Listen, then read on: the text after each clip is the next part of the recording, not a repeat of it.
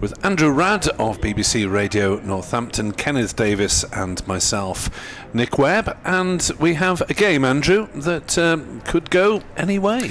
It could, yes. Good morning, Bodadar. I do feel that Northamptonshire, 236 for 4, 25 ahead. You'd think they've probably got to score another 120, 130 to make it interesting. Nobody ever particularly fancies that sort of chase in the fourth innings on the last day, 150, 160, something like that. I don't think necessarily, on the evidence what we saw yesterday, the pitch is doing enough for it to be an absolute minefield and a really difficult fourth innings chase. But a bit of nerves come into it, and if it is turning a bit, and this is the big but, they've got to get there. These two, that captain and vice captain, Luke Proctor, Lewis McManus, played well last night. But McManus is batting at 6, as we've been saying, which is a place higher than he would normally bat. To come, Justin Broad, who's a decent player, has played championship runs the last couple of seasons, or back end of last year and beginning of this.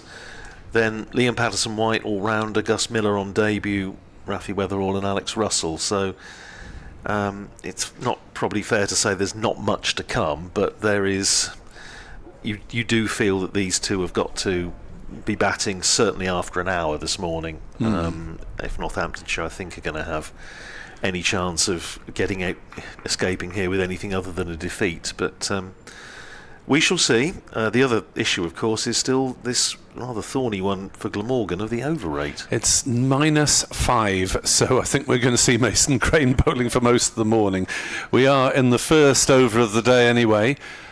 A note that James Harris is not on the field. It's understood he has a minor leg issue, maybe a thigh strain or something of that ilk, and therefore Glamorgan may be a man down for the day. So he's not on the field at the moment. As Mason Crane bowls the first ball of the final day, and forward comes McManus and defends. Once more, we have lovely weather here at Sophia Gardens. It may be the final day of the very mini heatwave, which has consisted in South Wales of 2 days. Rather less than in parts of England, I understand. Crane in, bowls, full toss, slapped straight to cover by McManus, root fields, and there's no run. Rather missed out on some easy runs there. McManus has 19, Proctor has 55, lead 25 runs. Crane bowls, and McManus defends it on the leg side. Crane did say that he wasn't necessarily expecting the ball to turn as much as it did in the last game here against Middlesex, where he almost bowled Glamorgan to victory. Bowled most of the final day, and may well be doing so today. As forward comes McManus, steers it on the offside. They think momentarily about a quick single, but Root anticipates well and makes ground around to point. It is interesting how the pitch has changed colour so markedly from the first day, with a couple of days sunshine on it. Yeah, it was to be expected, I think. Crane to McManus, who's forward, playing it onto the offside into a gap at backward point, and they will wander through for the first run of the day. 237 for 4. Speculating off air about where this game is going, and there might be a little sweet spot if Northants get bowled out mid-afternoon for 180, 200 lead. Glamorgan feel obliged to go for it, wicket continuing to wear. There might be a little sweet spot where all results are possible still, as they are at the moment, as forward comes Proctor, plays it away on the leg side. They decide against risking a quick single. 237 for 4, so Northants will look to push on and take advantage of anything offline without taking any due risks. Again, it's a very fine balance. Get on with it and don't get out. Yeah, exactly. The great captain's instruction. It's an intriguing situation, because it's a game where from where we are now, we could be over at lunchtime if Northamptonshire collapse in a heap this morning, rather as they did, for example, against Lancashire at Northampton the back end of last season, when we were making similar sort of predictions and they just fell apart. Or we could still be here at 5:30. Yes. So watch this space, stay with us. Andy Gorvin is in, bowling the first over from the river end, and that's driven beautifully through extra cover by Lewis McManus for 4. He goes to 24, 241 for 4. A little bit of a gentle loosener from Andy Gorvin, but McManus, having missed out in the previous over with that Mason Crane full toss, doesn't miss out on that and drives it away to the boundary up towards the main, or one of the main scoreboards here. Here's Gorvin in bowls. That's edged away by McManus, and that's going to be 4 more. Runs down to third man. There is no third man. So 2 boundaries and 2 balls for McManus. He goes to 28 and Northamptonshire to 245 for 4. The lead ticks up to 34. Interesting field, obviously, with the ball being 66 overs old. We have a slip in, but 2 men catching at short mid wicket. Also an extra cover in fairly tight as Gorvin in bowls short of a length, left alone by McManus. It's beaten Chris Cook and it's gone down for 4 byes. Well, this is helping Northamptonshire's cause. Yes. 12 runs off 3 balls. 249 for 4. McManus just let it go. It was down the leg side and Chris Cook was beaten by it as well. Well, he's almost dummied the keeper, hasn't he, there, really? He's absolutely got in his eye line. And absolutely no chance for the keeper, which is why it was a bit harsh when it goes down as byes, but there we go. 249 for 4. And this next ball is not a boundary. It's back of a length and McManus plays it up towards mid-off. Billy Root comes across from extra cover to field and there's no run. It is a gorgeous morning. So gorgeous indeed that for the first time I think this season I've dispensed with the cardigan. The cardi is in the bag in the case and is ready to go home later. Here's Gorvin, bowls to McManus, who's in behind that, plays it back down the pitch and there's no run. How much later, of course, we don't know. The great law of you-know-what will determine that it will be at the busiest possible time to hit the road between Cardiff and Newport. Just sit in Sophia Gardens for another hour, I would, to enjoy the weather while it lasts. Yeah, that's probably a very good idea. Here's Gorvin. And then bowls to McManus, who's hit on the pad, drops down into the onside. Cook comes round from behind the stumps to retrieve, but a productive over for Northamptonshire. 8 off the bat and 4 byes, 249 for 4. The lead is 38, McManus is 28, Proctor is 55. Not a lot of breeze this morning. The flag's fairly limp on the pavilion over to our left. But well, I think those that were at the big concert last night would have enjoyed themselves. There were 1 or 2 parked up in Butte Park this morning. It looked as though they'd been enjoying themselves. Here's Crane around the wicket and Proctor steers it past short leg and goes through for a single. There's a shy at the stumps because Proctor wasn't... he was dawdling, wasn't he? Wasn't going too fast, and he was reminded that he needed to get on his bike. He was safely home. McIlroy backed it up, the substitute fielder. May well be sharing it with Dan Douthwaite, unless Douthwaite's managed to talk himself into a game for the seconds, as that's driven on the offside by McManus, and there is no run. Something of a surprise to see first team players acting as sub in the latter stages of a game sometimes, as that's dinked away by McManus down to backward square. They wander through for another single. 251 for 5. The lead is 40. So good early progress for the visitors as they press on towards a early afternoon declaration, or possibly not. Probably not. McManus to Proctor, floated up, driven on the bounce to short cover, and there's no run. So slip and a short leg, 5 saving the single. Point and square leg are out as Crane gives it plenty of flight again. He's done so much bowling this season compared to the last several years of his career. He played against Northamptonshire last year, the championship match, fairly early season, and it was something ridiculous the last time he bowled anything like any overs in the championship.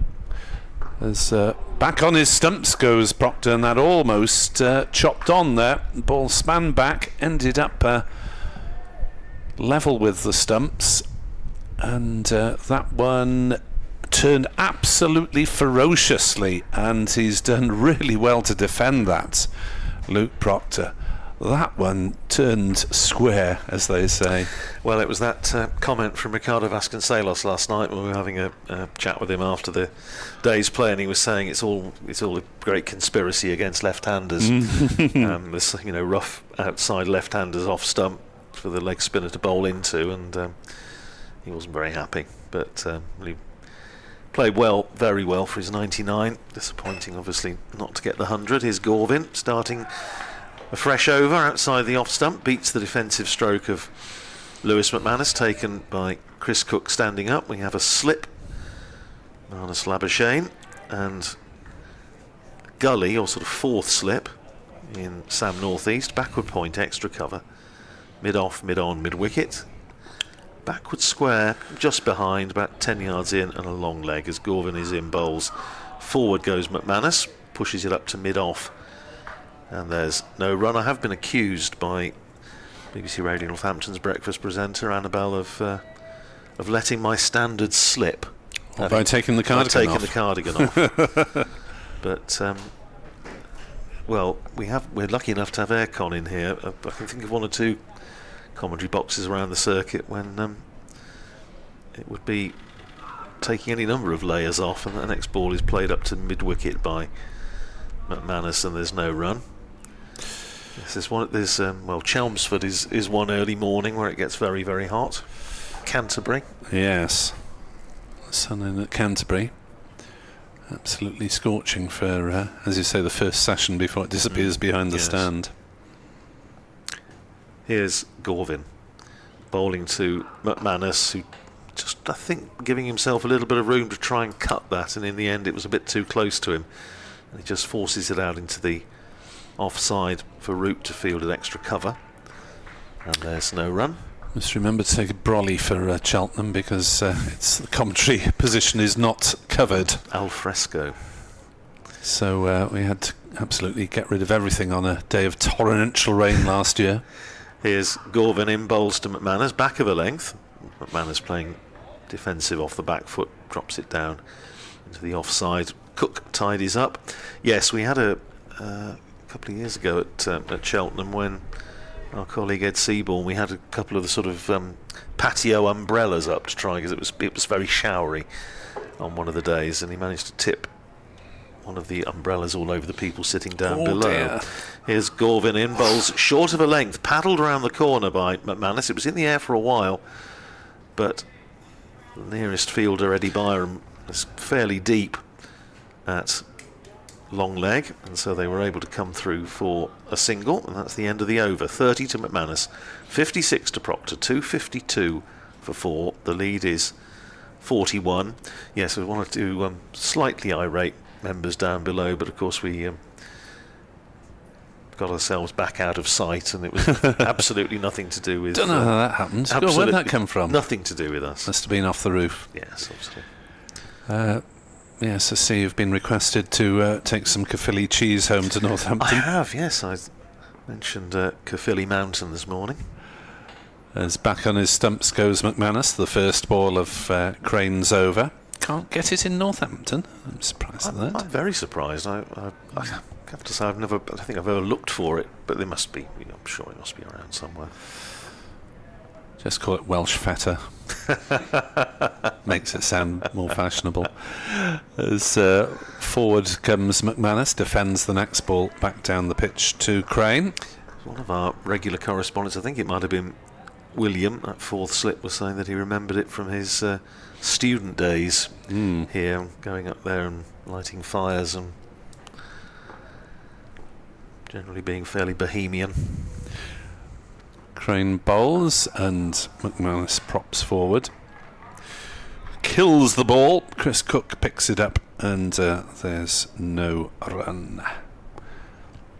So if you want to contact us via the medium of Twitter, I'll give you the addresses after this ball, or the handles.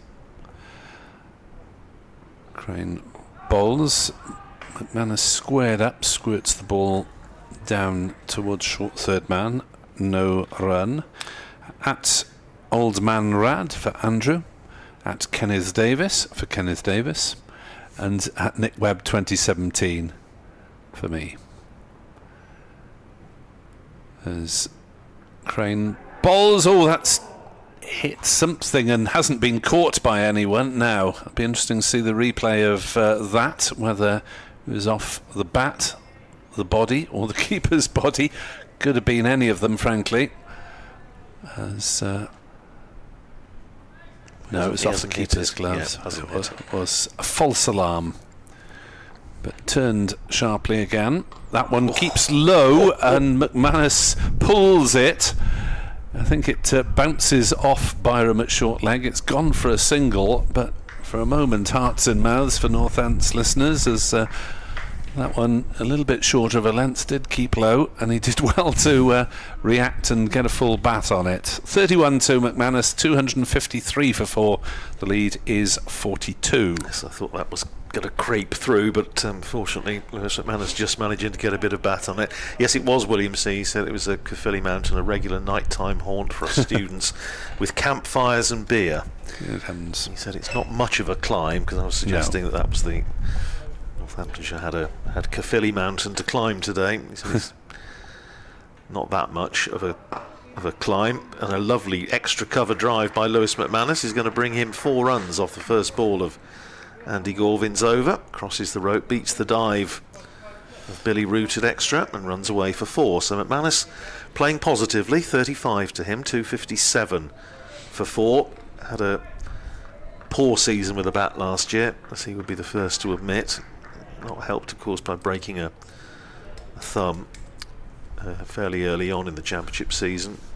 Had one of those years to forget, really. And McManus getting in behind that, and again it just jumps a little bit on him, but he plays it well. Into the onside, Crane comes in from mid-wicket to field. But as I mentioned, I think in the first innings he took himself away to India at his own expense to work on his game, work on his batting, and certainly he's looked much more like his old self with the bat this season.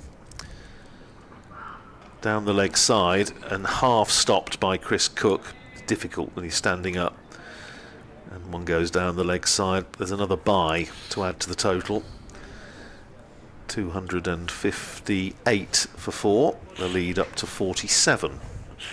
Yeah, Chris Cook's had quite a challenging season at times behind the stumps, where bounce hasn't always been consistent, and he's tried to stand up here and there to medium paces to try and put pressure on the batters. But there's been a lot of grubbing around with low bounce as well this season. Yes, you see Lewis McManus often standing up to Ben Sanderson. Oof. Slip in a gully, round the wicket comes Gorvin to bowl to the left-handed Proctor, who flicks it down towards long leg, and they're going to come through for an easy couple of runs, jogged through really for 2. Takes Proctor to 58, Northamptonshire to 259 for 4. So a bright start to the morning for the visitors. Proctor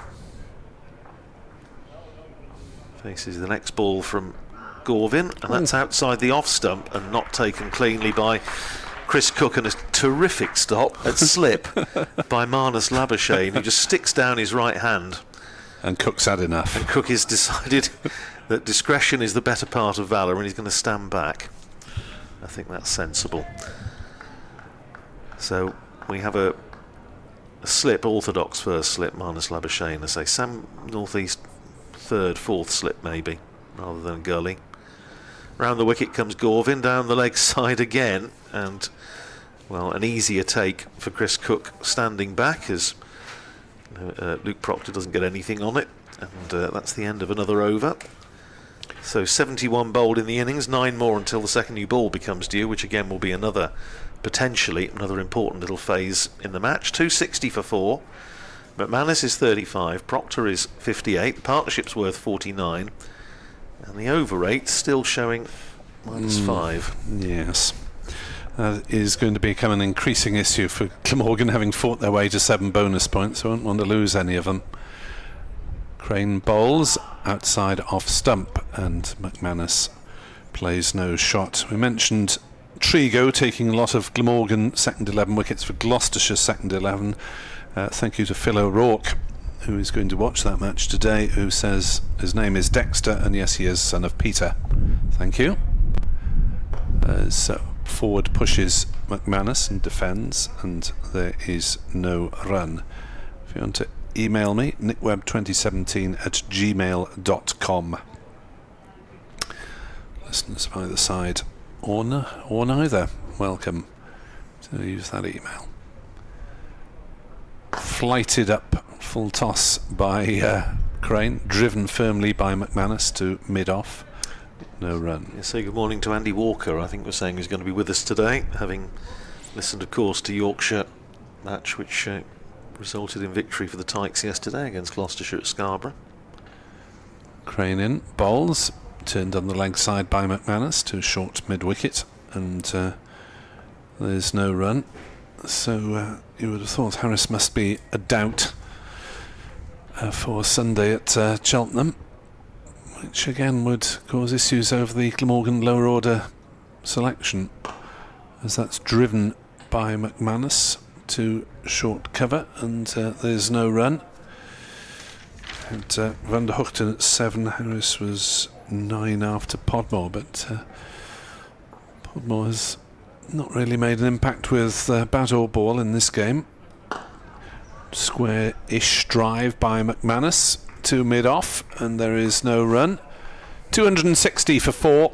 Lead is 49, and we're through 4 overs of the day, and Northamptonshire have profited to the tune of 24 runs, with not too many alarms, but signs that 1 or 2 are turning sharply for Crane.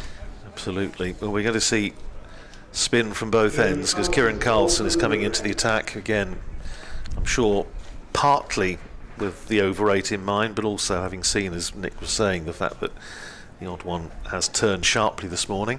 1 or 2 food related messages coming in. I'll the discussion about bunny chow I'll perhaps save until Kenneth comes on, because I know he's interacted with that one. But James is listening to us, James Freeman. Morning to you, James, listening to us and saying he's enjoying an egg mayo sandwich, and wondering that his kids might not experience the wonders of cricket teas.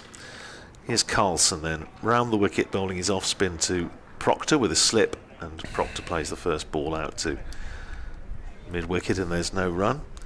Still, the majority of clubs, certainly in our part of the neck of the woods, are not offering teas, haven't done since COVID. Next ball is quicker, fired through by Carlson. Proctor's dropping it down on the onside, and there's no run. Yeah, that's experience of my low-level cricket. That not sure if I've seen an organised tea. And a couple of dozen games are played since COVID. Carlson in, bowls again to Proctor, who's pushing forward off a mixture of bat and pad. Carlson presumably thought it might be pad first, but it rolls out into the onside. No support for his shout from anybody else. Yeah, I don't think there are 1 or 2 clubs. It tends to be, I think, more on the Saturdays, the Sunday rather. Sunday friendly's got a better vibe. It's a bit of a vibe about it, isn't it? But other than that, it tends to be the meal deal, pretty much for most of the players concerned. But I take your point, James. Round the wicket comes Carlson, and Proctor is playing that into the ground in front of forward short leg. Thing is, the only people who can really enjoy it are those who are batting low in the order in the second innings of the match. That's right, there was a batting tee and a fielding tee, wasn't there? Carlson in again to Proctor, who's forward resolutely. Because even though I'm hardly a paragon of athletic virtue, even I sort of think twice about the 15th sandwich, lovely though it may be. No, I know. Here's Carlson to finish the over. Short, and punched away by Proctor, but it can't get it past extra cover. There's the end of the over, and a little bit of a bustle to try and get down the other end and try and get this over 8 up. 260 for 4, so a maiden for Carlson. Proctor is 58, McManus is 35. I mean, the chairman's day, of course, a lot of clubs have the chairman or president's day or whatever.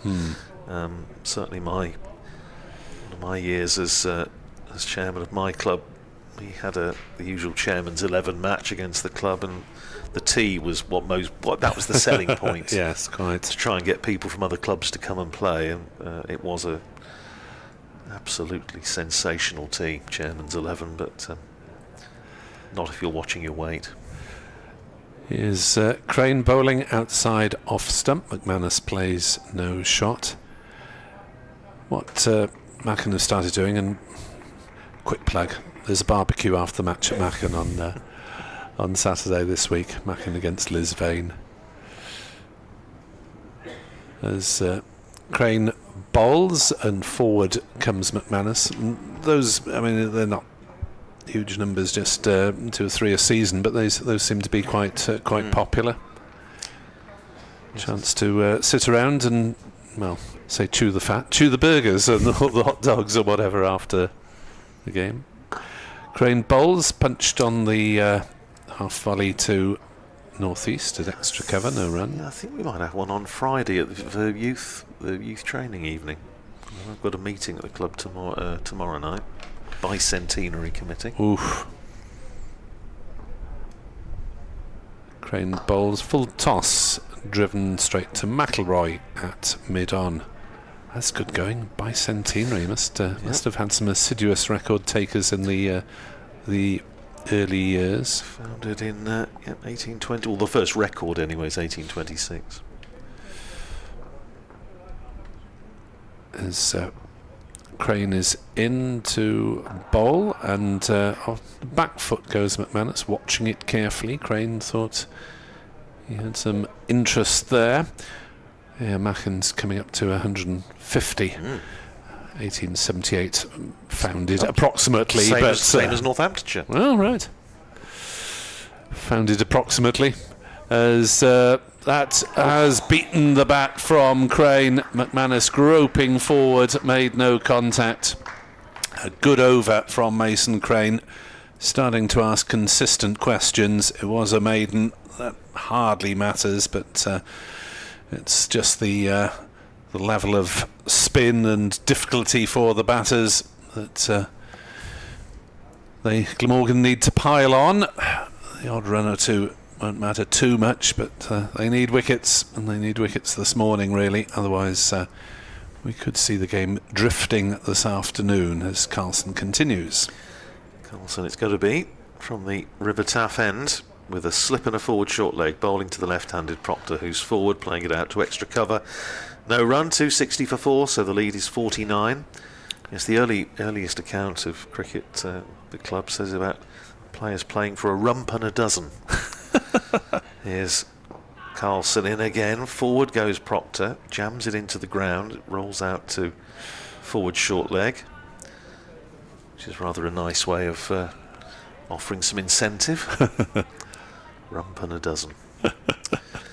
Round the wicket comes Carlson, and again bowls to Proctor, flights that one up. Proctor's forward, playing it back down the pitch. McManus obligingly picks it up, tosses it on to the bowler. What? Would that be a shilling? Dozen eggs, I think. Oh, right. I thought it might be a dozen pennies a shilling. Steak and eggs, I think. Oh, right.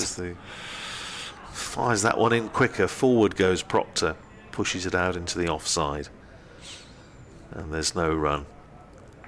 Proctor comes down and does just a little bit of gardening. You won't want to be rushed. Obviously, Glamorgan will want to try and get through as many overs as they can. But Proctor and McManus will not want to be hurried unnecessarily. That one has just jumped a little bit, and Proctor played it so well, taking a hand off the bat. It's absorbing stuff on a fourth day pitch, and you would expect it to be offering the spinners a bit of help. 4 dry days and a couple of really sunny days. Driven nicely by Proctor, and he's going to get the first run for a while out through the cover region for 1, and that is 261 for 4, and it's the 50 partnership between these two for the 5th wicket, greeted with rapturous applause. Thank you, Nick. Rapturous applause around Sophia Gardens. 261 for 4. McManus is 35. Proctor is 59. The partnership is 50. The lead is 50. Have you come across many Northampton spectators in the last couple of days? No, I think there were a couple coming on Monday. I did see someone with a very bright Northants looking bucket hat. It seemed to be maroon and blue, which I presume was the Northants one. Sounds plausible. Yes, I think there were some coming on Monday, I think. Crane bowls, and that's turned away by Proctor, but straight against the body of Byram at short leg, so there's no chance of a run. Crane coming around the wicket to the left-hander, still -5 the over 8 on the board, at least, as that's an attempted sweep shot. Doesn't make much, if any, contact. There's a howl from the middle, and the ball trickles to backward short leg, and there's no run. So Crane just settling into his work and starting to ask a few more questions.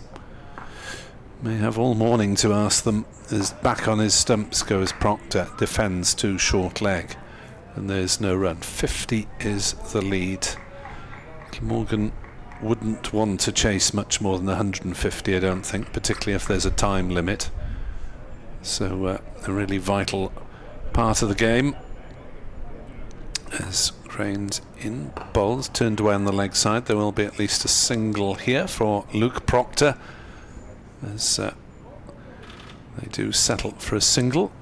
Dan Douthwaite's on the field as well, so 2 subs on at the moment for Glamorgan. 262 for 4, lead 51, effectively 51 for 4 then. Chris Cook just suggesting a little field change. Mason Crane says perhaps not now, and that one's paddled away. There'll be runs here for McManus, 4 of them. There were initial shouts of catch, but then there always are. Had Glamorgan had a backward short leg as well as a forward short leg, McManus might have been in difficulty, but then again he might not have played the shot. 4 more to McManus. He moves to 39, the total is 266 for 4. 70 balls he's faced, so a respectable scoring rate. Proctor rather slower, 60 off 153. Crane bowls, and McManus is forward, defending on the offside. 5 runs off the over, 266 for 4. McManus has 39 and Proctor has 60. I guarantee I didn't write this, but I've just found on my laptop the report of that first meeting from 1826, and it says, finishes after the sports of the day, the party partook of an elegant entertainment at the Dolphin Inn in Oundle. The rosy wine was briskly circulated, old acquaintances were brought to mind, new friendships formed, and each aspirant departed in the evening well pleased with the harmony and goodwill which characterised their convivial meeting. Where's the scorecard? It's like one of your reports for BBC Wales Sport Online. Very similar. Here's Carlson, round the wicket, bowling to Proctor, who's dropping a bat on that, rolls down the pitch. I must try it sometime, see if it gets through. The rosy wine briskly circulated. Lovely. Here's Carlson round the wicket again, bowling to Proctor, stretching right forward. There's a silly point in there now. Billy Root is under the lid. That silly point, forward short leg. McManus Labuschagne still in there at slip. Here's Carlson.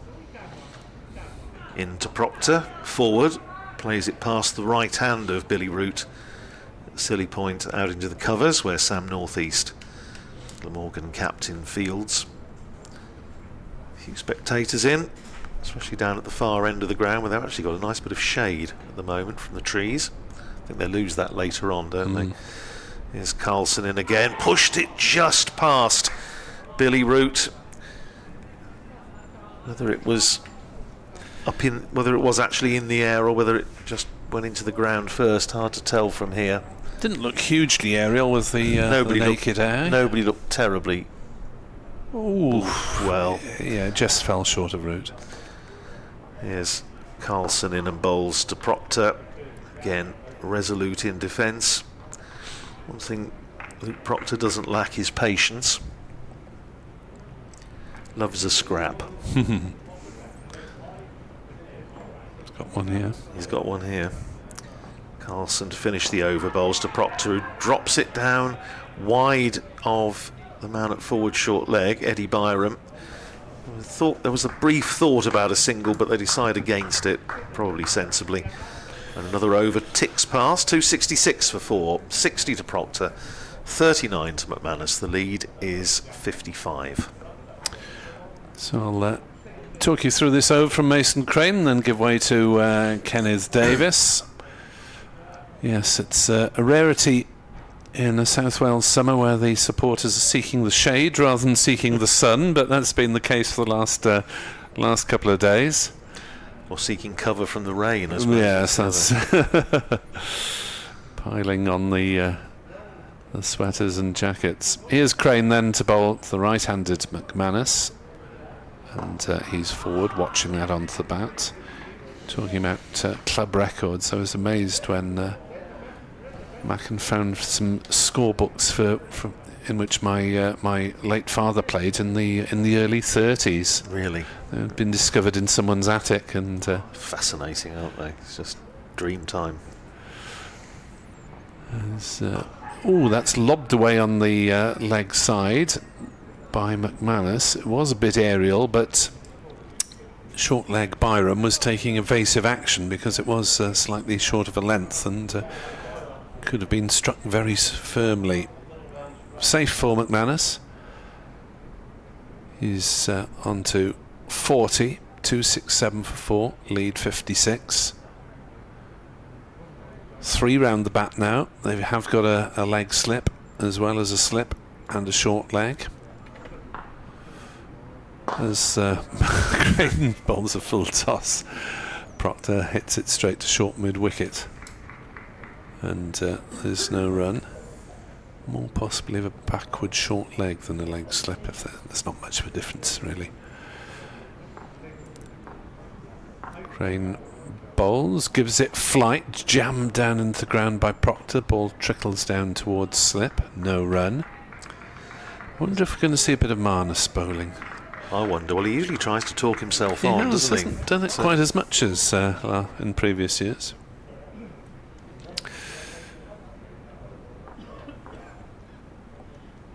So Crane bowls, nicely flighted, nicely driven by Proctor through mid-off. It may reach the boundary, it may be pulled up just inside.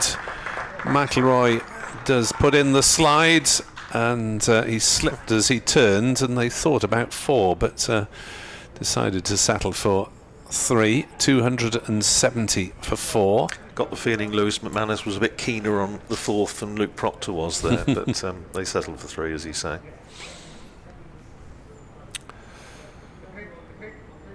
As in comes Crane. Oh, that's a filthy ball, short of a length, and it's missed everything and everyone, I think.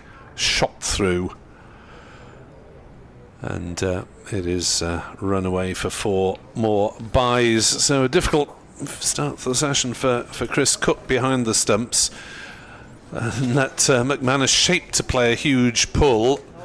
pulled out of the shot at the last moment. The ball sort of dribbled through fairly low, and Chris Cook was left eating dirt. 274 for 4. Thanks, Nick. We'll be back with us a little later. Kenneth Davis will come in and take Nick's place. We can discuss second new ball, bunny chow, and much else besides, I'm sure. For now, Kieran Carlson. 4 overs, 2 maidens, no wicket for 4. Round the wicket in bowls to Proctor, hits him high up on the pad.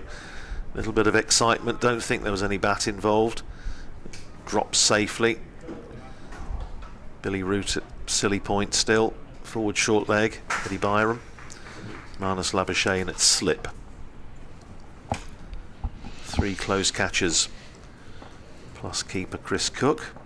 As Carlson's round the wicket, bowling to Proctor, who is forward, pushing it out all along the ground to Root at silly point. Morning, Kenneth. Borada, how are things?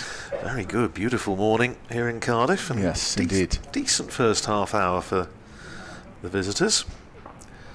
Here's Carlson in bowls to Proctor, forward again, plays it back down the pitch, and there's no run. So after this over, there'll be one more, and then the new ball would be available. Whether in all the circumstances Glamorgan take it, I think is another matter. Here's Carlson in again, down the leg side, appeal for a catch behind, down the leg side, not out, says umpire Sue Redfern. Yeah, Carlson was interested, equally so Cook and Labuschagne.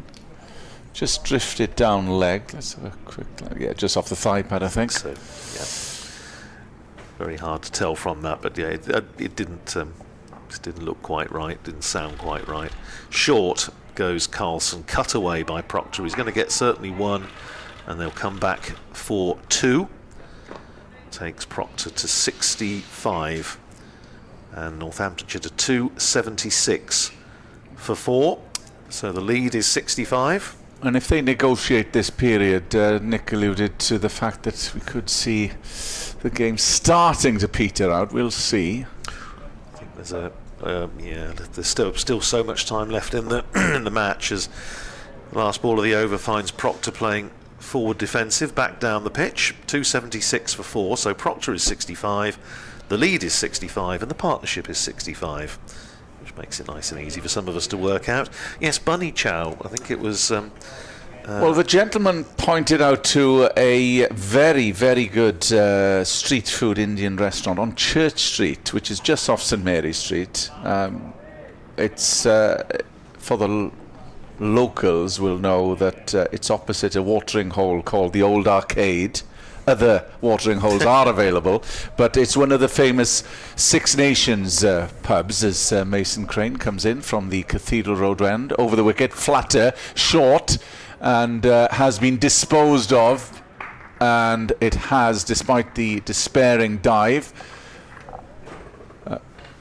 by Podmore. It's somewhere over the far boundary. There's a search committee there, and they have found it. So that was not one of Mason Crane's better balls this morning, diplomatically said.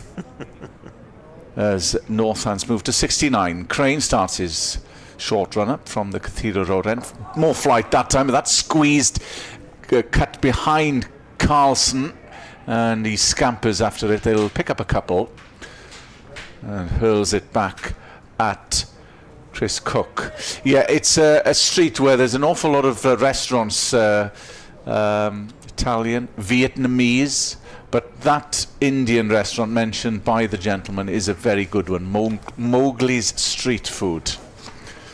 As Crane comes in, bowls, and good length ball. Byron was interested briefly at short leg, but it just evaded him, and a single has been taken. Yeah, so it was Mark Henson. Mark and I have a great love of Durban in South Africa. Both lucky enough to have been there a time or two, and Mark is a big fan of the bunny chow. Comes there, of course, with a big loaf of bread, basically filled with curry or something similar, and very nice too. Crane round the wicket, full toss, and that's paddled away round the corner. It'll be a single to Carlson, who fields. I've actually been at Durban, and I know it well, but I stayed up the coast from Durban in a place called Umhlanga Rocks. Yes, no Umhlanga. Where Wales were touring, good gosh, 10 years ago now. And very pleasant because it's always hotter there on the Indian Ocean. It's a little bit humid sometimes. It's a bit sticky in Derbs. In comes Mason Crane, the spinner, and Glamorgan. Well, I've just noticed the over rate has been, and it does happen, yes. Andrew. They've recalculated the over rate, and it's now -1, and that'll due largely to the fact that both spinners have been on this morning, Crane and Kieran Carlson. Crane coming in for his last ball of the over. Good, decent length by Crane. It's paddled around the corner, but Byram is there, and there's no run. They've bowled 15 overs in 40 minutes this morning, so they realised they needed to get a move on. And now, of course, it does make the decision in terms of the second new ball, which is now due, much more of a cricketing decision in terms of, do we need, is the new ball likely to break this partnership? Is there going to be anything in it for the seamers? Rather than, we can't afford to take the new ball because the time, and they've taken the new ball as soon as due. Yeah, the signal by umpire Redfern indicates that Glamorgan have taken the new ball. And clearly they wanted confirmation of that over rate before doing so. So the update on the board was timely, and well, that's good enterprising cricket this morning to get, as I say, 15 overs in 40 minutes is in Test match they struggled to get that in about an hour and a half. So well done, Glamorgan. Anyway, 284 for 4. The lead is 73, and it is going to be Tim van der Hoogten, armed with a new ball from the River Taff end with 2 slips, bowling to Luke Proctor on 66, and round the wicket comes van der Hoogten outside the off stump, left alone by Luke Proctor. Yes, Durban, I've tended to stay out sort of up towards the bluff and out the other side, but I do remember going to Umhlanga when there was a storm on, and just up on the cliffs there, and just watching the whole of the sort of Indian Ocean illuminated by this thunderstorm, which was quite spectacular. Wonderful place, but I say in the middle of summer it can get very, very humid. Van der Hoogten in, bowls to Proctor, who's defensively again playing it back down the pitch. Proctor, as we said, this is his 7th innings of 50 plus in the championship so far this season, converted one of them to a century. He's now faced 172 balls in this innings, been out there just a few minutes short of 4 hours. Terrific application by the captain. Van der Hoogten in, bowls to Proctor, turns it out to mid-wicket, no run. And he's been well supported by McManus, because they were under pressure last night when Crane struck with 2 wickets in 2 balls. There was a little sticky period for Northants, so they've managed to negotiate that. Proctor settles himself again as Van der Hoogten, tall, fair-haired, round the wicket, bowls to Proctor, who just takes a hand off the bat, nudges it down to fine leg, where Jamie McElroy, the substitute, is fielding, and they're through for a single. Proctor to 67, Northamptonshire to 285 for 4, leading by 74. We have 80 odd overs left in the day, so we just start and think about, probably not quite yet, but if we get through to lunch and Northamptonshire are still batting, then you need to look at the lead against the overs remaining, and then it, as Nick said quite rightly, it could then start to get quite interesting later in the day, but that's a long way off. Here's Van der Hoogten, bowls to McManus, turns it down towards long leg. Byram quickly to the ball, they're coming back for 2, have to hurry and do, and in the end make it comfortably. Quickly to the ball, Eddie Byram's quick over the ground, but McManus, I think, had set himself to go for 2 fairly early on in the piece, and he comes back to complete the second run, which takes him to 49, 1 short of what would be his second half-century of the season. Made one in the first match down at Hove. So he's had a lot of not-outs, run out of partners quite a few times, batting at 7. Here's Van der Hoogten over the wicket, bowling to McManus, who pushes it out into the covers, and there's no run. 287 for 4 at the end of the first over with the second new ball. McManus is 49, Proctor is 67, Northamptonshire lead by 76. Van der Hoogten managed to get a bit of shape on the ball yesterday. A bit of movement off the seam, and they'll have to share the load now, given, just to reiterate, that James Harris isn't on the field at present. We hear it's a bit of a thigh strain possibly, so Jamie McElroy is on in his place. There's going to be a change of bowling from the Cathedral Road end, and it will be Harry Podmore. So Batter's just having a little bit of refreshment and change of gloves, courtesy of George Weldon, who's out there doing 12th man this morning. Freddie Heldrick, the other 13th man, if you like, down with the squad at the moment. Still glorious conditions. Sophia Gardens bathed in sunshine for this last day. And the big question is, will we get a result in terms of victory for either side? All results possible, with Podmore limbering up from the Cathedral Road end. Luke Proctor, the captain, is on strike. Podmore will come over the wicket, right arm fullish length delivery, and that's not a bad ball to start his spell. Glad you negotiated the Cardiff traffic, given the Foo Fighters gig last night at the Principality Stadium, because it can be tricky. However, I tend to find that everybody is in early, so it's actually not bad. And I think that was the case last night. As Podmore wheels round, coming into bowl towards Proctor again, and that's a big shout. They were very interested, and Podmore has hands on head, and he's didn't go anywhere. Proctor did. He was a little bit stuck on the crease, caught on the crease. Didn't get a stride forward, so we'll have a look at the replay, which we have at our disposal. Came back in. That is a very good shout. That is a good shout. Yes, there was a little bit of an inside nick on it, which we can't see. They've got a few good shouts. There was one yesterday from Van der Hoogten. That was another one that did look tight. Was close. Here comes Podmore again, and it struck into the onside towards mid-on.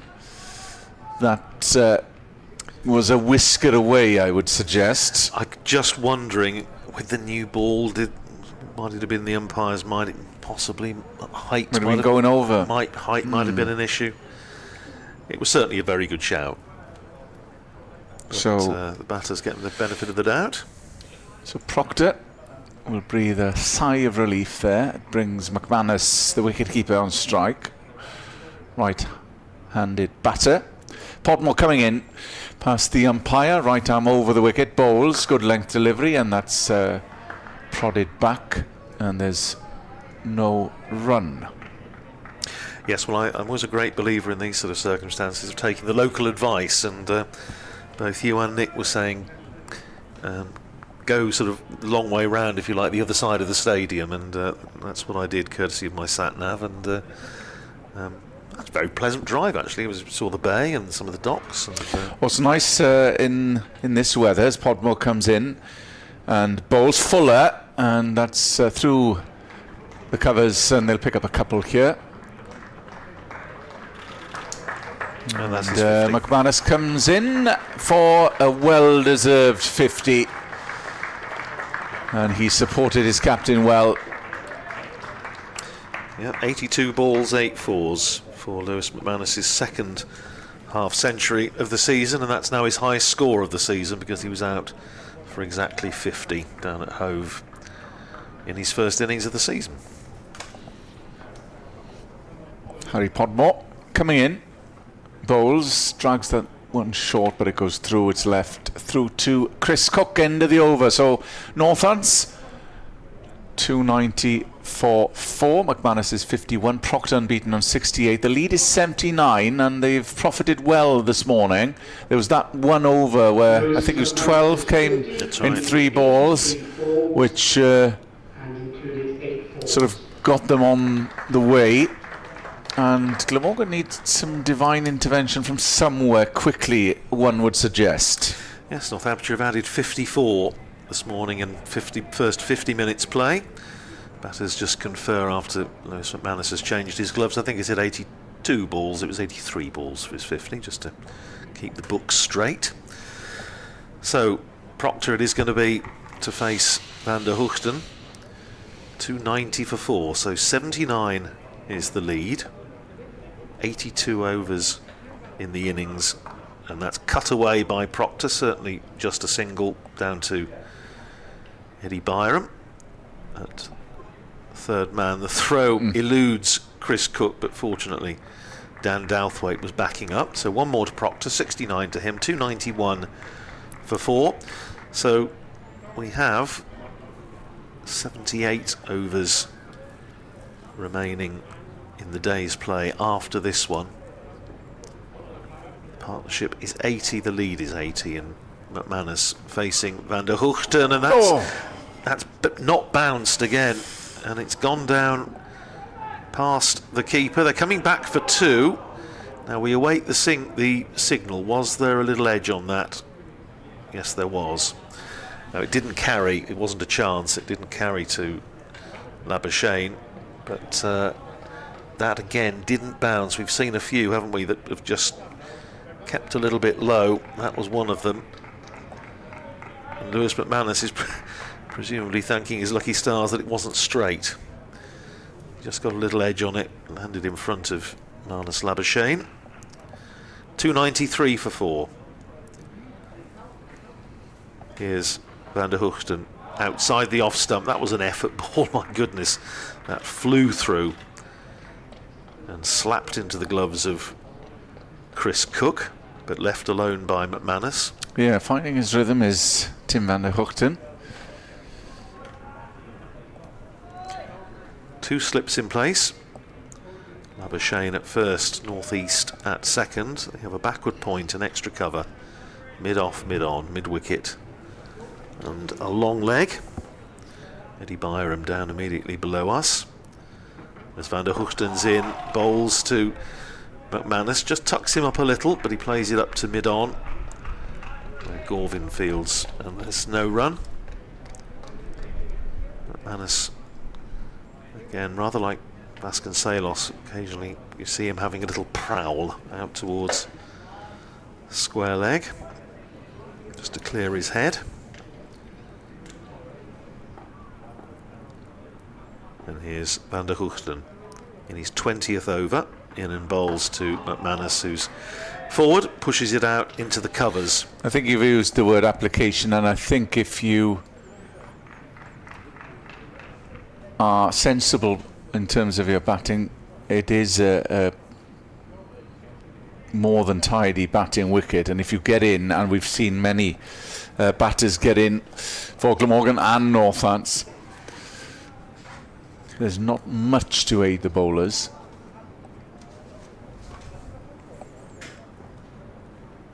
Here's Van der Hoogten to finish the over. He's in and bowls to McManus outside the off stump, left alone, through to Chris Cook. The over finishes 293 for 4. McManus 53, Proctor 69. Northamptonshire lead by 82. We mentioned some of the stats for Luke Proctor yesterday. If you take out, this is his 4, 5, 6, 7, 8, 9, 10, 11, 12th innings of the season. If you take out a naught at Derby, his lowest score this season is 31 in the second innings against Yorkshire. He has 100 and now 6 other half centuries, so he really has been very consistent. Harry Podmore will continue from the Cathedral Road end with Glamorgan yet to get a breakthrough this morning. Slower delivery from Podmore, and it wasn't timed. There was plenty of width on it. Proctor missing out, dragged down to mid-off. The lead is 82 if you're just joining us on BBC Sport Online and BBC Northampton, with Podmore wheeling round. Proctor on strike. Podmore not interested at all, and it's left through to keeper Chris Cook. I'll run you through some scores at the end of the over from elsewhere, because there are a couple of games that look as though they may be nearing a conclusion, certainly at Canterbury and probably at New Road as well in Division 1.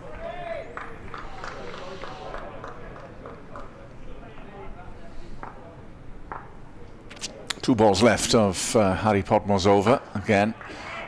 Not much pace there at all, and it's Proctor drops the hands, thought about a run and thought better of it. 2-9-3 for 4.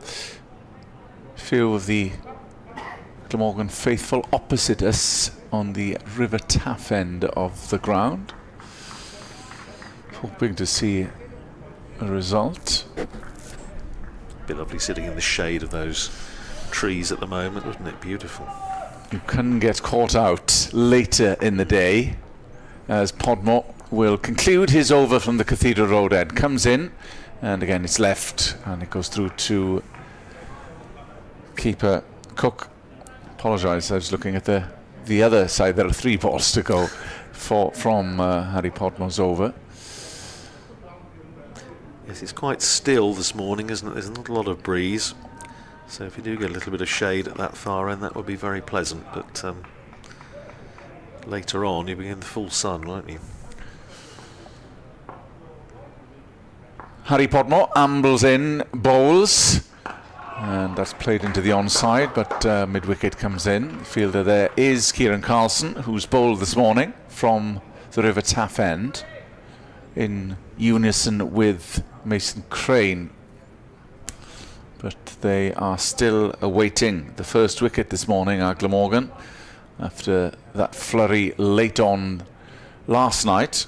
Vasconcelos, LBW Crane 99, and Keogh's caught next ball for a duck as Podmore comes in. That's Fuller, and that's driven into the offside, but good fielding there at cover by Dan Douthwaite. And that is the end of Harry Podmore's over. Northants 2-9-3 for 4. Still anybody's game, I would suggest, at the moment, yes, with a lead of 82. Interestingly poised. Elsewhere at Chelmsford, Essex, who've been set a target of 433 to win by Durham, a 48 for 2. Kent against Lancashire at Canterbury. Kent 173 for 7 in their second innings, so they're still 130 behind with just 3 wickets standing. 130 odd for making Lancashire bat again, so I think Lancashire ought to be able to close that out today. Looks a bit drawish at Trent Bridge, where Nottinghamshire in their second innings 245 for 1 against Somerset.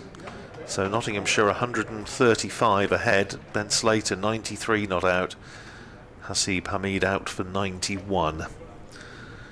At Edgbaston, Warwickshire left to score 496 to win by Hampshire. The Bears are 74 for 2, so just a question of hanging on for them, I think, through the day. At New Road, Worcestershire 227 for 7 against Surrey, as Van der Hoogten starts another over to McManus, who steers it into the gap between gully and cover. And they come through for a single, 54 to McManus, 294 for 4. So Worcestershire 227 for 7 following on, still 51 behind with just 3 wickets standing against the defending champions. In Division 2, obviously Yorkshire-Gloucestershire finished yesterday in a win for Yorkshire up at Scarborough. At Lords, Derbyshire have been left to score 397 to win by Middlesex. They're 29 for 1. Van der Hoogten in and bowls to Proctor, who's just turned round, squared up a little bit by that one, nibbles it down to backward point, and there's no run. Sussex against Leicestershire at Hove, last but not least. Leicestershire left a hypothetical victory target of 464. They are 215 for 7. So that looks like another win for Sussex, and that will certainly strengthen their position at the top of the table. And a question of whether Middlesex can force a win today. Here's Van der Hoogten in and bowls to Proctor, driven on the bounce back to the bowler. And there's no run. So, some interesting games bubbling up. One or two that you would think probably nailed on draws, and a couple that you would think ought to finish, well, if not by lunchtime, then not long thereafter. Here, as Kenneth says, anybody's call. 294 for 4. 83 is the lead. Here's Van der Hoogten and driven beautifully through mid-off for 4 by Proctor. Every now and again he jumps out of the bunker, and he's creamed that away through mid-off for 4. Lovely shot. Proctor to 73, Northamptonshire to 298 for 4. Yep, shot of the morning. Yes, would agree. So the lead ticks up to 87. The partnership is 87. These two came together and Northamptonshire were effectively 0 for 4 last night. Here's Van der Hoogten in and bowls to Proctor, forward. Runs it down to Mason Crane at backward point. And there's no run. One imagines Crane will be back in the attack possibly before lunch. I'd have thought so, but there doesn't seem to be much going on there, Andrew, in terms of demons, and nothing untoward at the moment. No, as one or two of our correspondents were saying that they were expecting this pitch to go very flat and not to do an awful lot today. We shall see. Proctor facing this ball from Van der Hoogten. He plays it up to extra cover, Proctor, and there's no run. End of the over. 73 to Proctor, 54 to McManus. 298 for 4. So the lead is 87. There are 76 overs left in the day, and I'll say these two have really done a good job for the side, and you would hope as captain and vice captain that they're going to be wanting to set an example, and that's exactly what they've done. They're looking quite comfortable at the moment, and this big hour for either side in the context of the game before lunch. It is a lead of 87. 298 for 4, so really 87 for 4. With Podmore coming in from the Cathedral Road end, strays down leg, and that's meat and drink for Lewis McManus, who works it square of the wicket, and it goes all the way for 4. Not one of Harry Podmore's better balls this morning, just straying down leg, and it was off the legs of Lewis McManus.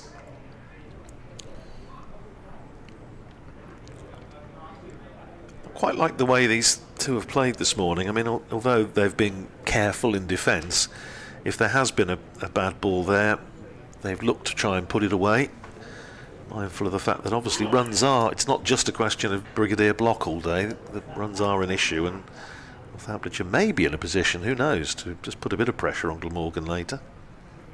Pogboyan again straying down leg, but there's two men covering that time. They're sprinting back for a second. They have to be quick. They're asking the question, and umpire Redfern says not out, but that was far too close for comfort from a Northants point of view. They sort of hesitated and thought, yes, we're going to go. I suspect that was tight. Just having a look. McManus coming back for two. He's home. He is home. Good decision. Spot on.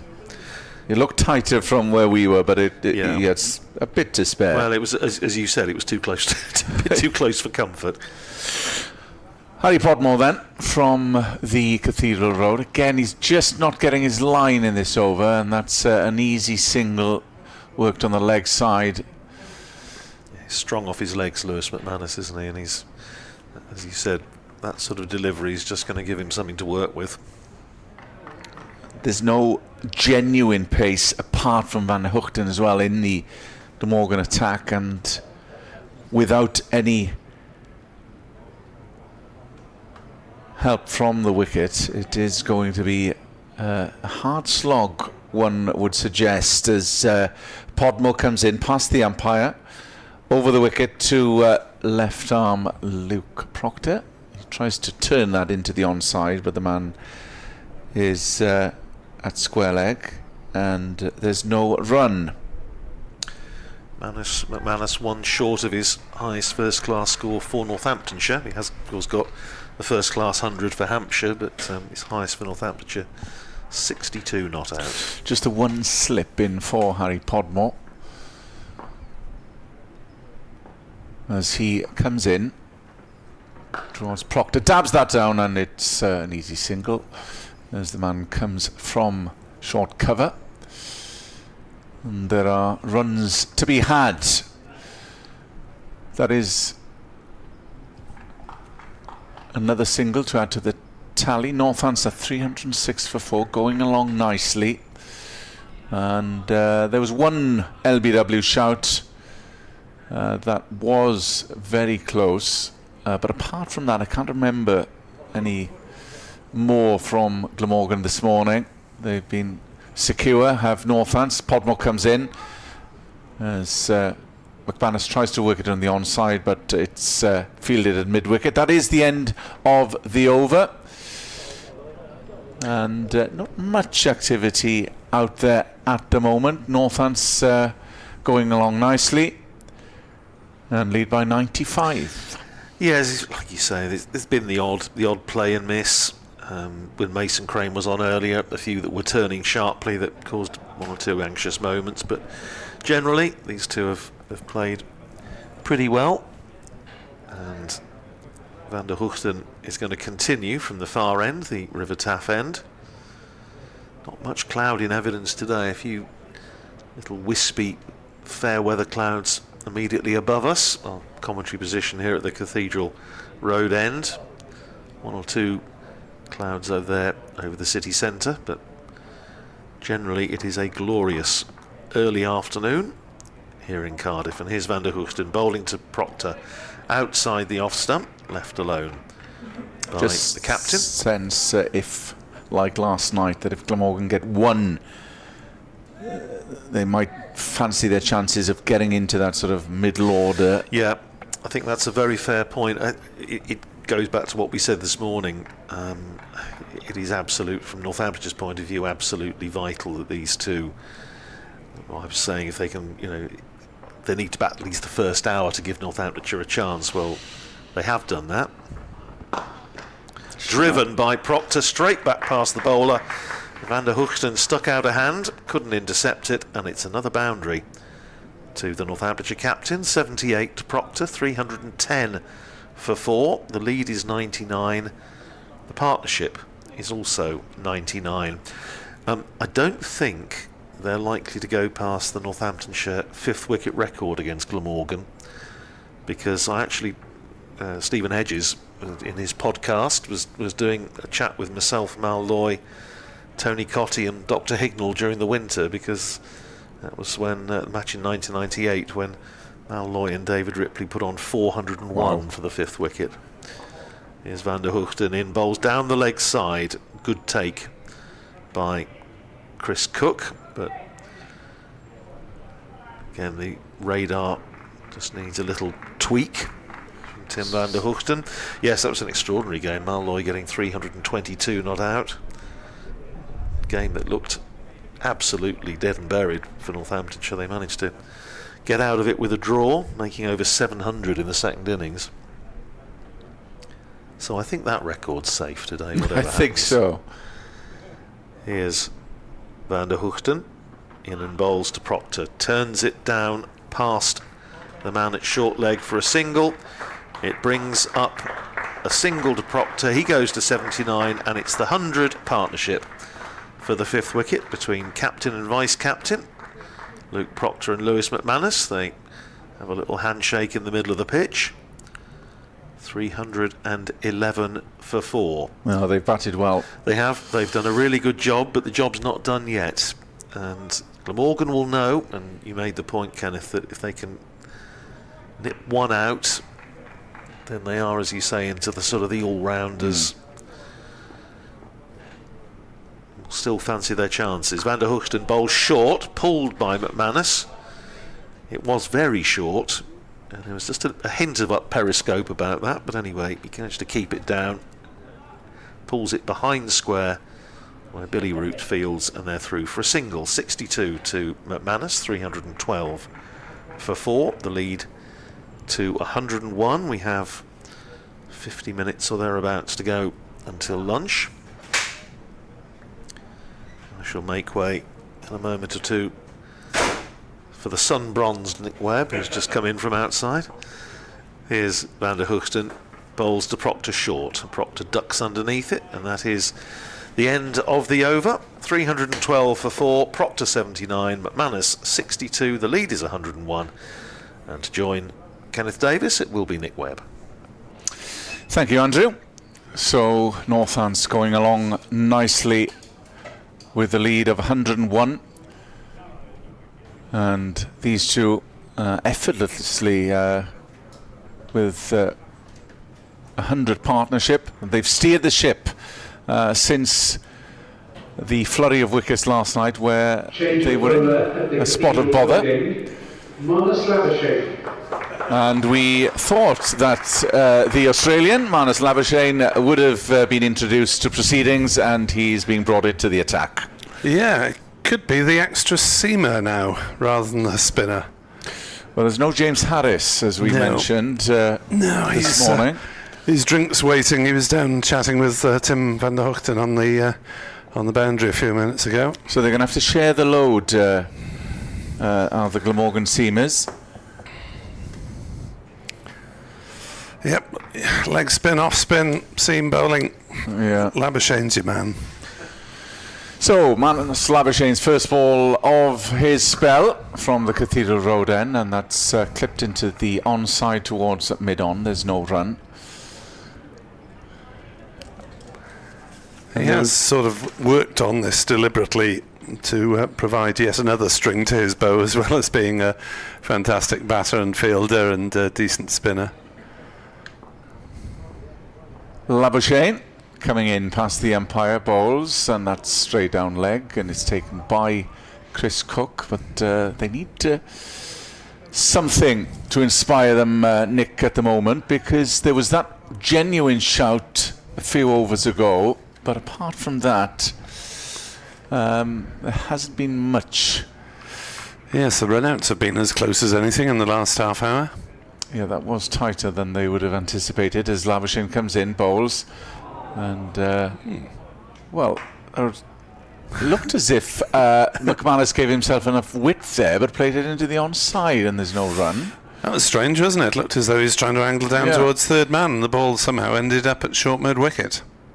Over 8 is -1 now. They've readjusted the board after Glamorgan brought Crane and Kieran Carlson on this morning. This is Labuschagne.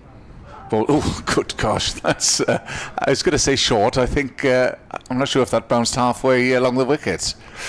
Yeah, just about got away with it in terms of not being a no ball. It looked as though it might have been over the batter's head, but umpire Adnan deciding to be merciful on this occasion. I've seen him bowl bouncers when he's bowling spin before now.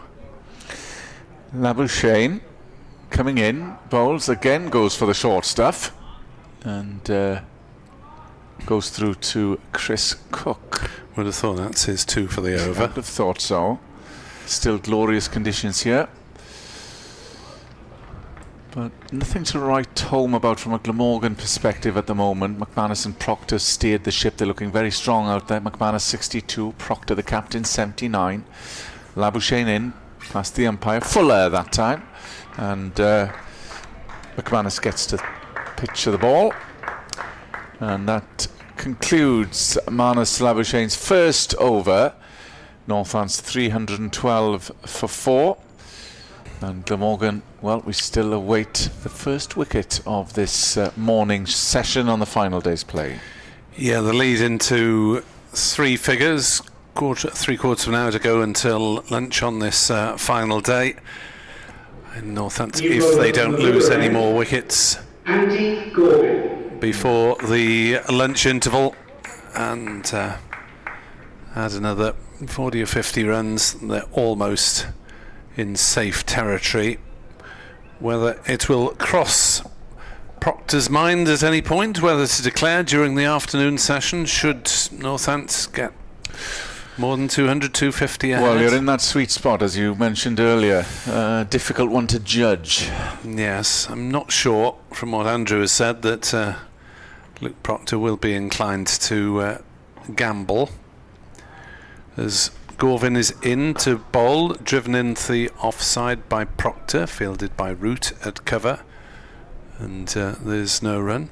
Thought there might have been more spectators in today. I mean, there are quite a few tucked away from our vision underneath us in the shade, but it is a sparse crowd. People say they want cricket in summer. Well, you couldn't get much more summery than these conditions. Championship cricket. As Gorvin is in to bowl, and Proctor drives into the offside again, not quite timing it. Root fields no run. Well, the next home game in the Championship, the way the cricket season is now, is the end of August. Indeed. Leicestershire coming here. Yes, well, the decision to give the franchise 100 tournament the prime spot. As Gorvin in, and forward pushes Proctor, defending again to Root at cover. Well, and the worry is I don't see franchise cricket going anywhere soon, because the ECB are ploughing money into it. Well, the TV contract is through till 28, I believe. And, well, it's no doubt that it's benefited the women's game, as Gorvin bowls and Proctor drives, and he's got hold of that one reasonably well, out towards deep point, fielded by Carlson, single taken. Proctor to 80, 313 for 4. Well, that is a reasonable point, because I came here in, I think it was the first year was the post-COVID season. I came the second season where only the men played, and it was a bit of a damp squib. That largely because Welsh Fire weren't doing very well. However, we came last year, and it was more of an event with the double headers, and I think those have been they've been good ideas, and they pushed, certainly, as you mentioned, the women's game. Certainly the Tammy Beaumont century here for Welsh Fire. Quite a bit of publicity. As Van der Hoogten bowls down leg side, McManus tries to glance it away. Now Glamorgan going into the realm of funky fields now. There are 3 fielders in a row short on the leg side. I suppose you'd say 2 mid-wickets and a shortish square leg, but they're all in catching positions for the ball flicked off the hip by the right-hander. And now there is a leg slip in Labuschagne rather than a slip, so Gorvin has got his target area as he bowls, and that is turned by McManus to Labuschagne at leg slip, and there's no run. It is the end of the over, and so Labuschagne hangs onto the ball. The over 8 has slipped again to -2. They're putting up on the board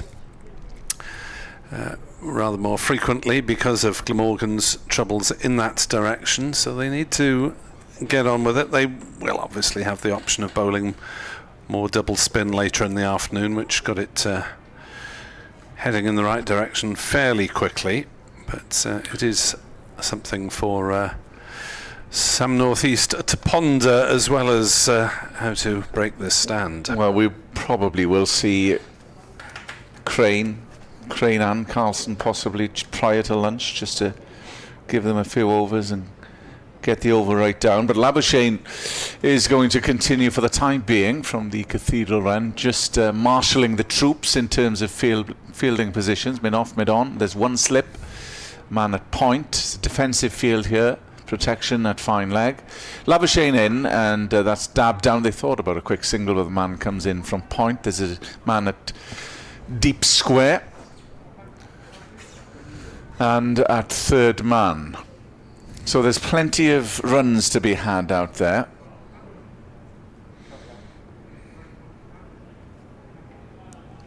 as Labuschagne goes back to his mark. 93 in the first innings for McManus. Labuschagne, who's in short, and it's through to keeper Cook. The other thing, of course, with the 100, it's not played anywhere else in the world, so I think the ECP would dearly love to sell it as a concept around the world, but it's yet to catch on. Right. Labuschagne in, bowls. Fuller that time, there's a shout, and well, half a shout really. They initially went up and then thought it's nowhere near the mark, as we will have another look. Pitched in line, and there's a bit of bat involved. And that's why.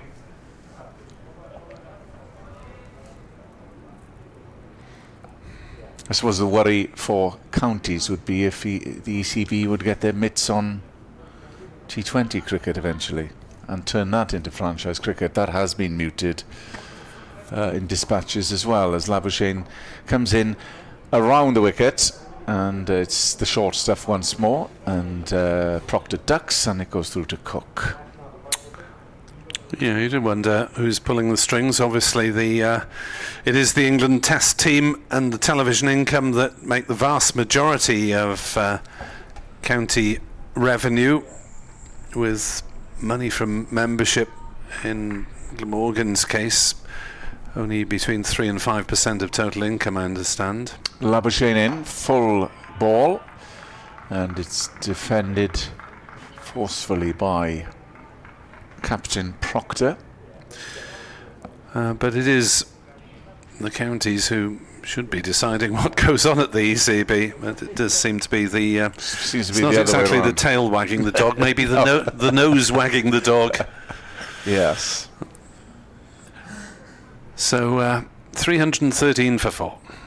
Labuschagne will conclude his over, and again he elects to go short, and Proctor ducks, and it's through to Chris Cook, the lead, 102. So there's a bit of a lull out there at the moment. Yes, Glamorgan trying to keep themselves interested, trying to make things happen. Bit of encouragement from fielders for the bowlers, but you know when it's being forced and when it's natural. And at the moment, Glamorgan are just trying to force the enthusiasm to keep hope of this match alive. Lead already 102 for Northants, 313 for 4, and a Glamorgan attack without James Harris, one of their faster bowlers, along with Van der Hoogten, as Gorvin races in bowls, and McManus calmly plays it out on the offside. Again, that line, it's more than a ring, they are pretty much in a straight line. 2 mid-wickets and a square leg. And Labuschagne at leg slip. So there will be a bit of leg side bowling. But Gorvin needs to get a bit of pace on it as well as he bowls a short pitch ball. It's pulled away by McManus, under control, down to Billy Root, who comes off the boundary at deep backward square. And they've gone for a single.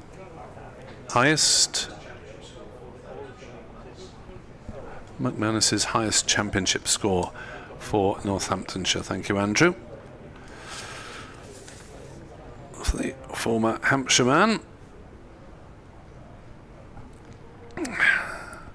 As the field readjusts, it's not as funky. In fact, it's decidedly unfunky for the left-hander. The leg slip being the only slightly unusual one, as Proctor steers that one down through backward point, goes through for a single as Billy Root fields sliding and lobs it up towards Labuschagne. Nick Webb's in an all red attire as well. I thought you were auditioning for Welsh Fire in your kit this morning, Nick. It is a Cricket Wales hat.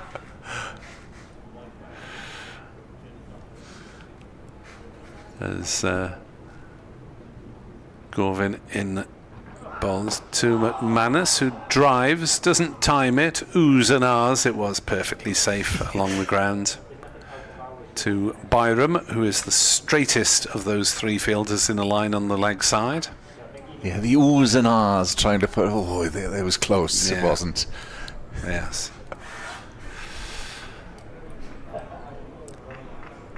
So 3 saving the single on the offside. 6 are on the leg, as that is driven into the offside. Well fielded by Crane in front of the umpire at point. McManus would have had 4 had that got past him, because it was fairly firmly struck. 3:15 for 4, the lead 104.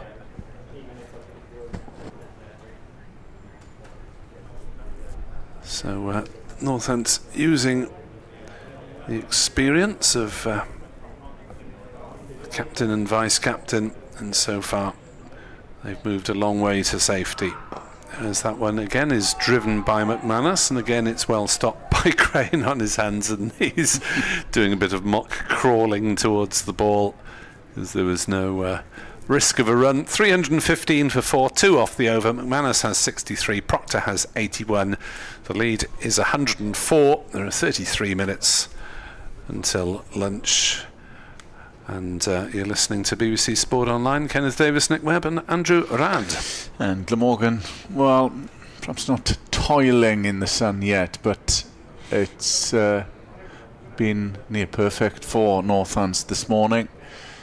No demons at all in the pitch, and they've negotiated things well, have McManus and Luke Proctor, and have taken the lead over 100. The lead was 25 overnight, but they had lost the 2 quick wickets of Vasconcelos and Keogh. So Labuschagne is preparing to continue from the Cathedral Road end. The square leg umpire is actually the point umpire, as is. Yes, because of the short leg fielder in this case. So umpire Redfern goes over to point. This is Labuschagne. Again, he's persevering with the short stuff, with no success so far.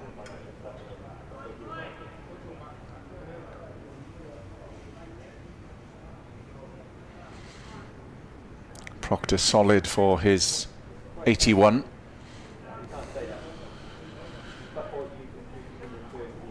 So we have one slip. There's a leg slip, short leg. As Labuschagne comes in, again more short stuff. There are 2 men there, one at short leg. The other is sort of in the mid-wicket region with point mid-off. There's protection at deep square.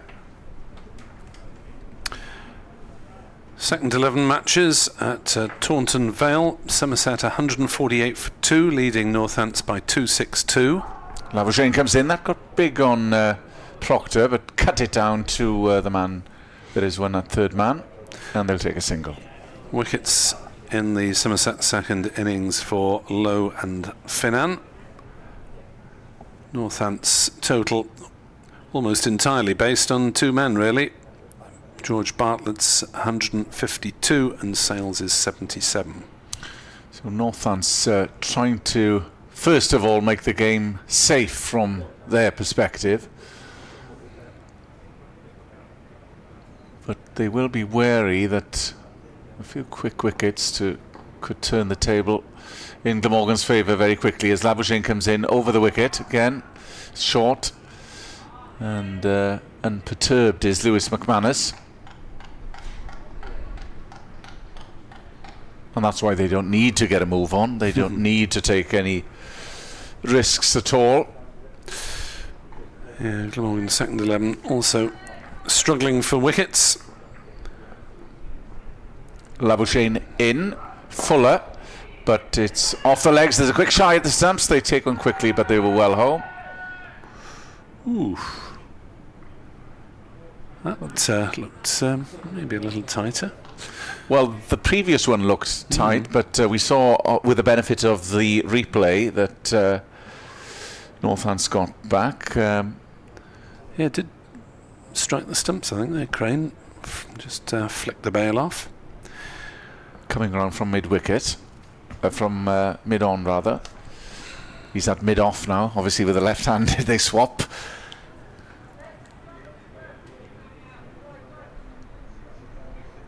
It's the square leg to point when the swaps with the left-handers that catches people out usually. Yeah, the umpire has moved over now to square leg. Yes. Umpire Redfern. Umpire Radran is being passed by Labuschagne. We're not getting much purchase out of the short stuff, but he's continuing to go with it. Here's McManus, Labuschagne. That is the end of the Australians over. Northants are 317 for 4 with a lead of 106. 29 minutes to go at Sophia Gardens before lunch. And at Rockhampton, Glamorgan second 11, as I say, struggling with the ball. Gloucestershire 249 for 3 already, 21 runs in the lead. Joe Phillips, Cardiff student, hit 93 for Gloucestershire. 2 wickets for Asim Hamid and 1 for Jack Harding so far for Glamorgan teams. So Kieran Carlson back into the attack, the off spinner from the River End. Again, the over 8 is something to be taken into account, and it's -2 at the moment on the board. Yeah, it was -5 at one stage. So at what point Glamorgan say, well, the over 8's, we've got to get the over 8 into the green. We shall see. Fluids being taken on by both batters. Yeah, it's a day for drinks intervals, isn't it? Different fluids being taken on by others in the opposite direction to us. Possibly so. 317 for 4 as Carlson has bowled 5 overs, 0 for 6. Only taken 4 championship wickets this season. He's done quite a lot of stock bowling at times before to get the over 8 down. I think Glamorgan struggled in that department at Northampton off the top of my head, and so had to bowl Carlson and Crane for about an hour once conditions weren't suitable, as McManus defends the first ball of Carlson's over out to Douthwaite at short cover, and there's no run.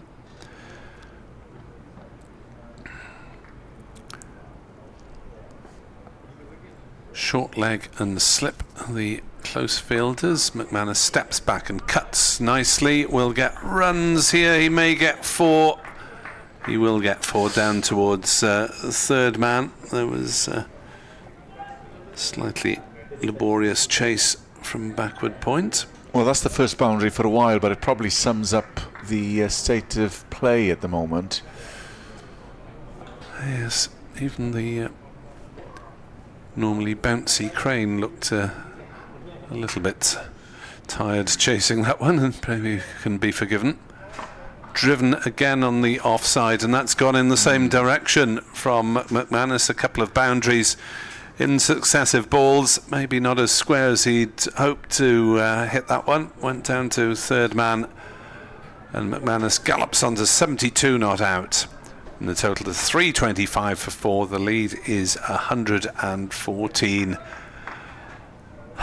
You can't see it, but you can almost feel Glamorgan's hopes fading. And Northants, conversely, increasing as McManus comes forward. There was tremendous applause up on the balcony when McManus got his half century. They were all out making a noise. Yeah, they need quick wickets, a few of them now.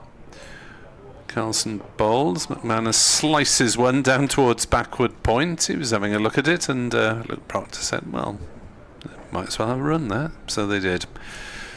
No fielder anywhere near. 326 for 4. Proctor 82. McManus 73. Short leg moves over to the other side of the wicket. And Carlson bowls. Hit into the offsides by Proctor. No run, good piece of fielding from Labuschagne at cover to deter them from running. And Kieran Carlson, who isn't as sharp a turner of the ball as Crane, is just well, he's bowling tightly enough. Couple of boundaries in that over the first time they've really had a go at him, but it's all starting to drift, and Northants would be quite grateful for that.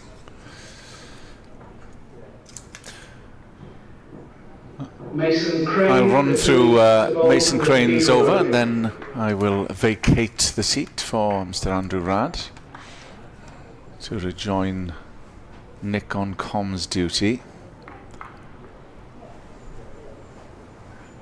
Mason Crane will supplement Kieran Carlson then from this Cathedral Road end. Desperately need a wicket now, or Northampton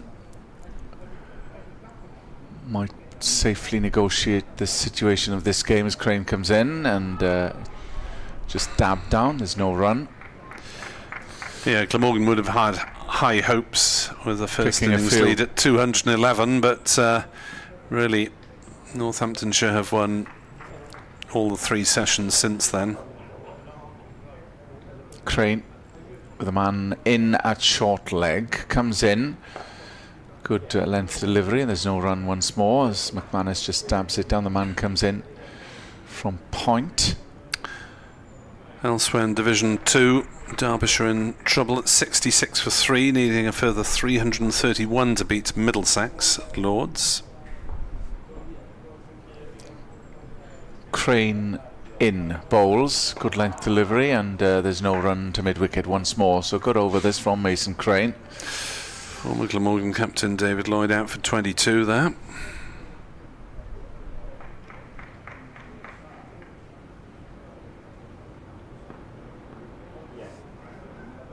Crane coming in to bowl towards McManus, who again negotiates that quite safely.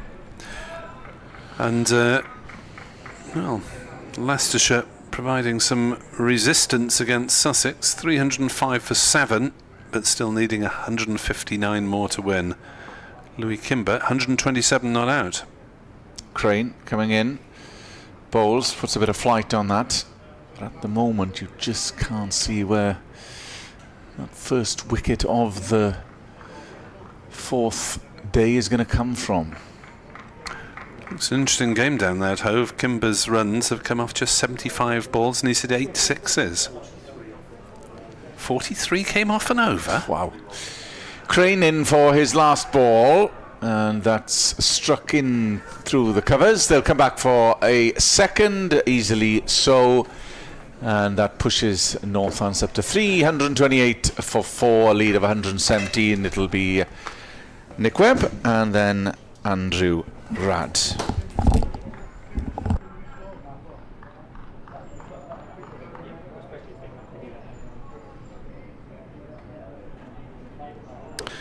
Thank you, Kenneth. 43 off and over. 43 off and over from Ollie Robinson, which has broken the record, the championship record that Dan Robinson set. Dan Lawrence set rather against, yes, equalled against off Bashir the other day. He was a 9-ball over, and there were 6s and 4s flying everywhere. 43 off 1 over. Carlson from the River End bowls to Proctor, who pushes forward. There's an appeal for LBW from Carlson, but from nobody else. Carlson compensated for the fact that nobody else shouted by shouting very loudly indeed, but not out, says Sue Redfern. 328 for 4 it stays. Is Carlson round the wicket again, short of a length, whipped round the corner by Proctor. Runs for him here as it's running away down towards the boundary at long leg. They've come through for 2. They'll settle for 2. Takes Proctor to 84, I beg your pardon, and Northamptonshire 330 for 4. The lead up to 119. Partnership 119 as well. Here's Carlson in again, bowling to Proctor, drives smoothly out to extra cover, and there's no run. Fielded there by McManus Labuschagne. Replaced at slip now by Sam Northeast. Forward goes Proctor to the next ball from Carlson, plays it back down the pitch.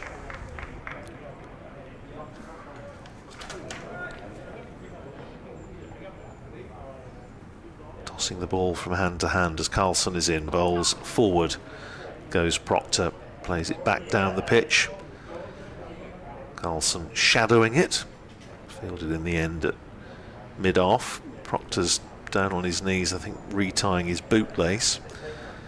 Yes, I've got the over in front of me. I don't know if you've got it there, but I was just watching a clip of it at the back of the box. It's remarkable stuff from Louis Kimber. Not quite sure why he was batting at number 8, whether he was off the field for a while or something, because that's obviously very much lower than you would expect usually Louis Kimber to bat for Leicestershire, but he's so thoroughly enjoying himself. Here's Carlson to finish the over, bowling to Proctor, forward, back down the pitch, end of the over, 330 for 4, 119 runs ahead Northamptonshire. Proctor is 84, McManus is 75. So Ollie Robinson bowling to Louis Kimber, first ball hit for 6, second a no ball hit for 4, third 4, fourth ball a 6, fifth ball a 4, sixth ball a no ball hit for 4, seventh ball a 4, eighth ball a no ball hit for 6, and then a single off the last ball. To nick the strike. 43 off the over. Or bowled. Unbelievable, Jeff, as that is shortish from Mason Crane and defended by Lewis McManus. Back to the bowler. Crane into his 29th over, 2 for 83. You said you wanted to play more, Mason. As that is pushed out on the offside by McManus. He didn't play in the first game at Lord's, probably should have, which was just a run fast from start to finish. Crane floats it up, ball defended by McManus on the leg side, and there's no run. I'd be surprised if Crane is among the bowlers who bowled most overs in the county championship this season. I know you've got a command of stats. I mean, not looking for an urgent answer, as that one's turned to short leg by McManus. Not cleanly taken in any case. Didn't carry. There's no run. Andrew has a rather greater mastery of the stats websites than I do. Force of habit, well, slip in the short leg. No, it's nothing to be afraid about. It's necessary on occasion as forward pushes McManus, and there's no run. There's a shortish mid-wicket as well, in case anything is mistimed on the leg side. Essex against Durham. Essex 75 for 2, needing a further 358 to win, having lost a couple early to Matthew Potts. Dean Algar's 53 not out. Crane bowls swept away down towards backward square. Byram jumping like the proverbial cat on the hot tin roof at short leg. Single taken. 331 for 4. Was the last ball of the over, and therefore McManus on 76 retains the strike. Yes, going into this innings, where are we? Glamorgan, Mason Crane had bowled 1,179 balls. Now, obviously, that's going to be a lot higher now. Simon Harmer is up over 1,800 for Essex. Ben Sanderson's up there actually, and Ollie Hannon Dolby among seamers have bowled. Both got through a lot of work this year. Again, I think unsurprisingly in both cases, really. But I would think, obviously, he's 29 overs. He's going to be pushing up there. 3:31 for 4. Carlson to continue. Clock ticks round to 1:15. Slip, leg slip, forward short leg. Carlson round the wicket, bowls to McManus, who tries to give himself room and cut. And it goes through to Chris Cook, who has the bails off quickly, but McManus didn't hit it and hadn't lifted his back foot. This, as I mentioned, bellowed from the back of the box a few moments ago as Carlson is in bowls and turned away by McManus, but straight to mid-wicket, and there's no run. Labuschagne fields. Lewis McManus' highest score for Northamptonshire in first-class cricket. He has a first-class 100 for Hampshire, but previous best for Northamptonshire, 62 not out. Forward goes McManus, just steers it down wide of slip, where Sam Northeast trots back towards short third man, and they're through for another single. McManus 77, 3-3-2 for 4. The lead 121. 64 overs left in the day after this one. Well, we said Northamptonshire probably needed to be at least 150 on to make it interesting. Well, they're not too far away from that, but they'd have to really fall like a pack of cards to lose this one now. Well, yeah, stranger things have happened. Round the wicket comes Carlson. Down the pitch comes Luke Proctor, and he's absolutely smashed that through mid-on for 4. It was almost a sort of pent-up aggression in that shot from Proctor, who is, I mean, he can hit the ball very hard, and we've seen it on occasion. Usually off the seamers, I have to say, rather than the spinners, but that was a cracking shot from Proctor. It takes him to 88. 3:36 for 4. Here's Carlson in again, bowls to Proctor. Pushes it up to extra cover, and there's no run. Proctor on 88. Made 100 in the previous round of championship matches, although that was, of course, a month ago or thereabouts. Outside the off stump goes Carlson, left alone by Proctor, taken by Chris Cook, and at the end of the over it's 3:36 for 4, so Northamptonshire lead by 125. And, well, these two 12 minutes away from batting through the session. Proctor 88, McManus 77. Elsewhere in the First Division, Lancashire surely about to complete victory over Kent at Canterbury. Kent are 9 down in the second innings. And still 83 runs in arrears. So Lancashire should enjoy an early departure from Canterbury as Crane starts a new over, bowling to McManus, who goes for a slog sweep and is dropped on the boundary. Deep square leg boundary. Well, that could be really expensive. Harry Podmore looking to the skies. Had time to get underneath it, and really you'd expected that one to be taken. He almost had time to set himself. It was about chest high, spilt down in front of him. That could be the vital one, and Northants have survived it. Yes, all contributions gratefully received, but that was a remarkable drop.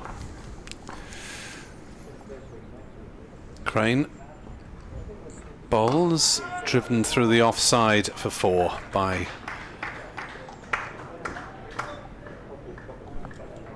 Luke Proctor. It's just momentarily baffled by the fact that the scoreboard had McManus on strike. Yes, I think the board is having a moment, so we'll let it sort itself out. But that was definitely Luke Proctor. Indeed. Since it was left-hander, it's exactly. A bit of a giveaway. Proctor then faces up to Crane again and defends gently on the leg side. They have just took the single with that drop chance to the boundary. 3-4.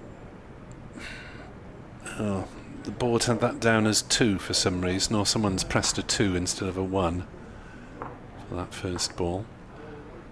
As that's turned away by Proctor down towards backwards square leg. That is definitely a single. The official scoring system is just recalibrating, so we'll give you the score at the end of the over. Yeah, I think that's about right now.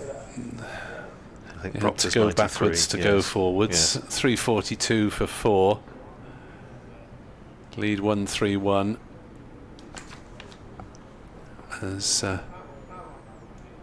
that's turned up to mid-on by McManus, no run, so McManus was dropped therefore when he was on 77. Yes. Good, got that sorted. Last ball of the Crane over, the 98th of the innings.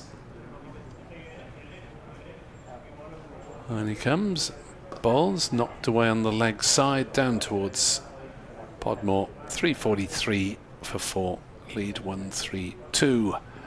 And we have 9 minutes to go until lunch, and this again a match which will, after 2 positive results in the last 2 championship games, victory over Sussex and a narrow defeat against Middlesex, which they could have won. Middlesex producing a 9th wicket stand. This is going to be another of those that produces debates as to the incisiveness or lack of the Glamorgan bowling attack. A man down with James Harris off the field, and the tendency of Sapphire Gardens wickets not often to deteriorate. The last one did, but this one hasn't particularly today. Well, Marnus Labuschagne is coming into the attack, I think, to bowl his twirl now.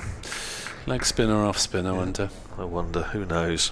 Slip and a forward short leg in, at any rate. He'll have certainly 1 over, maybe 2 before lunch, because there's 8 minutes to go according to the clock on the scoreboard. 343 for 4 it is. He's bowling to Lewis McManus, who had that remarkable let off just a few moments ago. Here's Labuschagne in and bowls, and driven by McManus, half stopped at extra cover, but they're able to come through for a single.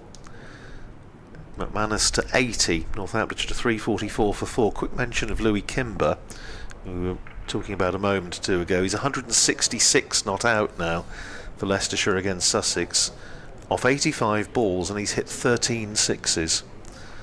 Record in the championship is 17 by Ben Stokes. So I wonder. Proctor on strike on 93,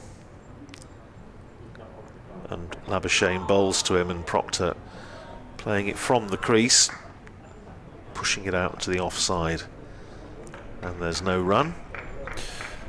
Yeah, the joint record was a game at Abergavenny for a while. Andrew Simmons hit 15.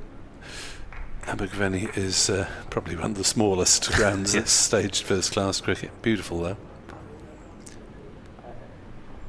Here's Labuschagne in and bowls to Proctor, who clips it away out to mid-wicket. There's no run. Waiting for him to drop one short so and work out which way he's spinning it. Probably leg spin. Labuschagne round the wicket to Proctor, who drives hard into the ground. Fielded off his own bowling by Marnus Labuschagne. I was saying, but I think when last time Northamptonshire were here 3 years ago, he seemed to spend a good part of the game trying to talk himself on and wheeling his arm. Attempted sweep by Proctor, misses. Again, Chris Cook has the bails off quickly, but Proctor's back foot was anchored. Just signs that Proctor's looking to play positively. I think these two have done that pretty much all morning, but perhaps even more so now. Has he been caught at forward short leg? No, he hasn't, I don't think, no. Marnus Labuschagne, I mean, he must get full marks for the appeal. Proctor was looking to turn it away on the onside. It bounced off the pad straight to Byram at forward short leg.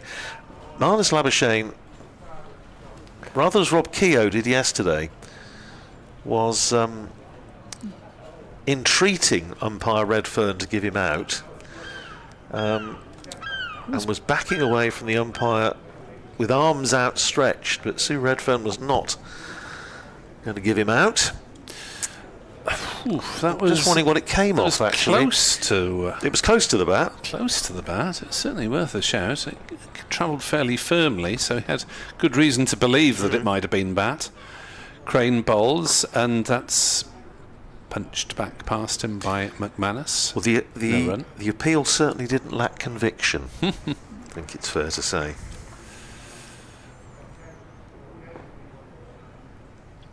As the ball is back with Crane. In bowls to McManus, who lofts another one away on the leg side, and he's got plenty of that. All of it has gone for 6 over mid-wicket. 86 to McManus, making the most of being dropped in Crane's previous over, and that is the 350 up for Northamptonshire, and they lead by 139. McManus goes to 86, and we're going to have a spell shortly, I think, where Andrew will have to do all the commentary because both batters are moving in on centuries. I don't think it's going to happen this side of lunch, is it? Oof, well, I don't know. Another couple of runs from Proctor, and he might be in business. Crane bowls, and outside off stump, McManus plays no shot. These two have done a terrific job, though, this morning, haven't they? They really have. It's exceeded expectations, I think, as far as most Northamptonshire supporters will be concerned. Yes, there's been chanceless from Proctor as McManus drives back to the bowler. McManus dropped on the boundary, and a couple of near run-outs. Edged one to Van der Hoogten that we didn't think carried. Crane bowls, and McManus props forward. 4th ball of the over. Glamorgan will get another one in. Kimber watch. 108, 190 not out, 16 sixes. Wow. Deserve victory points for that, don't they? As that's turned past short leg by McManus. Single down to backward square. Bottom of the fielder. End of Crane's 31st over. 2 for 98, 351 for 4. Lead is 140. Have Leicestershire got any chance of winning that yet, do you think? I've slightly lost track of where the what the match situation is. 369 for 7 Leicestershire now, so they're 101 to win. Oh no, like less than that now. 95 to win. 95 to win. Gosh, they couldn't, could they? What a win that would be.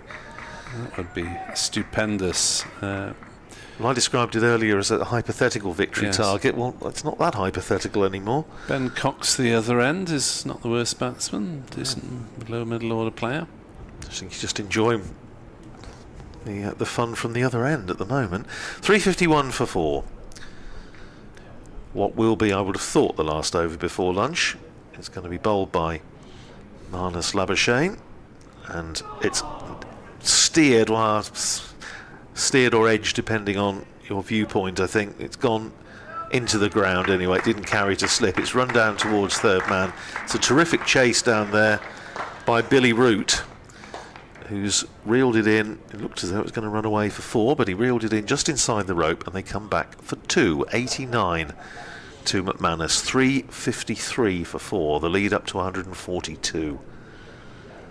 Labuschagne over the wicket to McManus, full toss, smashed for 4. Straight back past the bowler, and McManus has caught up his captain. 93 apiece. 357 for 4. The lead 146, the partnership 146.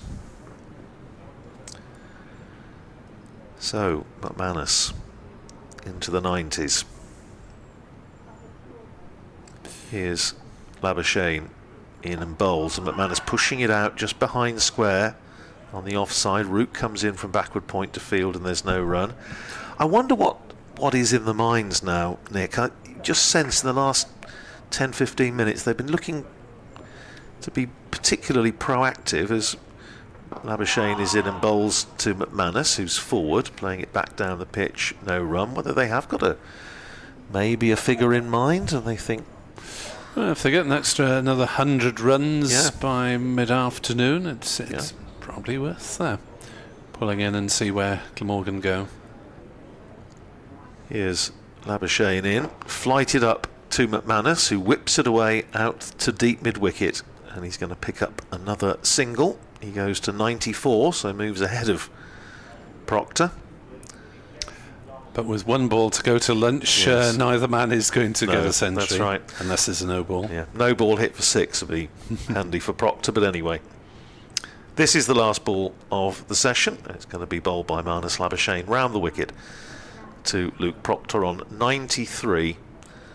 And Proctor plays it defensively back down the pitch. That is lunch on the 4th and final day of this county championship match between Northamptonshire and Glamorgan. And, well, emphatically, I think Northamptonshire's session 358 for 4, bearing in mind they resumed this morning on 236 for 4, so these two have added 122 in 36 overs without being separated. McManus is 94, Proctor is 93, the lead is 147, the partnership is 147. There are 60 overs to go in the day, and I reckon, Nick, we could have a very interesting afternoon. What is in the mind of Luke Proctor? That is the crucial aspect as to whether the visiting captain has any thoughts of a declaration and giving his team maybe 40 overs or so to have a crack at Glamorgan, maybe taking the target up to 250-ish, so it's unlikely that Glamorgan will attempt it. We will see. These things will come to pass from about 1:40 onwards. Update for BBC Radio Wales to follow. Commentary back at 1:40.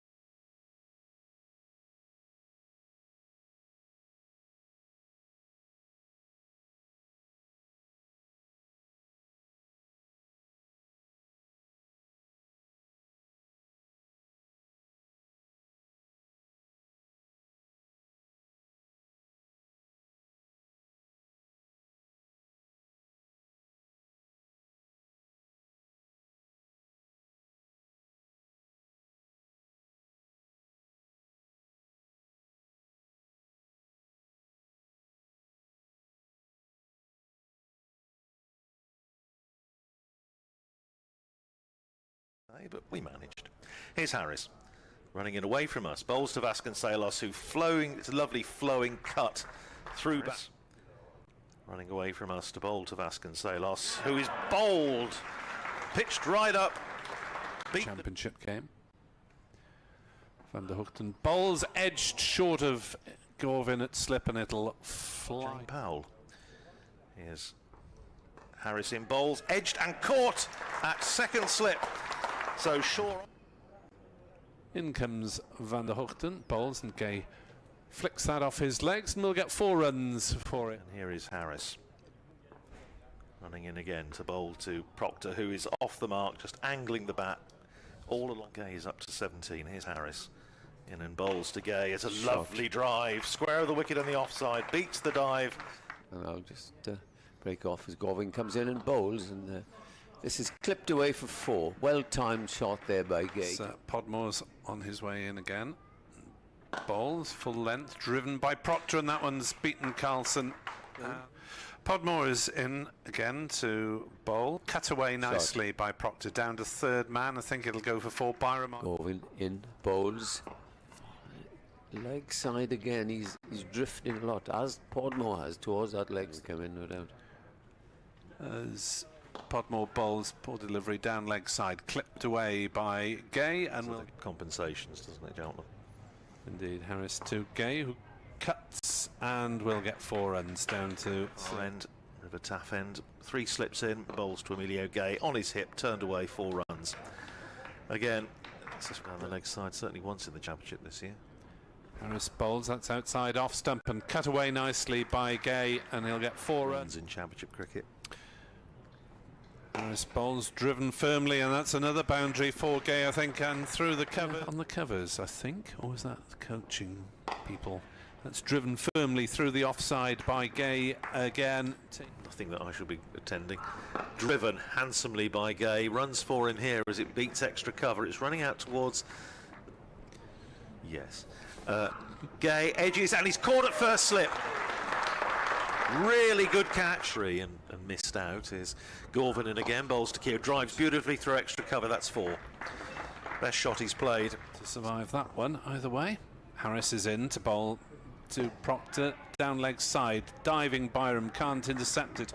Harris in to bowl to Proctor, and that's edged between slip and keeper. Running into bowl to Rob Keogh on his legs, clipped away for 4. Just in front of square, crosses the... Here's Harris, in and bowls to Keogh, once again on his legs, turns it away, out through square leg, not sure, I'll tell you about in a second. Gorvin in, bowls, Keogh, clips it off his legs, and you've got a couple here as Harris is in, and bowls to Keogh. Keogh plays a lovely shot off his legs, up towards the mid-wicket boundary. It's a long chase for Eddie Byram. Comes in over the wicket and bowls, and caught is he? Yes, he is. Well, that wicket has gone. He hasn't looked It's all about the temperatures. Podmore into bowl, strikes Proctor on the pad, howls and out! And liaise with. Harris starts a new over, bowls, slashed away on the offside by McManus. This will be 4 runs down. Did me. Here's Gorvin in again, bowls outside the off stump, cut away by McManus, and he's going to pick up 4. So 1 down the leg side. To Australia, was born here, grew up in Australia. That's edged and caught, and Broad has gone for 1. Full close today, as that's driven firmly by Patterson White, as if to try and disprove me. As Gorvin comes in and bowled, big appeal for LBW, and he's out. McManus not really going anywhere. And starts a new over, bowling to Patterson White, who plays it nicely through the covers for 4 runs. Indeed, they were in 1900. Here's Miller. Now he's turned that down to long leg. As Crane sees this one driven through the offside by... Yes, Podmore into Patterson White, who goes back and plays for a shot for 4 runs. Poor delivery, short, outside the off. Here again. In comes, that's a good bit of fielding by the bowler. Podmore bowls, forced away, backward of square by Patterson White. 4 runs down to... In comes Gorvin from the river end and bowls. That's caught at cover. A loose drive, and that played nicely. Rafi Weatherall has clipped that away. Mason Crane putting it up in the slot, and Weatherall is 247 for 8. Crane is in, and Weatherall sweeps, and there's 4 runs, and there's Northamptonshire's first batting point. Back-to-back bound. Van der Hoogten bowls, and that's taken the edge. Weatherall has gone his valuable resistance on the offside now if Russell fancies trying to find it, and he does as he plays it through the covers. And here's Harris. Bowls to Miller, who has connected with that one, and that's gone a long way. That has gone. Harris is in to bowl to Miller, who hits another 6 into the grandstand. His notes. Miller facing this next ball from Van der Hoogten. Short, it's gone straight up in the air. He must be caught. Fielder coming round, and he is caught. Very good catch by Kieran Carlson. Was up there a while, swirling around. And he's caught at deep backward point, Gus Miller, for 40. But a really good effort by 22-year-old on first-class debut. Last out for 40, and Northamptonshire all out for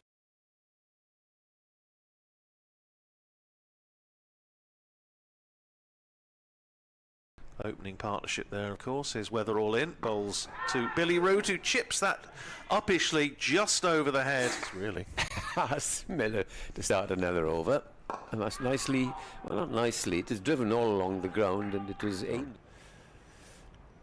Miller bowls. That's 4 runs, I think, or it's going to be caught down towards third man. It's 100. As we watch this last ball here. Not a nice looking shot, 4 runs. As it go up through the cover region. Nice. Here's watch. Keogh in again. That's a bit short, and it's put away by Byram. That's over 5 years. Miller is in to bowl, and that's stroked through the offside for 4 runs by Eddie Byram. That's turned off his legs by Byram. Is that a no ball? First innings battle. As Patterson White bowls, and that's edge to slip, and Byram goes back. Broad then to bowl his first ball short, and Root looking to paddle it round the corner. Has he got conditions personally? Here's Broad in, bowls to Root, who tickles that round the corner again. It's a bit of a free 100 base. Here's Labuschagne driving beautifully through extra cover for 4. It was in the slot from one at Hampshire. Here's Broad in, bowls, and a little flick from Labuschagne. It's gone wide of third slip. Important couple of matches. Here's Broad in again, bowls to Root. That's hit him low down, and he's LBW. He's given out by umpire Hassan. Game, we don't think. As Broad bowls, Labuschagne drives through the covers, nicely shot. Nice. As Labuschagne takes on a short ball, hooks it away through the leg side. That'll be 4. Interesting to see if we see him back at Cheltenham. As Labuschagne, well, gets a 4 over the slot. Is on his way again. Bowls, and Labuschagne drives through the covers for 4 more. Well, he's suffering. Died away fairly quickly. Patterson White in, shortish, and that's pulled aggressively by Labuschagne, and that in the 32nd over. Patterson White in, Fuller that time, and that's whipped around the corner fine. It'll go all the way for another. For Labuschagne, at least. He's on 46 not out, and whips that one away through the leg side, and he's found the back. Here's Proctor in again, bowls to Carlson, who steers that cleverly between slip and backward. Bowl to Kieran Carlson. And Carlson steps back and cuts and doesn't get all of it. He'll get 4 runs for it. Spectator catch. Russell bowls, over pitch, driven through the offside by Carlson, a square-ish. And he's bowling the first ball of the final over to Marnus Labuschagne, who smashes it straight back past him for 4. Slipping a forward short leg as Keogh's in, flights that one up, and Labuschagne has gone aerial. 1 bounce. 159 for 2. Patterson White bowls, swept away for 4 runs by Labuschagne. A rare fielder. Patterson White bowls, back goes Labuschagne, makes room for himself, cracks it through the... Miller in and bowls, and cut away by Labuschagne. What a beautiful shot just for interrupting this partnership, which has reached 98 and will now reach three figures as Labuschagne comes down the wicket. Patterson White in, bowls. Down the pitch Shot. comes Labuschagne. He's timed that and placed it. Patterson White bowls and, well, he's cut that one away. That may well go for... But for now, here's Gus Miller. Bowling to Carlson, who cuts away for 4. Lovely shot from Carlson, getting that way. Maybe a little bit of swing. Umpire Adnan decided no, as Carlson steps back and cuts. As that is slashed away by Carlson outside off stump, given room to, as Broad starts a new over. Oh, between Where's that one ended up? I lost between wicket and first slip. fairly firmly on that direction from time to time. As he steps back and gets runs here, he'll get 4 of them to bring up his 50. Square leg, fine leg, third man back. As there's an appeal for leg before, and it's given. Who comes in, charging in now. That's a good length ball, and that's guided down past second slip. It'll go all the way. Right. Coming in is Weatherall bowls. So that's out. He's gone. North East flirted with it out. Carlson on strike, and that's driven beautifully through extra cover. It was a little bit of a floaty half volley from... Here's Patterson White in, bowls short and cut away by Chris Cook, as they say. In he comes, bowls, and that's pulled aggressively by Cook round the corner through. Here's Patterson White, still a slip and a forward short leg, and paddled around the corner by Kieran Carlson. It's going to run down. Everything's very tight. Less than 2 runs and over. And he's got a wicket as Carlson goes for the drive. Nicks it. 7th over against Australia. As Van der Hoogten drives firmly. Bowler got a hand to it, but it may still go to the back. Just outside the line. It's cut by Chris Cook, and that's a glorious shot through the covers for 4. Rob Keogh's over past the umpire, bowls. And Van der Hoogten goes for a big blow through mid-wicket. Medium fast over the wicket and worked away by Cook backward of square. Timed that one nicely. Here's Miller. In and bowls to Van der Hoogten. That's on leg stump. It's clipped away down to fine leg, and it's 4 runs. That was not... Here comes Miller. In and bowls. Punched away nicely by Chris Cook out through the extra cover reach. Proctor bowls. Van der Hoogten gets a streaky 4 down to third man ground. There's a point in as well. And Van der Hoogten drives through the covers and will get, I think, 4. Van der Hoogten facing up to Gus Miller. Full toss, clipped away through mid-wicket for 4. Well, that was a little bit of a learning curve and all that. Short, pulled away by Van der Hoogten, and that could be 4 more. Slight. Proctor bowls. And has he got the edge? Yes, he has. Van der Hoogten has gone for 41. Park until final whistle. Captain Proctor coming in, and he squares. He's bowled him straight through the gate. Try and stop the single as the last ball of the over goes down to Chris Cook. He's had a swat at a short ball. Has that gone all the way? Weatherall in again, bowls, and that's upish, but through the covers for 4. It was there to be hit by And Alex Russell 2. Here's Broad in again, bowls very full and worked away through mid-wicket for 4 runs by James. Made 41. As that's edged and it's gone through for 4 runs down to 2 balls to go in Rafi Weatherall's over. And that's caught at first slip. So Chris Cook, 21. Chris Cook, who's just been dismissed for 58, and Tim Van der Hoogten 41 in the evening session. Stays fit. Here's Weatherall in and bowls short, and he's gone for the pull. It's a top edge. First bounce for 4. And the shin pads. As Weatherall is in, bowls to Crane, short, pulled round the corner between the 2 fielders for 4. And here is Rafi Weatherall, starting his 19th over from the river end, and turned off his hit by Mason Crane, going down towards the bound. Bowlers of that vintage. Here's Weatherall in again, bowls, and that's edged. Oh dear. Over where third slip. Salos and Prithvi Shaw. Weatherall pounds in again, bowls short, pulled away by Crane, and this is going to go for 4 more. 5 fours. Weatherall in again, bowls to him, big whoosh, and he's dropped at second slip. And it's Some white balls. Crane back on his stumps, plays it into the offside. They'll go through up. Down to our left. Chipped away and caught at mid-wicket. Jamie slip. As Keogh is in. Down the pitch comes Andy Gorvin, and he's smashed that over the top. Wet leg. Here's Keogh in, and cut deftly by Andy Gorvin. Who's hardly been used, and that's launched over mid-on. A couple of bounces for 4, and execute Morgan. As Miller comes in, bowls, and they need to get Crane out, but that's gone. Miller comes in, bowls, bangs that one in short, but it's cut forcefully behind point. In past the umpire, bowls. Good length ball, but that's worked well into the onside this time. Backward. Russell in again, bowls, and that's a big, well, hoik, yes, on Russell. The slip in.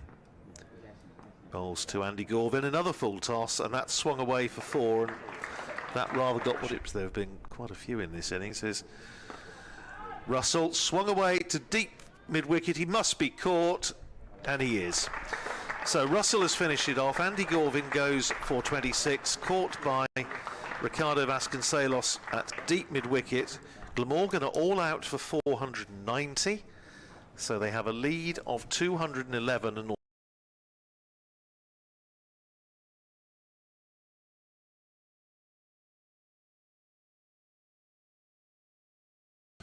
Coming in now, and bowls, and that's cut ferociously above the man. Literally.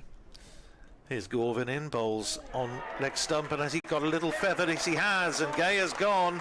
After this, Shaw on strike. Van der Hoogsten bowls to him, and he's caught behind.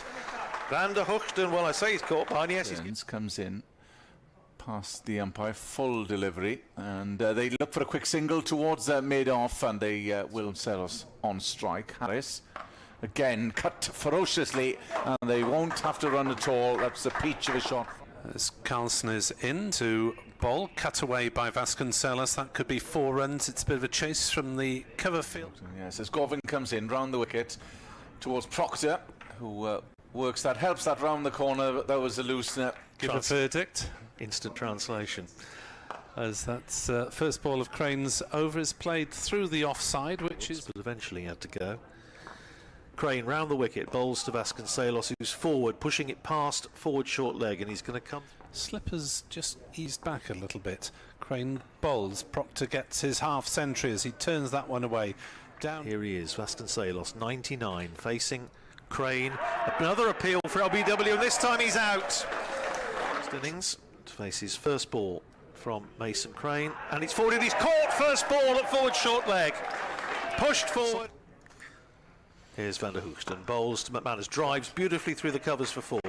That's a handsome shot from running in again, in towards us and towards McManus, who cuts down towards third man. There is no third man. Stay with us. Andy Gorvin is in, bowling the first over from the river end, and that's driven beautifully through. Here's Gorvin in, bowls, that's edged away by McManus, and that's going to be 4 more. Runs down to third man, there is no... Is Crane round the wicket, and Proctor steers it past short leg and goes through for a single. There's a shy at the stumps because not that much of a climb, and a lovely extra cover drive by Lewis McManus is going to bring him 4 runs. Driven nicely by Proctor, and he's going to get the first run for a while out through the cover region for 1. Says perhaps not now. And that one's paddled away. There'll be runs here for McManus, 4 of them. Rain comes in from the Cathedral Road end, over the wicket, flatter, short, and has been disposed of in this weather as Podmore comes in and bowls Fuller, and that's through the covers. 24 for 4, 83 is the lead. Here's Van der Hoogsten, and driven beautifully through mid-off for 4 by Proctor. With Podmore coming in from the Cathedral Road end, strays down leg, and that's meat and drink. For a chance, well, they have done that. driven by Proctor, straight back past the bowler.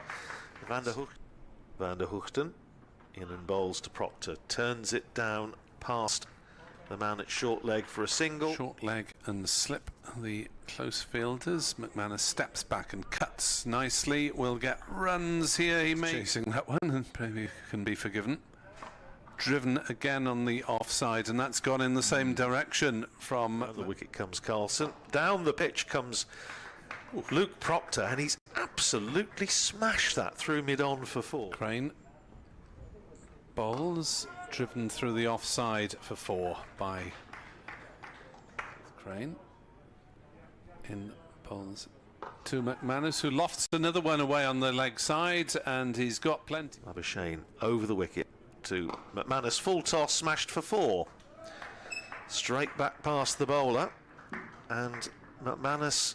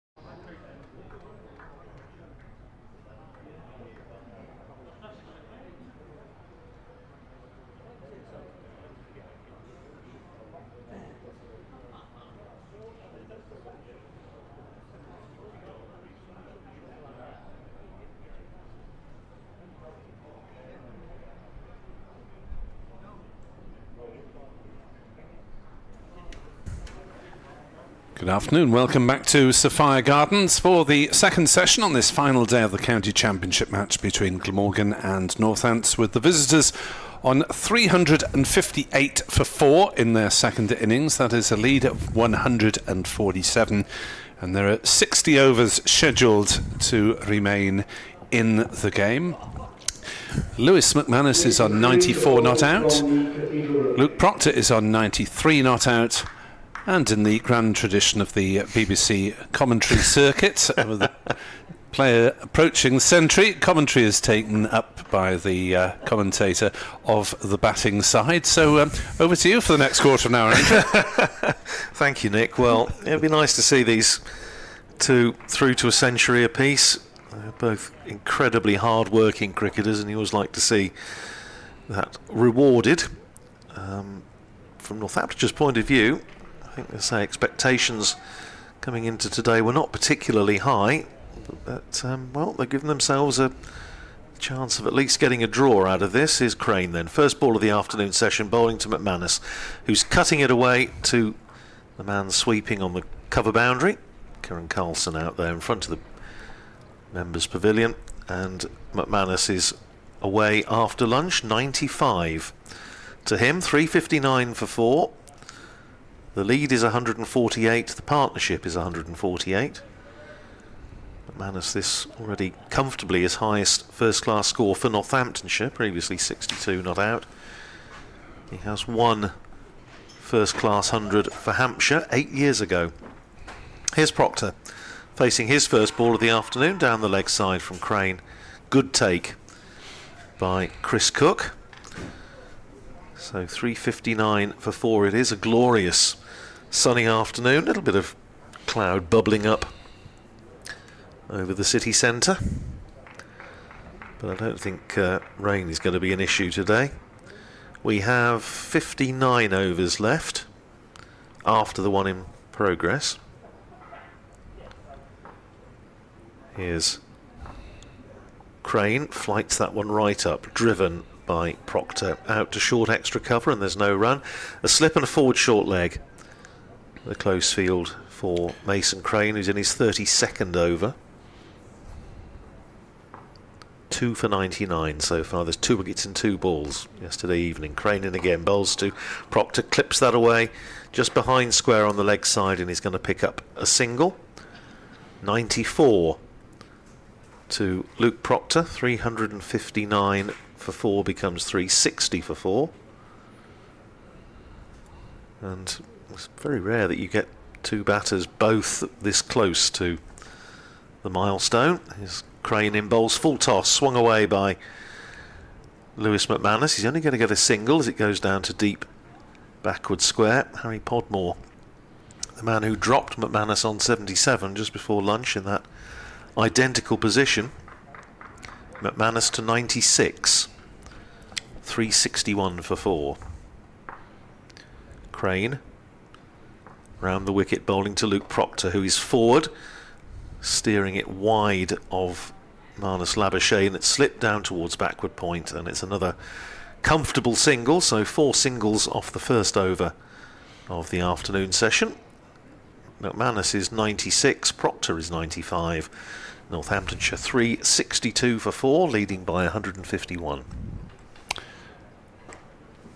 So we'll try and keep an eye on the show down at Hove, where Leicestershire's Louis Kimber has been running riot on 191 not out, and Leicestershire requiring 89 runs off their last 3 wickets to beat Sussex, having seemed dead and buried. Kimber's hit 18 fours and 16 sixes. Just looking at our colleague Adrian Harms, saying it's the most extraordinary Sessions cricket he's ever seen. And Adrian's been doing it a year or two, so that is something quite remarkable. We have a result at Canterbury, where Kent have been bowled out for 222 in Division 1, so Lancashire winning there by an innings and 83 runs. As it'll be Van der Hoogten in around the wicket to bowl, and Proctor plays it carefully to mid-on. There's no run. Tim van der Hoogten 1 for 70 off 22 overs as has plugged away. He is Glamorgan's strike bowler, particularly in the absence of James Harris, who is off with a quad injury, we're told. Result 2 at New Road, where Surrey have beaten Worcestershire by an innings and 5 runs. Worcestershire all out for 273 second innings. As Van der Hoogten is in to bowl and passes the outside edge of Proctor's bat, and that hasn't happened very often. Proctor on 95. Do you want to be doing this over just in case he hits a 6? It's unlikely. It's not unlikely off the seamer, it's isn't it? It's not a. It's yeah. Although I have, funnily enough, I saw Luke Proctor hit one of the biggest 6s I've seen out of the oval into the Harliford Road. Gosh. Batting with Ben Sanderson at the other end. I think it was. I just decided he needed to make hay. Van der Hoogten is in to bowl to Proctor, who shoulders arms through to Chris Cook. Reasonable carry on that one. The ball in its 23rd over. In the second 11 championship, neither of these two counties doing particularly well. In the Somerset against Northampton, Somerset at 203 for 3 in their second innings. That's a lead of 317. Wickets for Lowe, Finnan and Hunt for Northants. And Glamorgan seconds are somewhat in arrears against Gloucestershire. If I can find that particular page. Disappeared for a moment. Van der Hoogten is in to bowl, turned away by Proctor on the leg side. So he moves to 96 not out, as is McManus. I think over to you, Andrew. Thank you, Nick. Yes, Lewis McManus on strike. 2 balls left in this over. Now, what sort of field are we going to have with McManus a boundary away from a century? Just the one slip. Alice Labuschagne, backward point.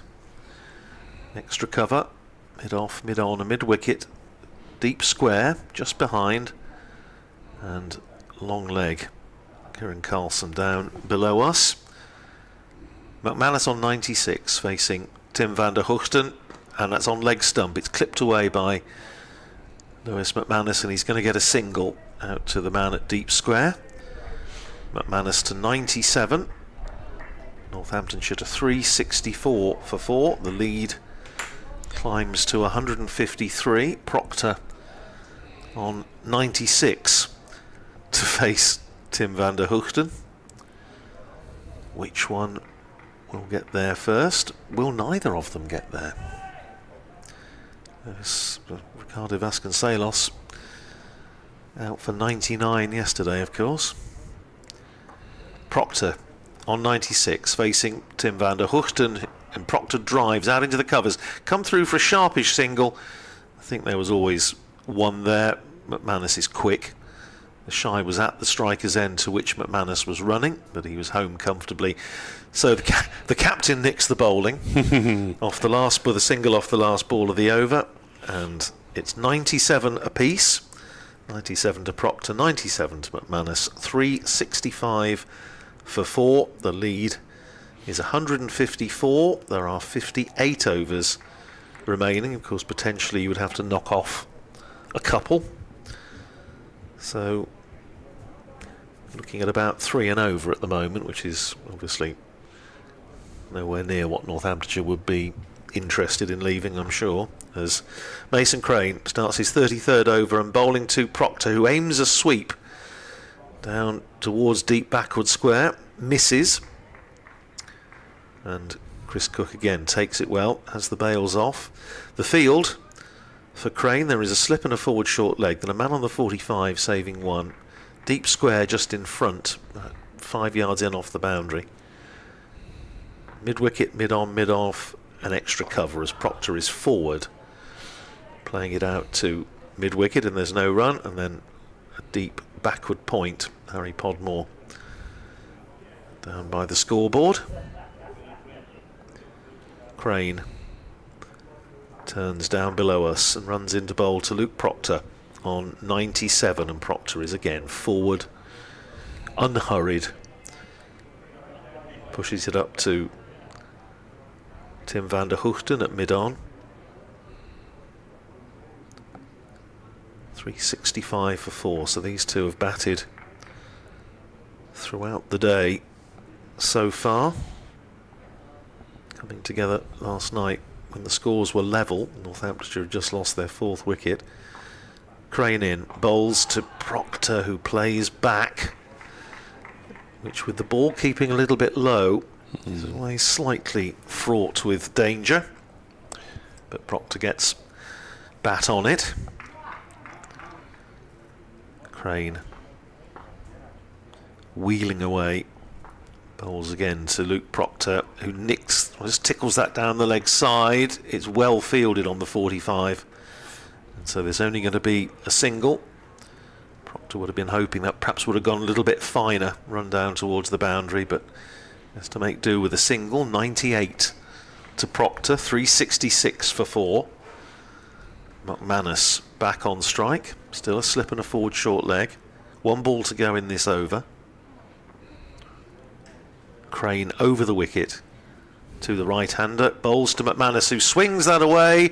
It's going to go for 6, and Lewis McManus reaches his first-class century for Northamptonshire in the grand manner with a sweep for 6. He is 103 not out. Applause from all of the Northamptonshire players out on the dressing room, applauding the vice-captain, very popular figure in the dressing room. 149 balls.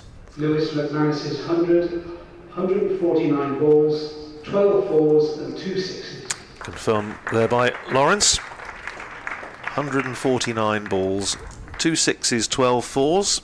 He's only his second first-class 100. The last one was for Hampshire against Surrey down at Southampton 8 years ago in 2016, only his second season of county cricket. So that will mean an awful lot for Lewis McManus. Also, I know for members of the McManus family who routinely listen to us, so you'll be having a good afternoon, a good little after-lunch session.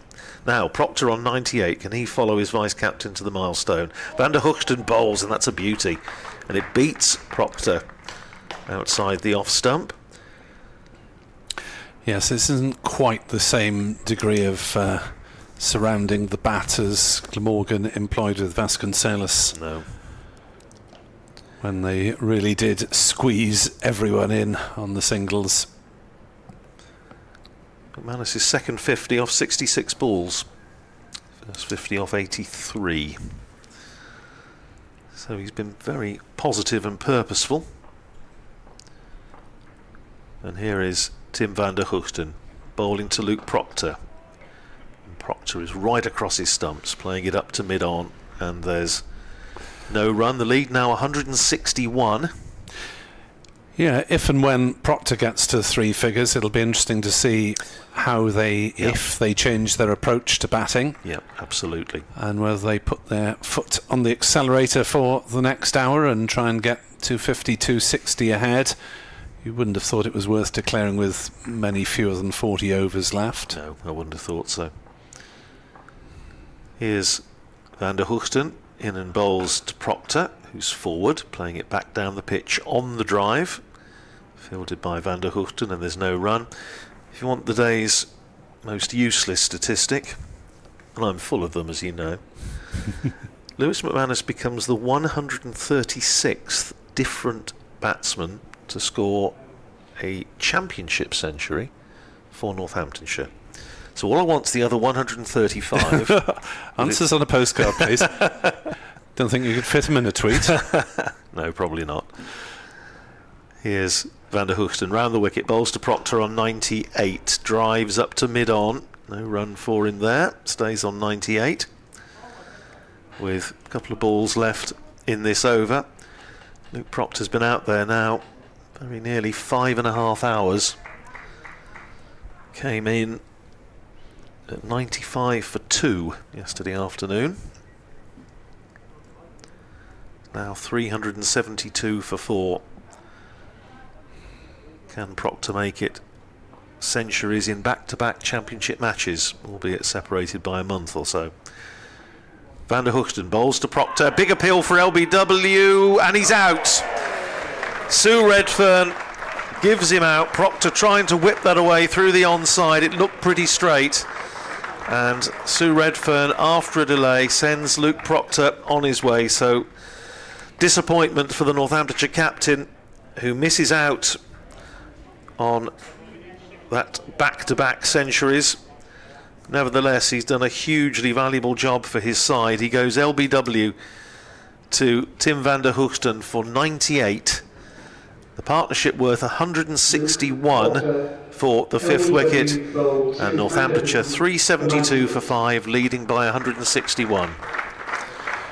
As Proctor takes his helmets off and marches towards the boundary, acknowledges the applause from around Sophia Gardens, but I'm sure he'll be absolutely gutted for the moment.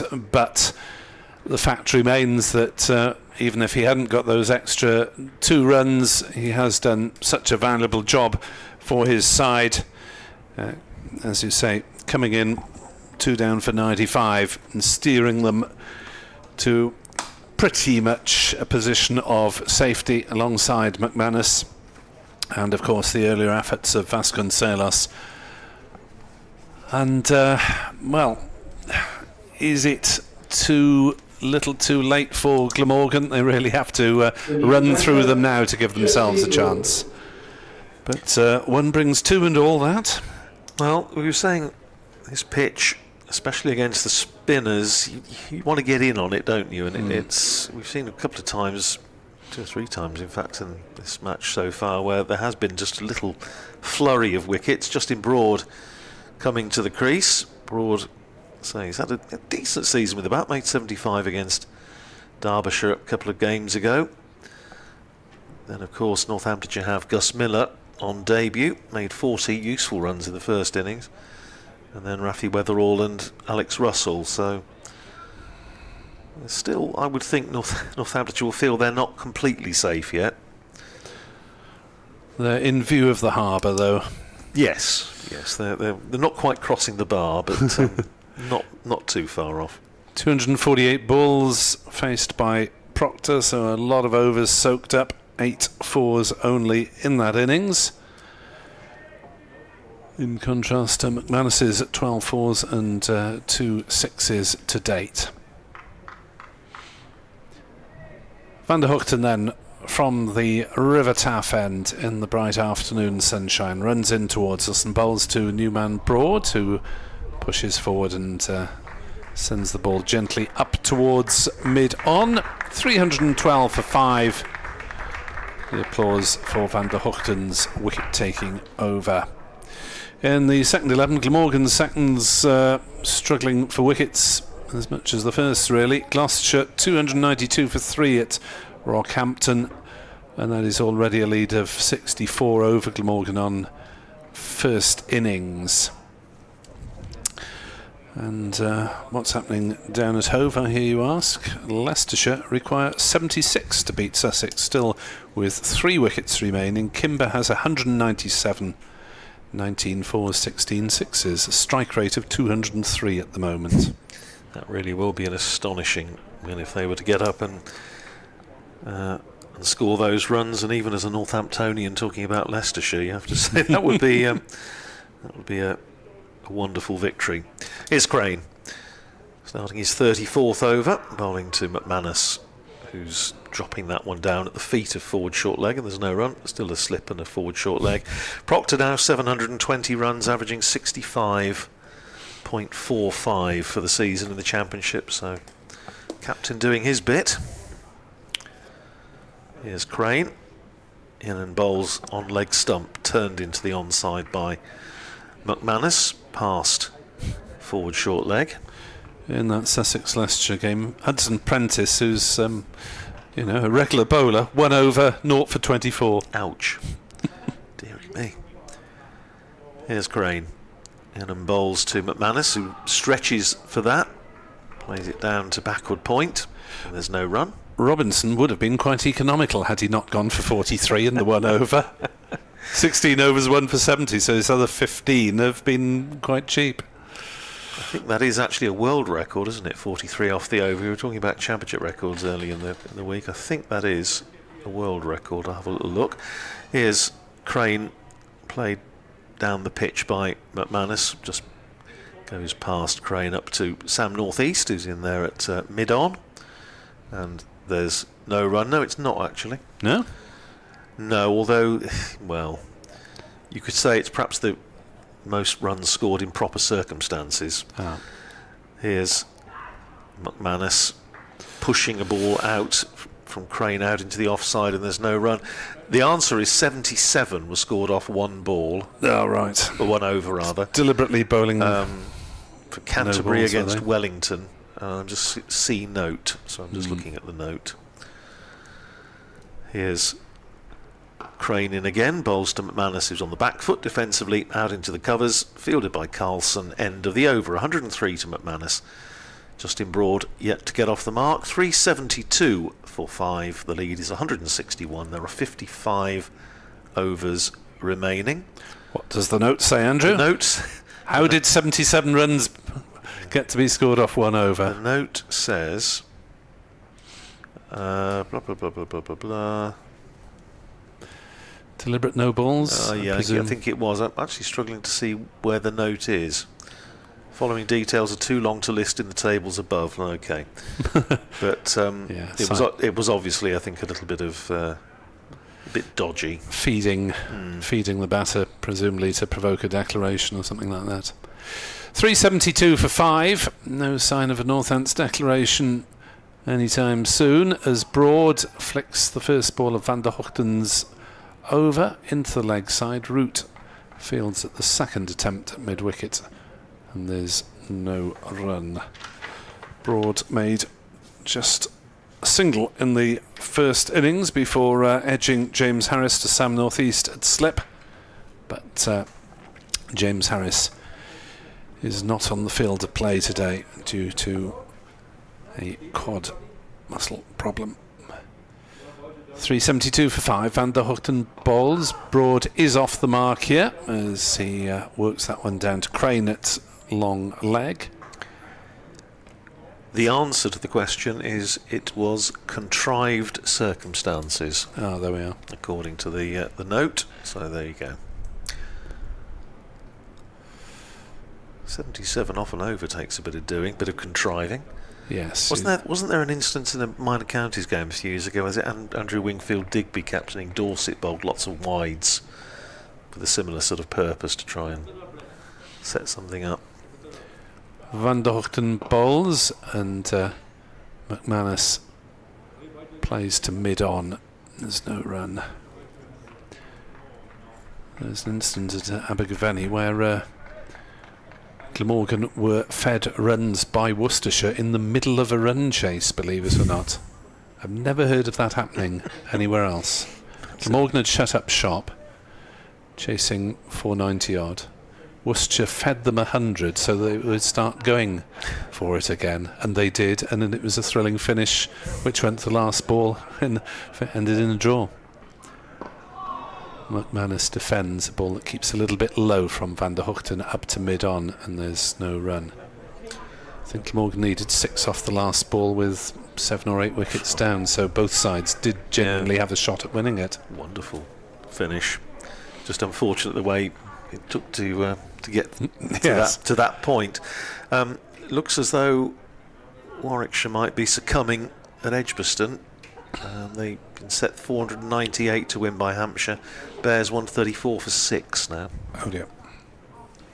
Van der Hochten bowls to McManus, who plays that quietly into the offside, and there's no run. Well, we speculated about what Proctor and McManus might do had they both got their centuries, whether they would be tempted to open up, but the dismissal of Proctor on 98 I think will mean that McManus will feel it necessary to stay around as much as he can, just in case Glamorgan run through the lower order. Van der Hochten to finish his 25th over, 2 for 74. It's into bowl and worked on the leg side, but McManus root fields at mid-wicket. There is no run. 373 for 5. The lead is 162. Temperatures in Cardiff at the moment, around 26 degrees. Make the most of it, sun worshippers. It's down to 18 here tomorrow, according to the Met Office. Yes, I think it's going to be a bit cooler, which I know obviously your experience of our commentary position at Wantage Road was was back in April when it was Baltic, but if it's a very hot day, we don't have the luxury of air conditioning, which makes life a lot more comfortable, and it does get a little stuffy and a little hot in there, so wouldn't be sorry if it was a little bit cooler. Obviously you want 4 fine days, but it might be a little bit sweaty up there. Here's Crane starting his 35th over and bowling to Justin Broad. Turns it round the corner, running down towards short fine leg Manus Labuschagne with the most. I mean, he's just, his energy levels are just extraordinary. This rather sort of somnolent atmosphere around the ground and in the match at the moment, and absolutely hares after that one to stop a second leg by. As if a test match result depended on it. But it's wonderful to see. Yes. That was a leg by. I thought Broad had got a bit of bat on it, but no, it was given to the batter, and now it's been knocked off by the scoreboard. 374 for 5. That has bounced and turned from Crane to Lewis McManus, who does well to keep everything out of danger. So there is, well, as we've been saying, enough in this pitch, particularly for the spinners, just to keep them interested. How interested Northamptonshire will be in setting something up remains to be seen. Here's Crane in, bowls to McManus, who is forward, plays it out to forward short leg, and there's no run. I can hear one former captain of Northamptonshire, if he's listening to this, who will be chomping at the bit and saying they've got to try and make a game of it. I'll tell you about that in a second. Here's Crane in, bowls to McManus, forward. Plays it back down the pitch. When Northamptonshire were trying to save the game against Surrey a couple of years ago, which was a very important result in the context of the Championship, and did a lot towards keeping Northamptonshire in Division 1 for another season. Commentating up in the box, here's Crane in, bowls to McManus, who's edging that attempted drive outside edge past McManus at slip, past Manus Labuschagne at slip, and runs down to the boundary at third man for 4. 4 more to McManus, 107 to him, 378 for 5. And I got a little barrage of text messages from one AJ Lamb who was listening and saying, you've got to be making a game of it. They don't do that these days, Lammy. But that was the way he played the game, and hugely successfully too. But didn't carry to slip that last one, the replay showed, by the way. 378 for 5, the lead 167. Crane bowls to McManus short, turned by McManus out away through mid-wicket. Fielder comes in off the boundary to retrieve. 1 more to McManus, he goes to 108. Northamptonshire to 379 for 5. That is a lead of 168. Just about reach the end of my stint for the time being, so I'll bring Kenneth in, who is back from his parcel duties. I know I had a couple left at home yesterday. I'm still wondering where they are. Find out when I get back to the on eBay. Yeah, possibly, yeah. Short goes Crane and swept away by Justin Broad. Doesn't really get hold of it, but he gets a single as it goes down to deep backward square. So Broad doubles his score, he goes to 2. McManus is 108, and that is the end of 35 overs for Mason Crane. 2 for 115, it's 380 for 5. The lead is 169. We have 53 overs remaining, and Kenneth Davis will come in to join Nick Webb. Thank you very much indeed, Andrew. Good job we had all the stats off Andrew, and the century got the one. Northant's missing out on the other. So we'll have Van der Hochten pounding in from the River Taff end in the sunshine. Glamorgan giving it one last lash maybe as Broad defends on the offside and there's no run. Over 8 still level. Just a glimmer, no more than that, of hope with the dismissal of Captain Luke Proctor by Van der Hoogten. Yes, which puts the brake on Northants opening up and thinking about a declaration. Proctor can do the maths from the safety of the balcony as Van der Hoogten is into bowl and is defended by Broad up to cover. There's no run. It's just a question of when we're at the point of no return, as it were. Yeah. Well, it doesn't look as though Northants will be far enough ahead to be able to declare and give themselves a chance of... So it'll be shut up shop. Bowling Glamorgan out without risking defeat themselves. I suspect that dismissal has actually provoked a draw almost as Broad leaves the next one from Van der Hoogten outside off stump. Glamorgan are pounding away, giving it their all, but you know Van der Hoogten has got to lead the attack on Sunday up at Cheltenham, so they won't want to flog him to death this afternoon, and he's already in his 26th over of the innings, so we might see a few more from Crane, Carlson and Labuschagne, maybe a couple of occasional bowlers, I suspect, if things are drifting in the final session. Glamorgan need to take 5 wickets, you would reckon, in the next 10-12 overs to have any chance of a run chase. Short cover brought in, down leg side. There's a token appeal for a caught behind. It was a very good take from Chris Cook, one-handed, diving well away to his left, but umpire Redfern was not particularly interested.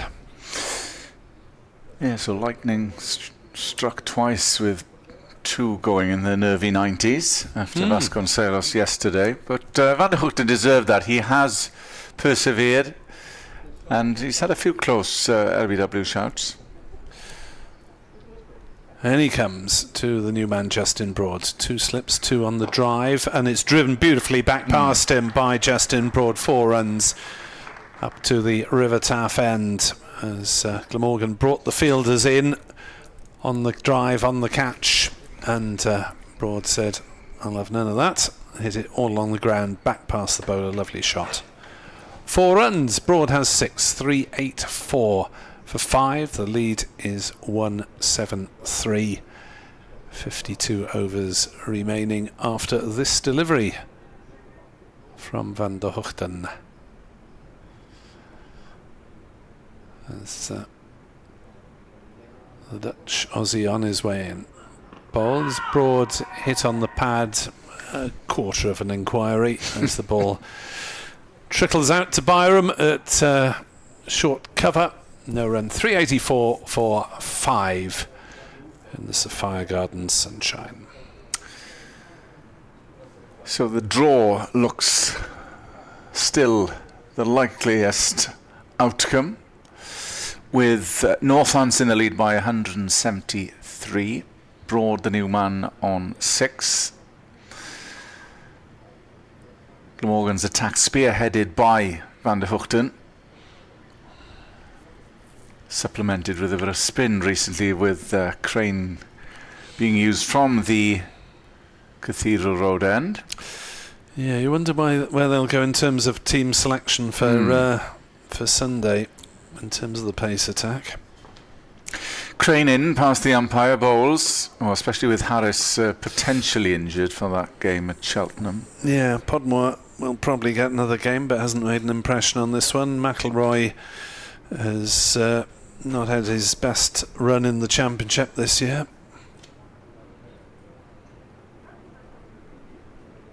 Crane past the umpire, more flight that time. That's driven to mid-on. Well, it's a recurring theme. We'll say it again and again. We're probably a bowler shy in the first team squad. Well, in terms of home produced, been shy in the last 15 years. Well, that's as the fullish delivery that's squeezed out to backward point. Well, that's a bigger argument, a wider argument, one which I spoke to Mark Wallace about a month ago, obviously saying there are efforts to produce those homegrown players, as Crane bangs it shorter that time, and it's a single out to deep cover. But it's certainly been the case, you're relying on those gems to come through at this level, obviously supplemented by your Labuschagnes and so forth.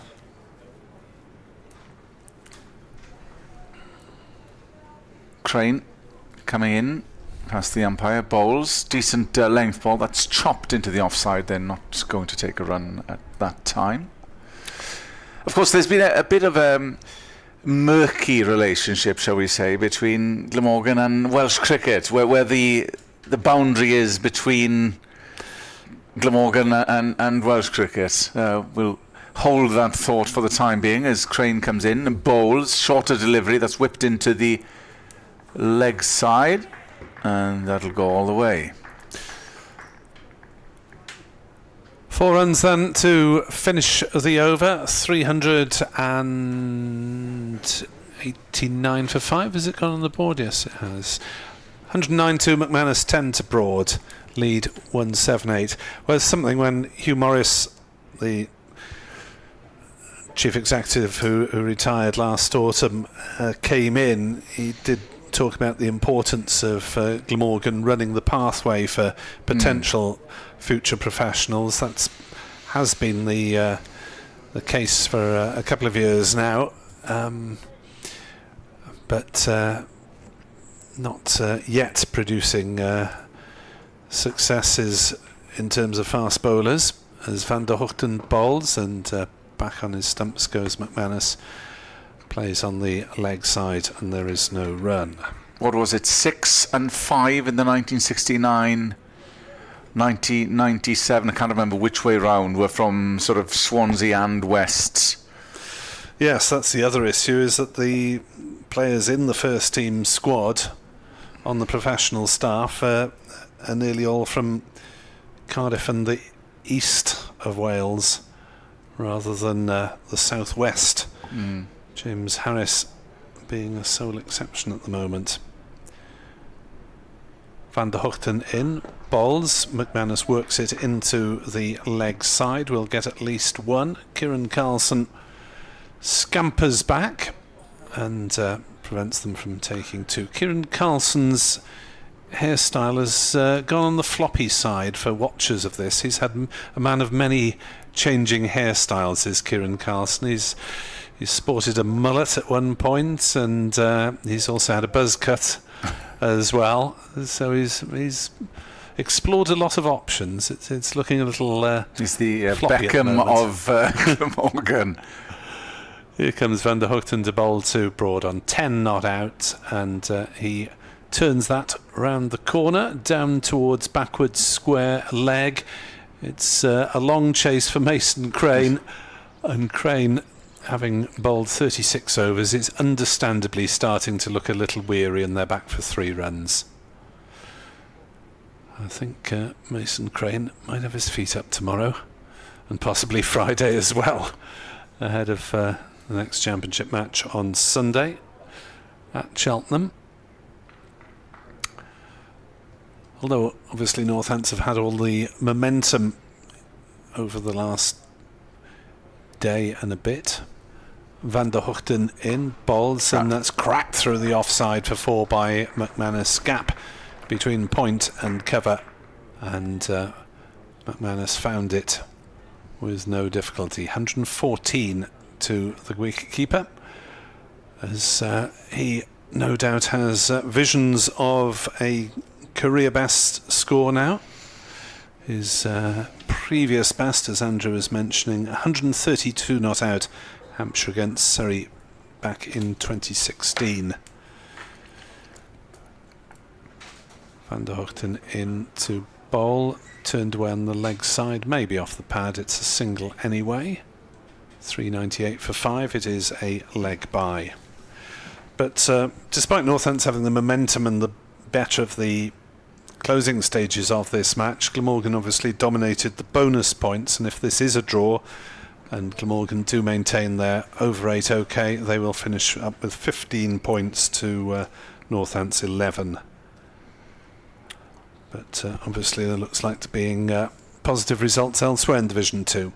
Van der Hochten in to bowl and playing rather across the line, broad that. Ball, I think, struck him on the thigh, rolls out on the offside. No run, 398 for 5. The lead is 187, and there are 50 overs potentially remaining in the match.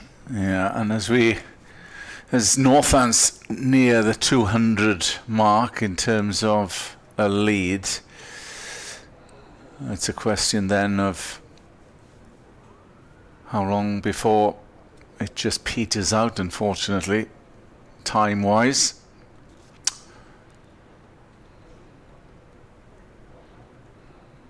Running repairs for both batters out in the middle, the 12th man coming on. With McManus unbeaten on 114, Broad has come in after the dismissal of Luke Proctor for 98, is on 13, 187 the lead. So if Glamorgan harbour any ambitions of getting a win here, they need to get their skates on very, very quickly, and it doesn't look likely at the moment. Wickets have been hard to come by as Crane comes in, a bit of flight on that, and that's worked into the onside for a single.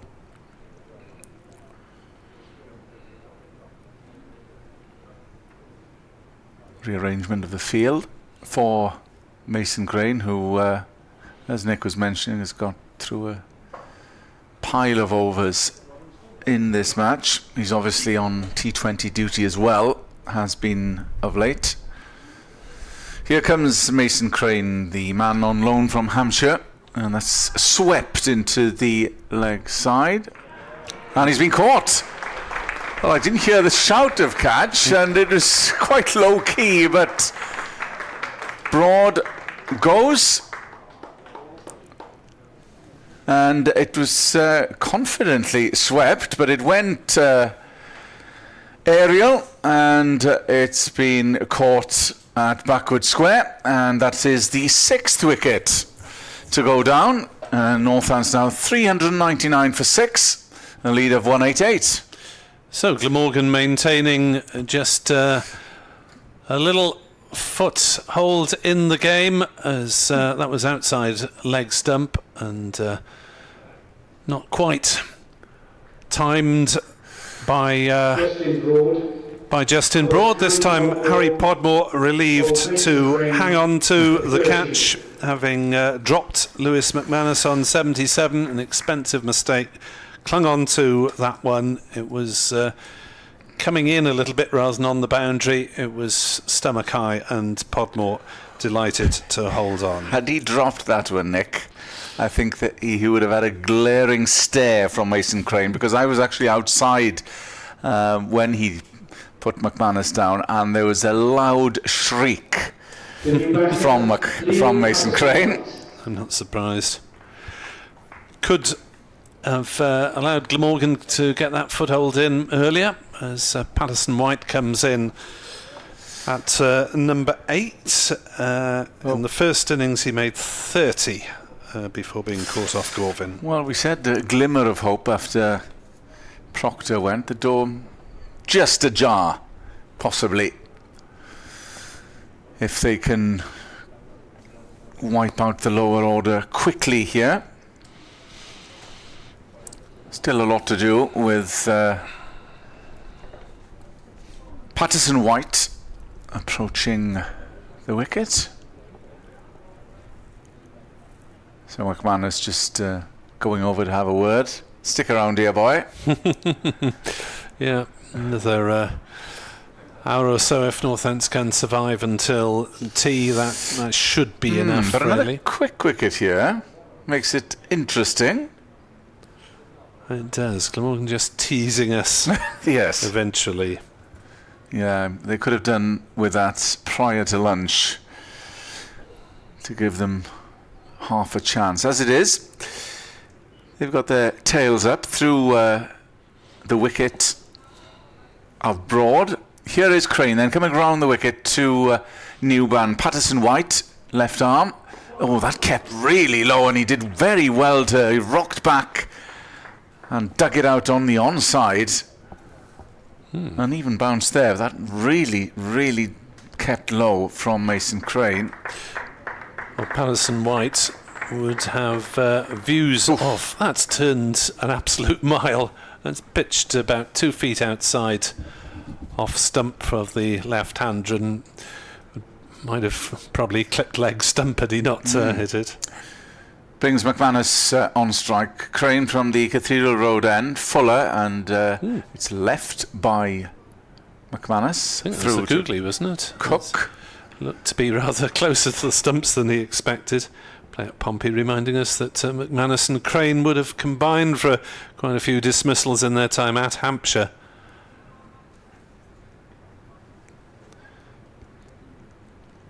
Catches win matches. Mid-wicket in now as Crane comes in, bowls, and that's a wild slash. It's in the air, but it's going to be safe. It evades Tim van der Hoogten, who was scampering over from mid-off. It was hard in mouth for a while, but he just had enough on that. Strange shot in the circumstances. Well, in the circumstances, yeah. 401 for 6, lead 190. I don't think we've reached the stage where McManus is losing faith in his partners. Well, it's in stark contrast to how he's batted so far as Crane comes in round the wicket, bowls, and that's pulled only as far as the man who's coming around from a backward square. Yeah, that was a wild slash, and wasn't far away from Tim van der Hoogten, who was backpedaling. So that is the end of the over. Northants 402 for 6. McManus, a fine innings, unbeaten on 116. Patterson White, who's just come in, is on 2. The lead looks unattainable if they carry on. 191. However, Glamorgan will have ambitions of rattling through at the tail as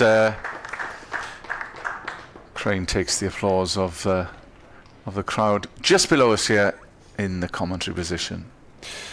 402 for 6, Van der Hoogten to Patterson White. 2 slips now, 5 saving the single. Van der Hoogten pounding in balls, and that's clubbed away on the leg side, through the leg side for 4 runs by Patterson White. 406 for 6. Patterson White moves to 6 not out. Meanwhile at Hove, well, Kimber's lost his partner, but he's still there. 227 not out off 113 balls, 19 sixes. Cox has gone to Ali Robinson for 34. Robinson previously conceded 43 off 1 over. Championship record. Van der Hoogten bowls, and that's swung away by Patterson White. Well, that's another 4 runs on the leg side. Have some instructions come through from the balcony. Get on with it, boys. We're going to declare. 199 the lead, 48 overs to go after this, and definite signs of attacking intent in the last few minutes. There wasn't a message brought out with the drink, so there might have been a signal. As Van der Hoogten is in to bowl to Patterson White, who plays that one defensively on the legs, on the offside. There's no run to point. So the situation is at Hove is that Leicestershire require 30 runs with 2 wickets in hand, and Kimber still there. Now 2-3-3 not out, having just hit his 20th 6. Well, that'll make a few social media highlights, I'm sure. 4-10 for 6 here. Are there more highlights to become? As that one's gone through outside off stump, slightly low. Patterson White was beaten by it as it went through to Cook on the second bounce. Well, maybe they feel there's not much to come after. So they might start to chance their arm. Miller, Weatherall, Russell, the batters to come. Gus Miller certainly would count himself as a batsman, you feel, as Patterson White drives that one off the back, punches it rather off the back foot to mid-off, and there's no run. 4-10 for 6. Just so it shows how much of a good batting track it is, though, and has got better. Yeah, there has been a bit of inconsistent bounce, and Crane's turned a couple sharply out, presumably out of foot marks. They really have gone virtually square. As Patterson White tries to hit another one into the grandstand, and toe ends it up to mid-on.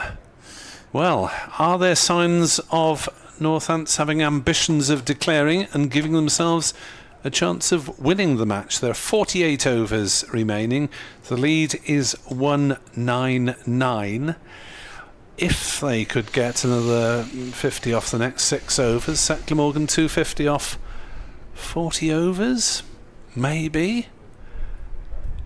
Andrew seemed to just think to make it interesting more than anything. But, yeah, I suppose if you set 6 and over, do you risk losing it? Giving yourselves an outside chance of winning it. Depends if Glamorgan decide to go for the target, that is. Well, it's a question of fortune favours the brave. We shall see. Crane, who took a wicket in the last over to dispose of Broad, continues from the Cathedral Road end past the umpire, bowls. That's a full toss. That's beaten everybody, and that's going to go all the way to the boundary towards the River Taff end. 4 byes. Labuschagne dived across, couldn't rescue Chris Cook. And that is a lead of over 200 now. Yeah, I think it did turn as the batter tried to sweep it away, played over the top of it. Might have hit something. Chris Cook unable to stop it. Crane with his second ball, better line that time, and it beats the bat outside off stump. Taken by Chris Cook, 1 slip, which is Labuschagne, man at backward point. Cover, deep extra cover.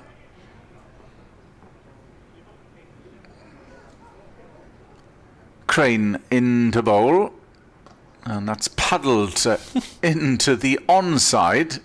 Seemed easier to play it in the offside. That was really fetched round, wasn't it?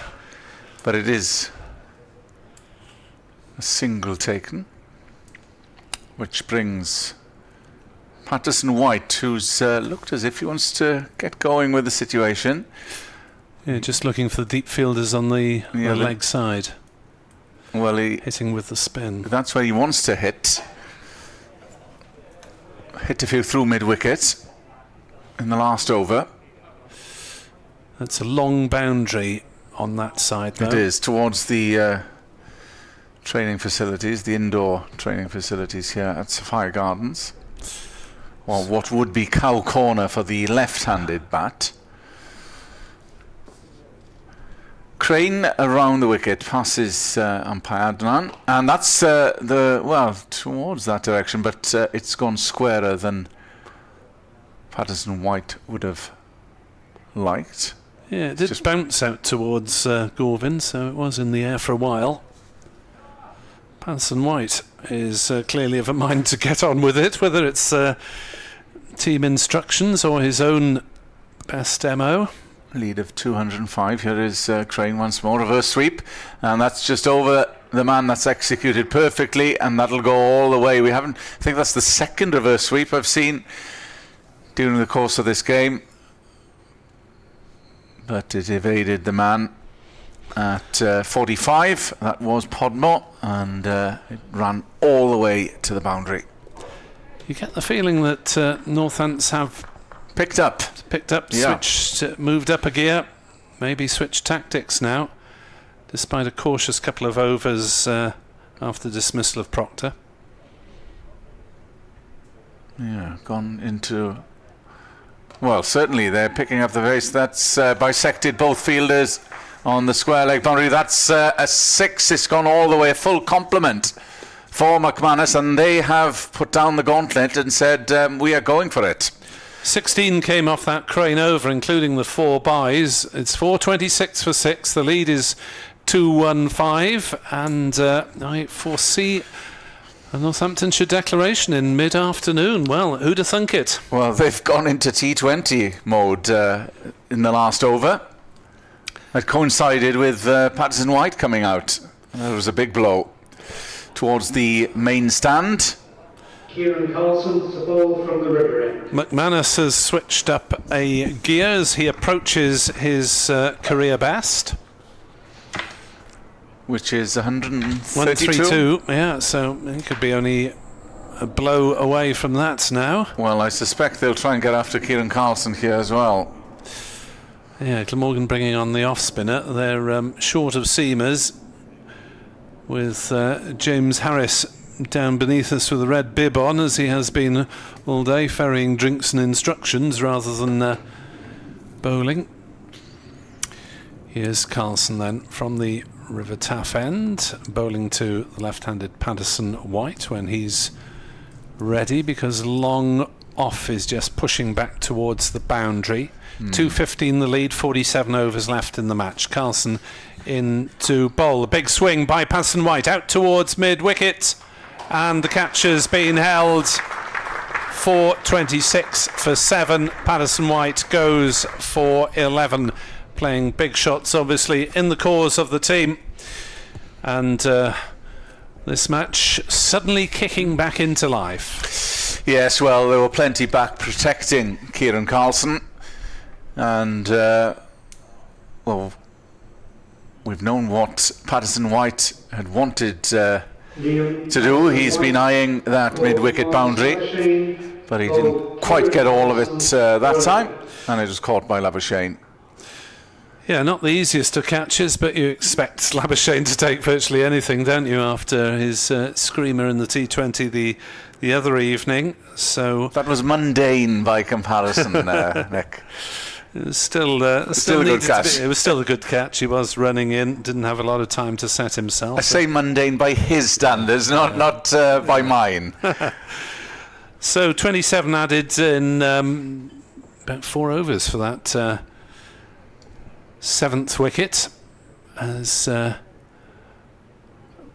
out comes a towel for Lewis McManus, and presumably that is also an excuse to pass on the latest messages from yes. Skipper Luke Proctor.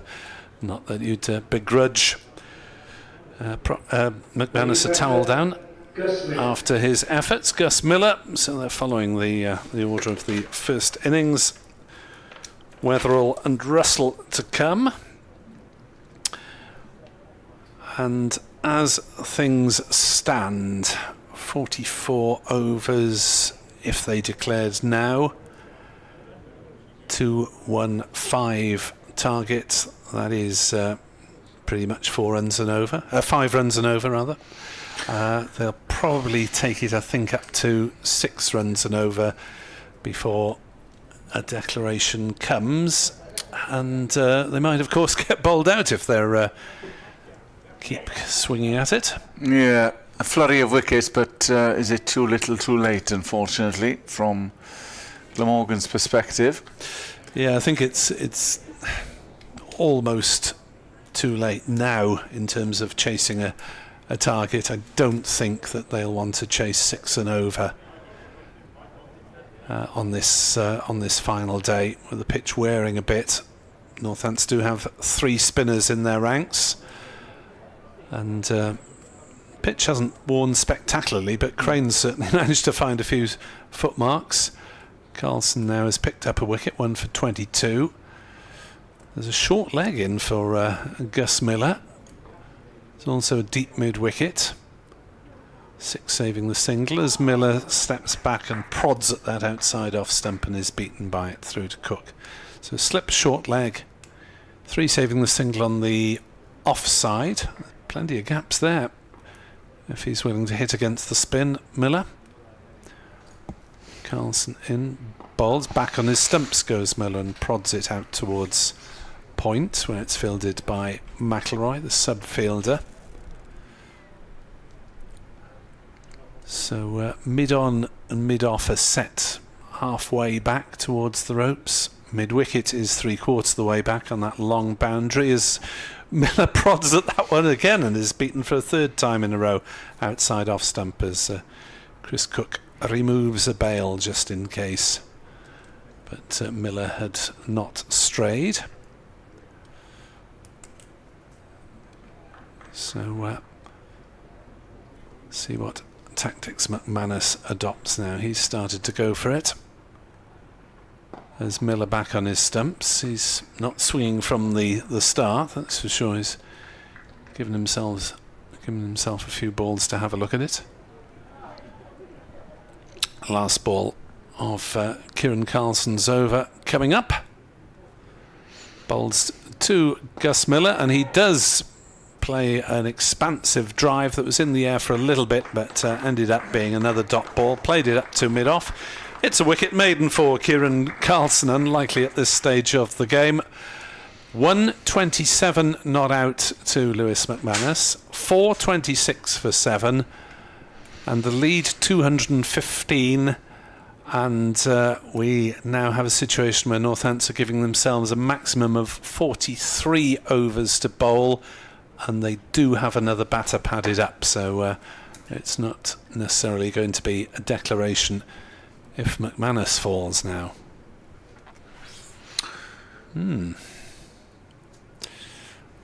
We have reached a point of interest in the game where it could go all ways still.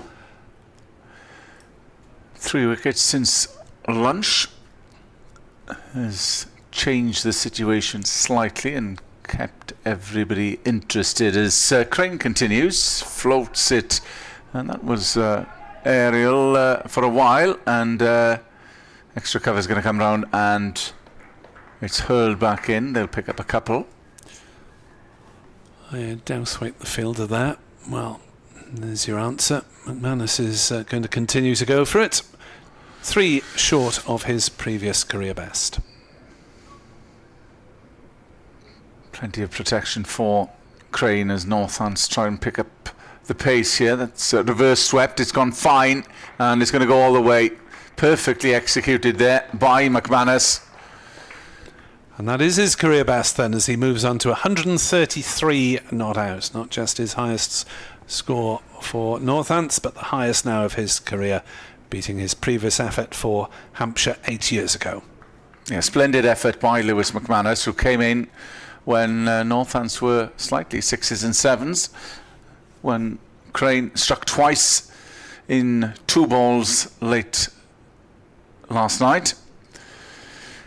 It is Crane past the umpire, bowls, and slightly wide from Mason Crane, and it's chopped into the offside for a single, which brings Miller on strike.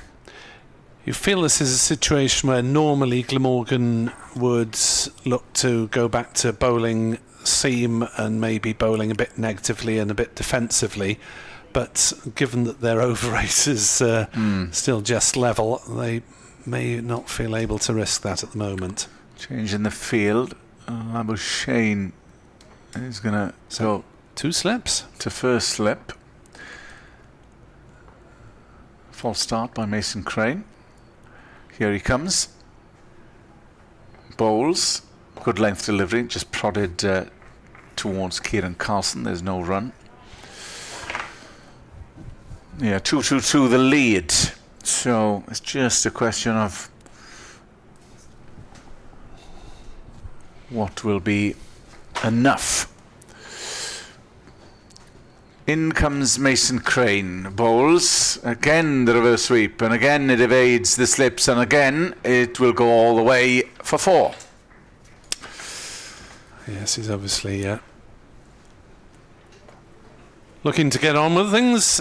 Gus Miller off the mark with a boundary from his 7th ball faced, having had a little look at it.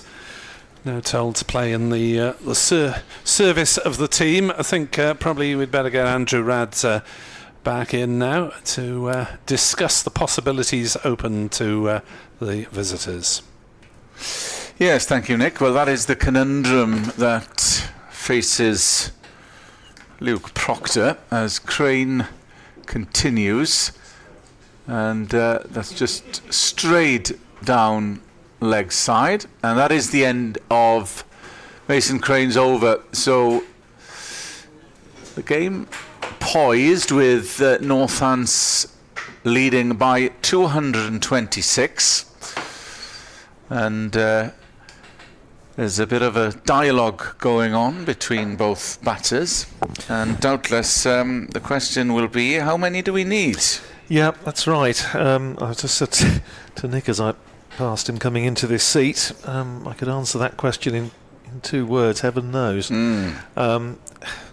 I don't think Northamptonshire are going to be, I don't think it's in their sort of collective DNA to be terribly quixotic about this and to say, oh yes, we're going to go gung-ho for a result. I think as Nick suggested, I think they're going to wait. They would want it to be nearer 6 and over than 5, I would have thought, but I am not privy to the innermost thoughts of John Sadler or Luke Proctor.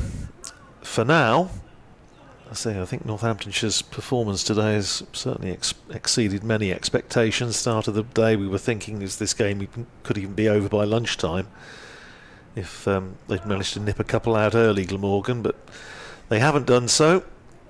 Luke Proctor and Lewis McManus batting through that first session of the day, and well, they've given Northamptonshire an opportunity that I'm not entirely sure they would have been expecting. Anyhow, 4:37 for 7. Carlson into bowl to McManus, nudges it away into the onside. They come through for a single. That's all there'll be, as the fielder is quickly in and takes McManus to 135. Northamptonshire to 4:38 for 7. Yeah, Lewis McManus is 132 not out against Surrey at Southampton in 2016. Game that Hampshire actually finished up losing. Here's Carlson down the pitch and he's stumped. Gus Miller giving it the charge and Kieran Carlson firing it in. Regulation, routine stumping for Chris Cook, who does the necessary. Miller goes for 4, 4:38 for 8. Northamptonshire then lead by 227. And just looking over towards the dressing room as to whether we're going to have a new batter in. I think we are. There's no sign of anybody wandering off with Gus Miller. So Carlson picks up his 2nd wicket. His figure's looking very respectable now for Kieran Carlson. He's 10th over. 3 maidens, 2 for 23 rather. 4:38 for 8. The lead 227. And well, they can see the 12th man, George Weldon, trotting out with, I think, a towel for Lewis McManus, and at some point maybe another batter will appear, but no sign as yet. No, you're right, Andrew. I mean, Glamorgan would have been licking their lips this morning and would have been favourites to secure victory, given that what were they, 25 the lead was overnight. 4 down. Well, you certainly look at where Northamptonshire were yesterday evening after those 2-2 balls for Mason Crane, when here's Rafi Weatherall coming out better late than never. 4:38 at that stage, 2:11 for 4 when Vasconcelos and Rob Keogh went in successive deliveries, and Northamptonshire were then in effect 0 for 4. Just wonder, were Glamorgan slightly wayward in their bowling early on? I wouldn't say not letting Northampton off the hook, because it was good batting as well from the pair, McManus and Proctor, but there were a few bowlers didn't quite get their line early on. There was a few byes as well.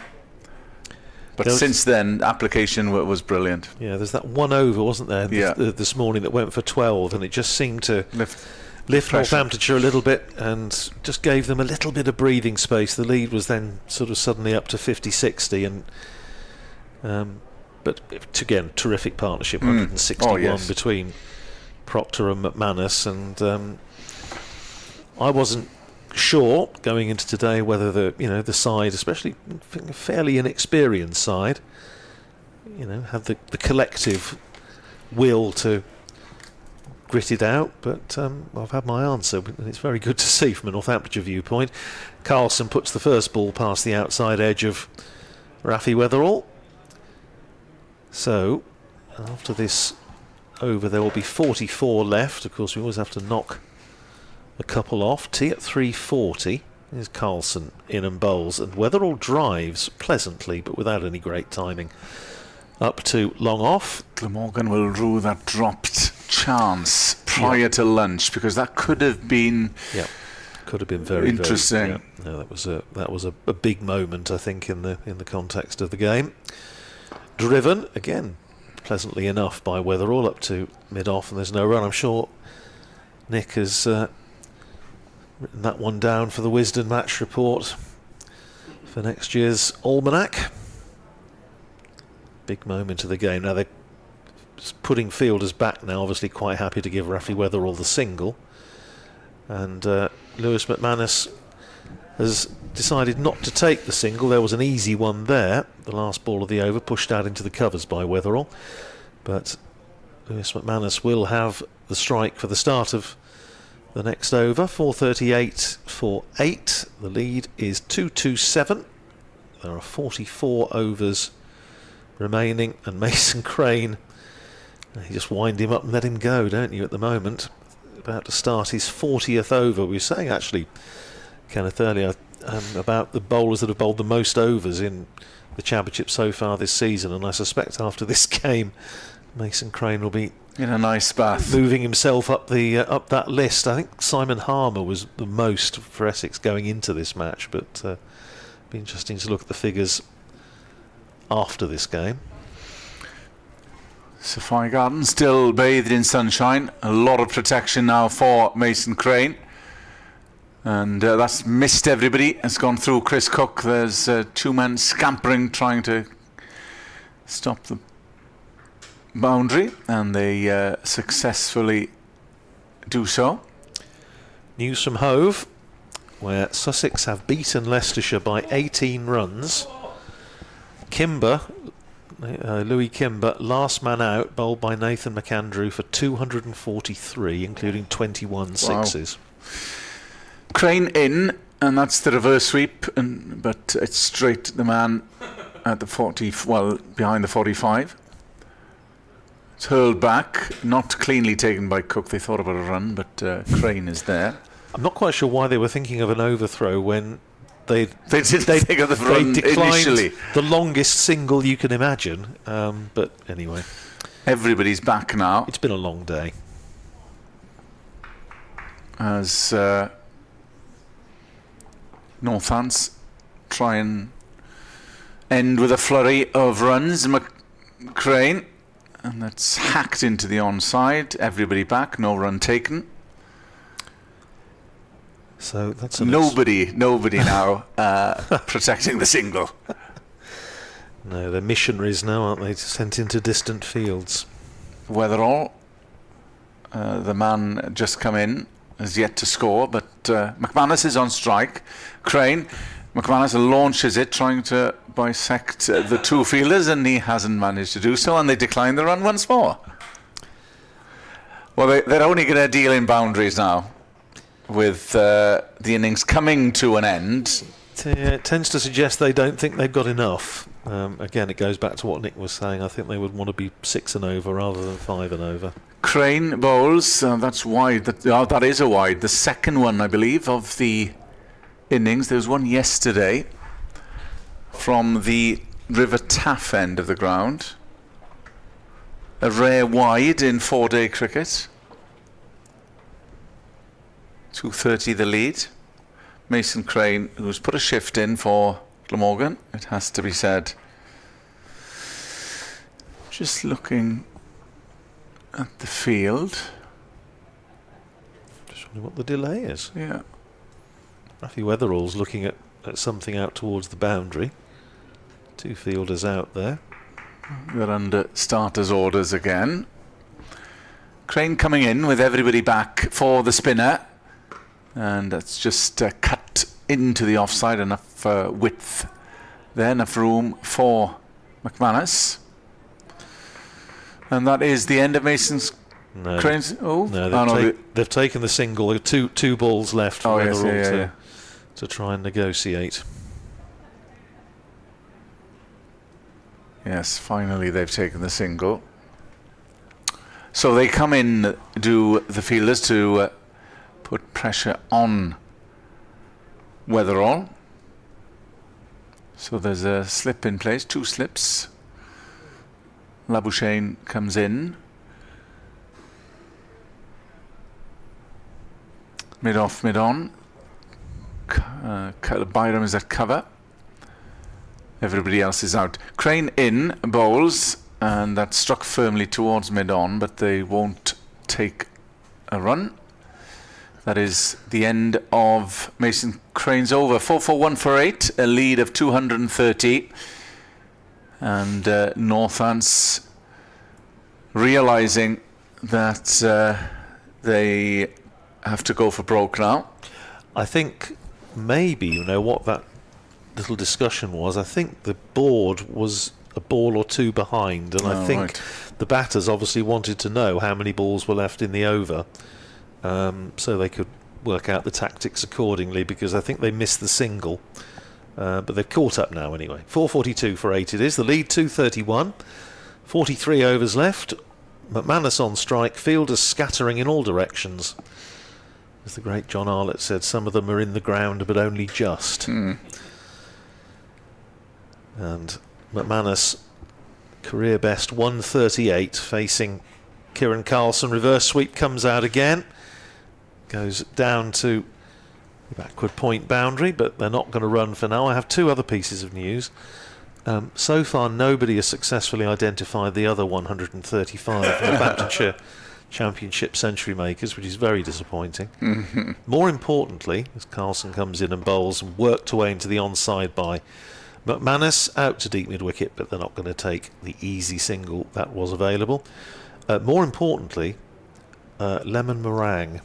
Again, I just noticed it when I was nipple on the corridor while I was off. That is very important piece of news. This is very important. Is Carlson in? Reverse sweep again. That's gone fine.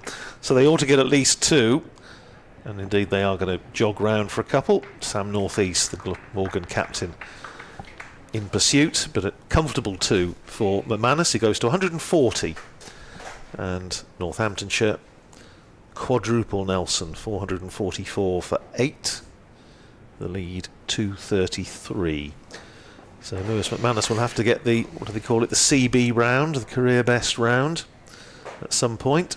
Tossed up by Carlson, swung away by McManus out to deep mid-wicket, but they're not going to run. We lose the sun for the first time today. There is a bit of cloud cover coming. Bad light, call them off. Nick has exited in a great hurry when I mentioned there was lemon meringue. Reverse sweep comes out again from Lewis McManus, and this time they are going to take the single out to deep cover. This is reminiscent of Stokes Leach now, isn't it? Yes. From 2019. Yes, that's right. We're dealing in boundaries and nothing more. Not quite the jeopardy there was in that one, to be fair, but no, absolutely. 4:45 for 8. McManus to 141. 1 ball to go in the over that Rafi Weatherall's going to have to negotiate. We have a slip, and now where's Eddie Byram going? He's discarded the helmet, so he's not going in at forward short leg. I presumably think there's not a lot of point at this stage. So he is going out just an orthodox mid-wicket, saving 1, and 2 slips in. Labuschagne and Northeast. Last ball of the over. Carlson in bowls to Rafi Weatherall. Plays it with a little flourish out square of the wicket in the offside, and they don't attempt a single. End of the over. 4:45 for 8. McManus is 141. Rafi Weatherall yet to get off the mark. 119 overs down in the innings, so 42 left in the day. Significantly for Glamorgan, who obviously had that serious issue at the start of the day when they were -5 on over rate, they're now back to level. And Mason Crane's having a chat with Sam Northeast. I thought he's having a chat with Rafi Weatherall as well. Not sure what they've got to talk about, but Crane about to start his 41st over, as you say, Kenneth. He will know he has been in a day's play today. Yes, definitely. Long bath. Get the bath salts out that he had for Christmas. So everybody will be out for Mason Crane. Once more. The lead is 234.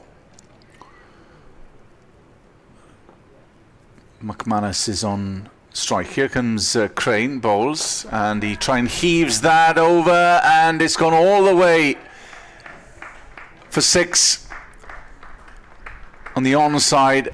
I think that was Labuschagne. He was interested briefly, but then it sailed over. It just hung in the air a little bit, didn't it? Just tantalising, and Labuschagne was wondering if it was just about going to stay inside the rope, but no, it didn't. Went into the stand. So he's going to go for it now. Is McManus. Flatter that time. He pulls it again. And that's gone again. 6 more. Another 6. 12 in 2 for McManus. He's said enough's enough. And that brings up to 150. Yeah. A fantastic knock. Another big blow for Lewis McManus. 12 runs already coming off Mason Crane's over. 150 off 196 balls, third 50 off 47. Crane again. He goes, and again, it's another 6. 3 on the bounce for Lewis McManus. Fantastic shot, and almost identical in the same position towards the grandstand. There are 2 men out there. Labuschagne is one of them, and they had no hope at all. Such a clean striker of the ball. 150 up for McManus. Well, I tell you what, Kenneth, you might need to channel your inner Wilfred Wooler here, and that one's gone way down to Swansea if he hits the 6th one. Famous, never to be forgotten bit of Wooler commentary from St Helens in 1968. Yeah. Well, there's 3. Well, he would be in illustrious company, but he's halfway there. So Crane needs to hit back somehow. He goes again, and that's a big one. It's another 6. It's 4 on the bounce for McManus. This is incredible stuff. He's laid down the gauntlet, and 4 on the bounce, 4 sixes. 24 runs already off Mason Crane's over, and I think just in case it happens, I'm going to pass commentary duties over to your good self. Well, thank you, Andrew. Kenneth. It absolutely guarantees now that it won't happen, but goodness gracious me. 4 sixes, he couldn't, could he? So the lead is now up to... The board is struggling to keep up because that's 4 sixes in the over. There they go, 469. So McManus up to 165. The lead is 258. 24 coming off the over. 2 balls to go. The sunshine has returned here at Sophia Gardens. Rafi Weatherall has just had a chat with his partner. Was it John Harris who was in at the non-striker's end when Gary Sobers hit his 6 sixes and didn't achieve a vast amount in the game, but dined out for years on the fact that he was at the other end. 4 sixes in a row. Crane bowls to McManus. He swung that away, and it's a single. There's a groan around the ground. They're going to come back for 2 because Chris Cook failed to gather in the throw. It was rather a tired bit of keeping from Chris Cook, to be perfectly honest, and they shouldn't have got back for 2 there, but they did. So 167 to McManus, 471 for 8, 26 off the over so far. 1 ball to go. Well, it was exciting for a while as Crane comes in to complete an expensive over. There's enough width there, enough room for McManus to chop into the offside. 27 off an expensive over, and that is that. A declaration has come. We thought that it might come, and after McManus has gone through the gears and 4 sixes, 27 off such an expensive last over, Crane kicks the turf in disgust, but to be honest, he's been brilliant for Glamorgan today. He's gone through a pile of work. It was just that McManus could chance his arm. He had to go for it, and it just so that it was Mason Crane at the other end. But a brilliant over that brings the Northants innings to a close.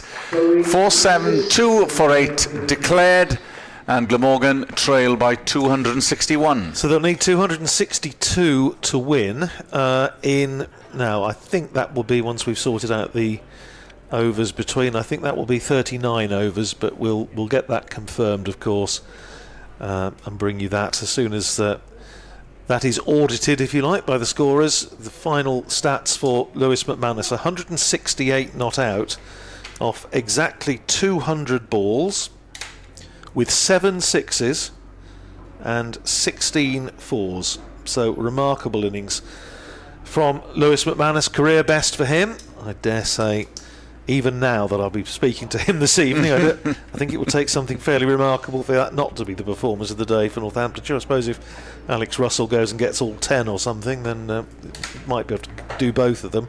Anyway, the target is going to be 262. I'll bring you the bowling figures and so on in just a second, but we'll have a moment to get our breath back, and we'll be back with you in 5 minutes or so, in time for the start of the Glamorgan second innings.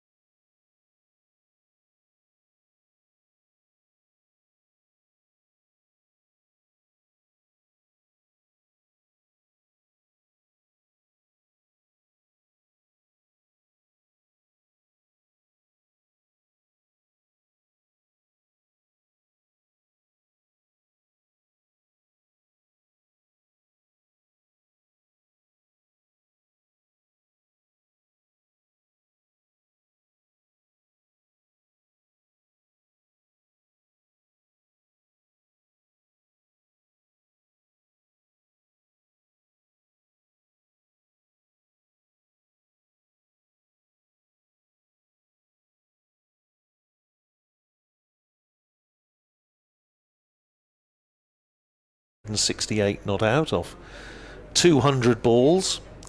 Trying to think about highest individual innings by Northamptonshire keepers. That's something that'll keep me occupied.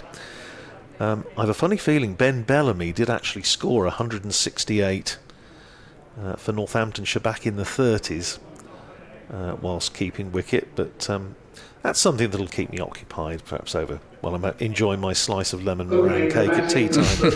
As far as the bowling figures go, the ones I will mention, because I think Mason Crane deserves a huge pat on the back as well as a very long bath.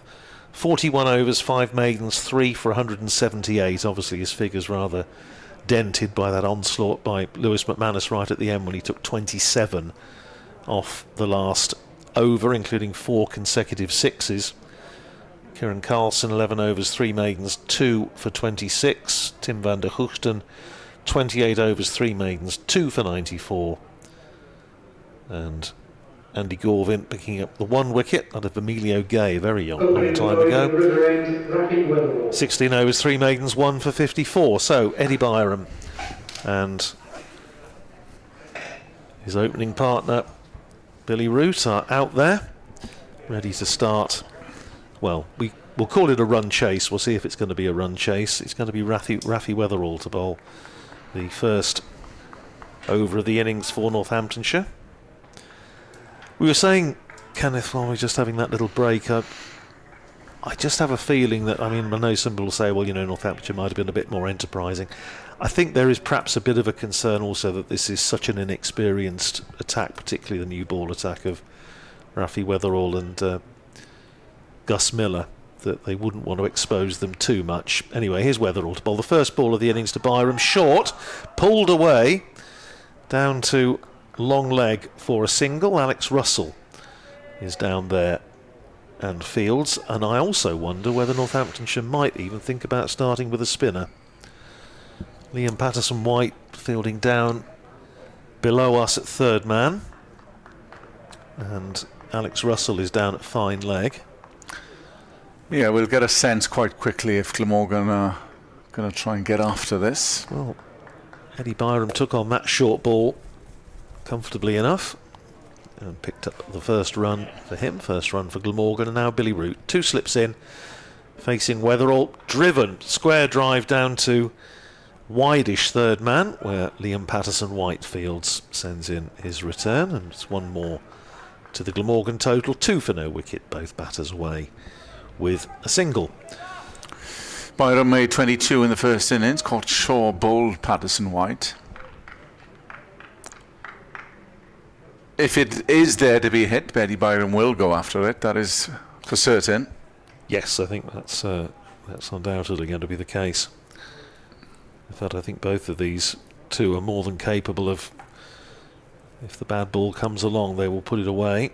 Be interesting to see what the thought is from the Glamorgan dressing room as Weatherall is in, bowls on leg stump to Eddie Byram, turns it away down to deep square, and there's another single. So 3 balls, 3 singles so far, 2 to Byram and Glamorgan, 3 for no wicket. The required run rate 6.72. Yeah, so that crept up quite considerably at the end. Well, it was a bit skewed by that last over, wasn't it? We were sort of saying that Northamptonshire probably want to set 6 and over rather than 5 and over. But 27 off that over slightly skewed things. Here's Weatherall into bowl to Billy Root, and that bounced a little bit on him. Played it well. Got on top of the bounce, runs it down to Miller at backward point. But good pace again from Weatherall. We shouldn't have mentioned Sobers, shouldn't we? That's we put the death knell on it then. As Nick's just come back, and I was saying when you were on to do the first 4 sixes, you have to challenge your inner Wilfred Wooler, and that's gone way down to Swansea, or it's gone way down to Butte Park, but not to be, not today anyway. Here's Weatherall into bowl to Billy Root, who cuts nicely, uses the pace of the ball, but doesn't manage to to miss Gus Miller, who sends in not the best return that we've ever seen. And Lewis McManus, who's batted out there for a long time today, it's not really what he wanted. And you've got slips on the floor. You've got Vasconcelos at first, Prithvi Shaw at second, and also tried to guard against it hitting the helmet, of course, which was the other one. But anyway, no damage done. Last ball of the over, Weatherall into bowl to Root, who clips it away nicely just behind square on the leg side, and he's going to pick up a single. And that is the end of the first over, just in Broadfields. 4 runs off it, so 4 for no wicket. 2 to Byram, 2 to Root, and who, I wonder, is going to open the bowling? It is going to be Liam Patterson-White. Yes, well, you had an inkling that they would start with a spinner. And he was the one that got Eddie Byram out in the first innings. Well, he bowled comfortably more overs by a long way than the other spinners, didn't he? I mean, he bowled 36 overs in the first innings, whereas Rob Keogh just bowled 10 and Alex Russell 9 and a bit. So clearly, Luke Proctor, for the purposes of this match, sees Liam Patterson-White as his go-to spinner of the 3 he has. So they are turning to spin immediately on Northants with Glamorgan 4 no wicket. The target 262. Thanks largely to the efforts of Lewis McManus, 27 off the last over, 4 sixes in total. As Patterson-White comes over the wicket, and that's launched. It's a bump ball. Some thought that it was caught at cover. It wasn't.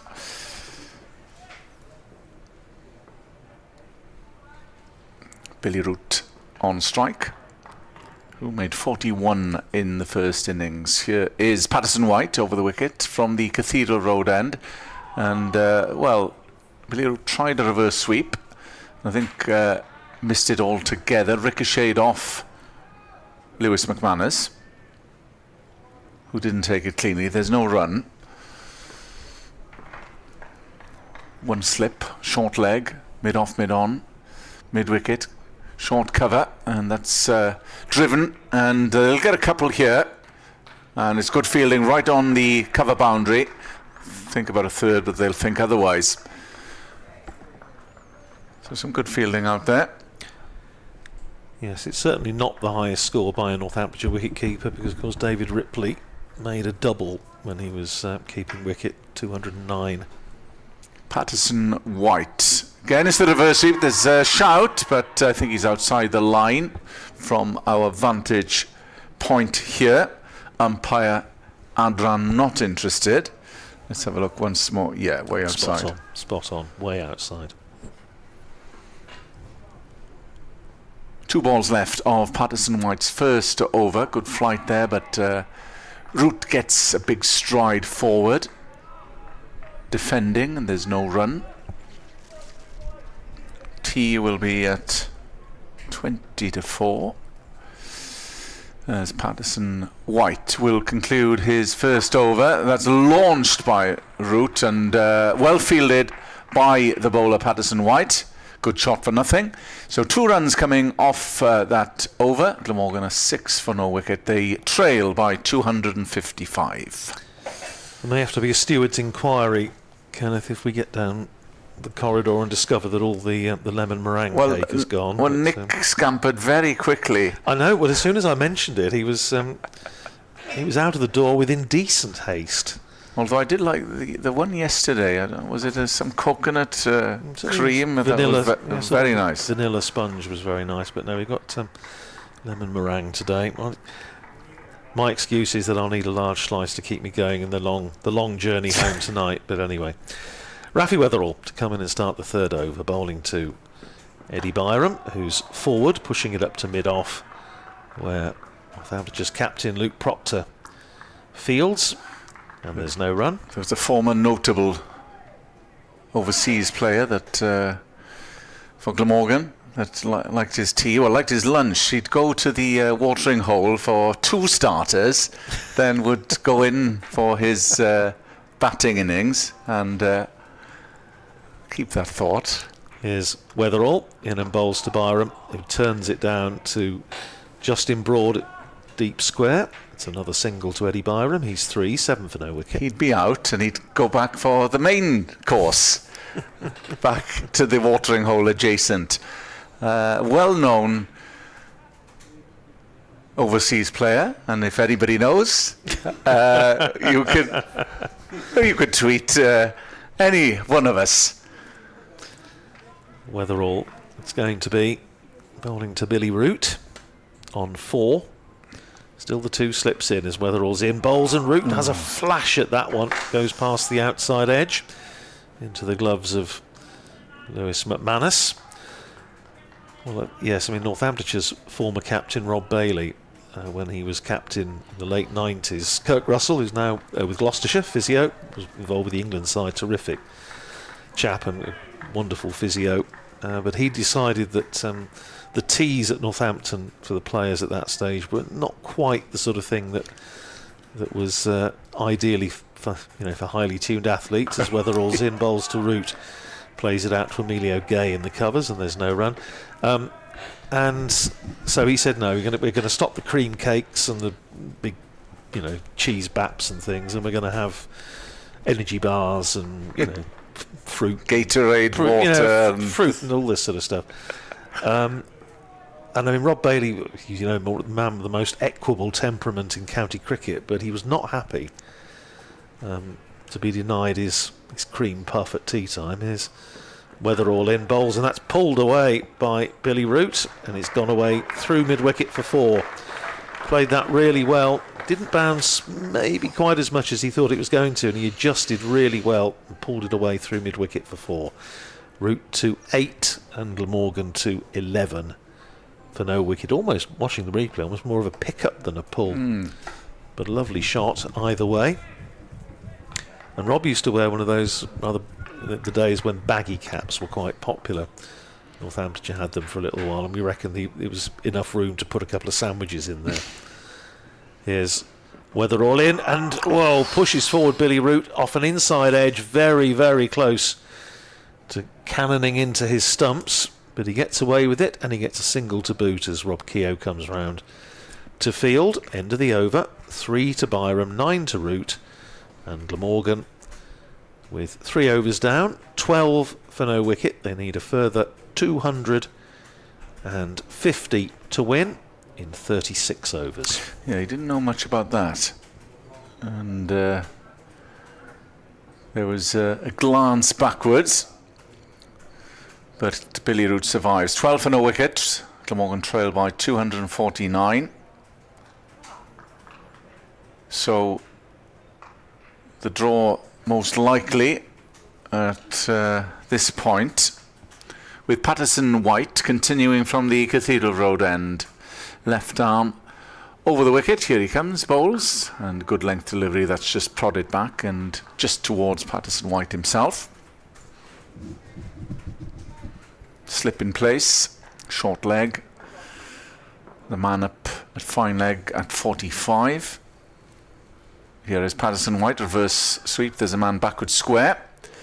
So just a single taken. Yes, that innings I was thinking about. Ben Bellamy made 168 against Worcestershire at New Road in 1922 whilst keeping wicket. So just one. A brace of 168. But I say David Ripley did make a double 100 against Glamorgan for Northamptonshire when he was keeping wicket, 1998. In is Patterson White. Again, it's the reverse sweep, and it evades the man at slip, and it goes all the way fine for 4.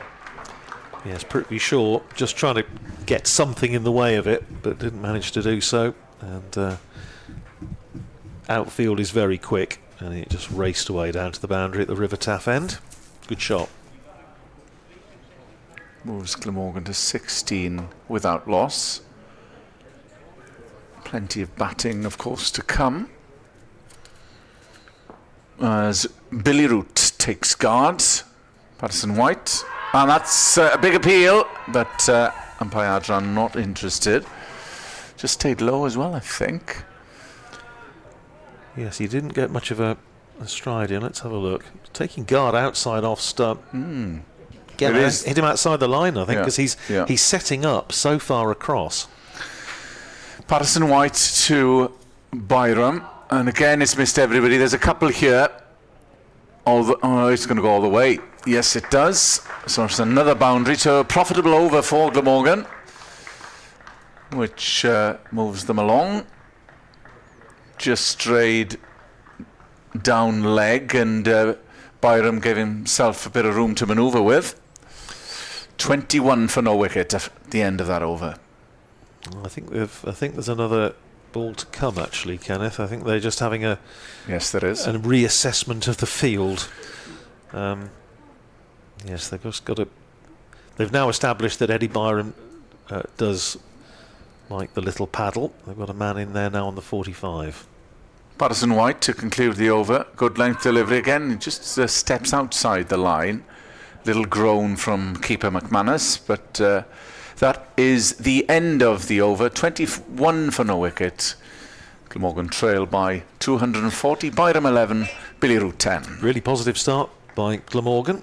Certainly not ruling out going for these. Just say, I imagine it will be just a question of see how we go and see where we are at tea. See where we are. Maybe half an hour into the afternoon and just keep reassessing the situation. But all wickets in hand, 240 off 35. So we could be in for a very, very interesting couple of hours cricket here. Billy Root taking guard. Start of a fresh over from Rafi Weatherall. 2 overs for 10 so far, bowling from the far end, the River Taff end. A lot more cloud around now, but sun out as Weatherall is in and bowls, and Root plays that defensively off the back foot up towards extra cover. Gay comes across the field and there's no run. Ben Bellingham's a wonderful man, one of a number of fine cricketers for Northamptonshire coming from Wollaston, not far from Wellingborough.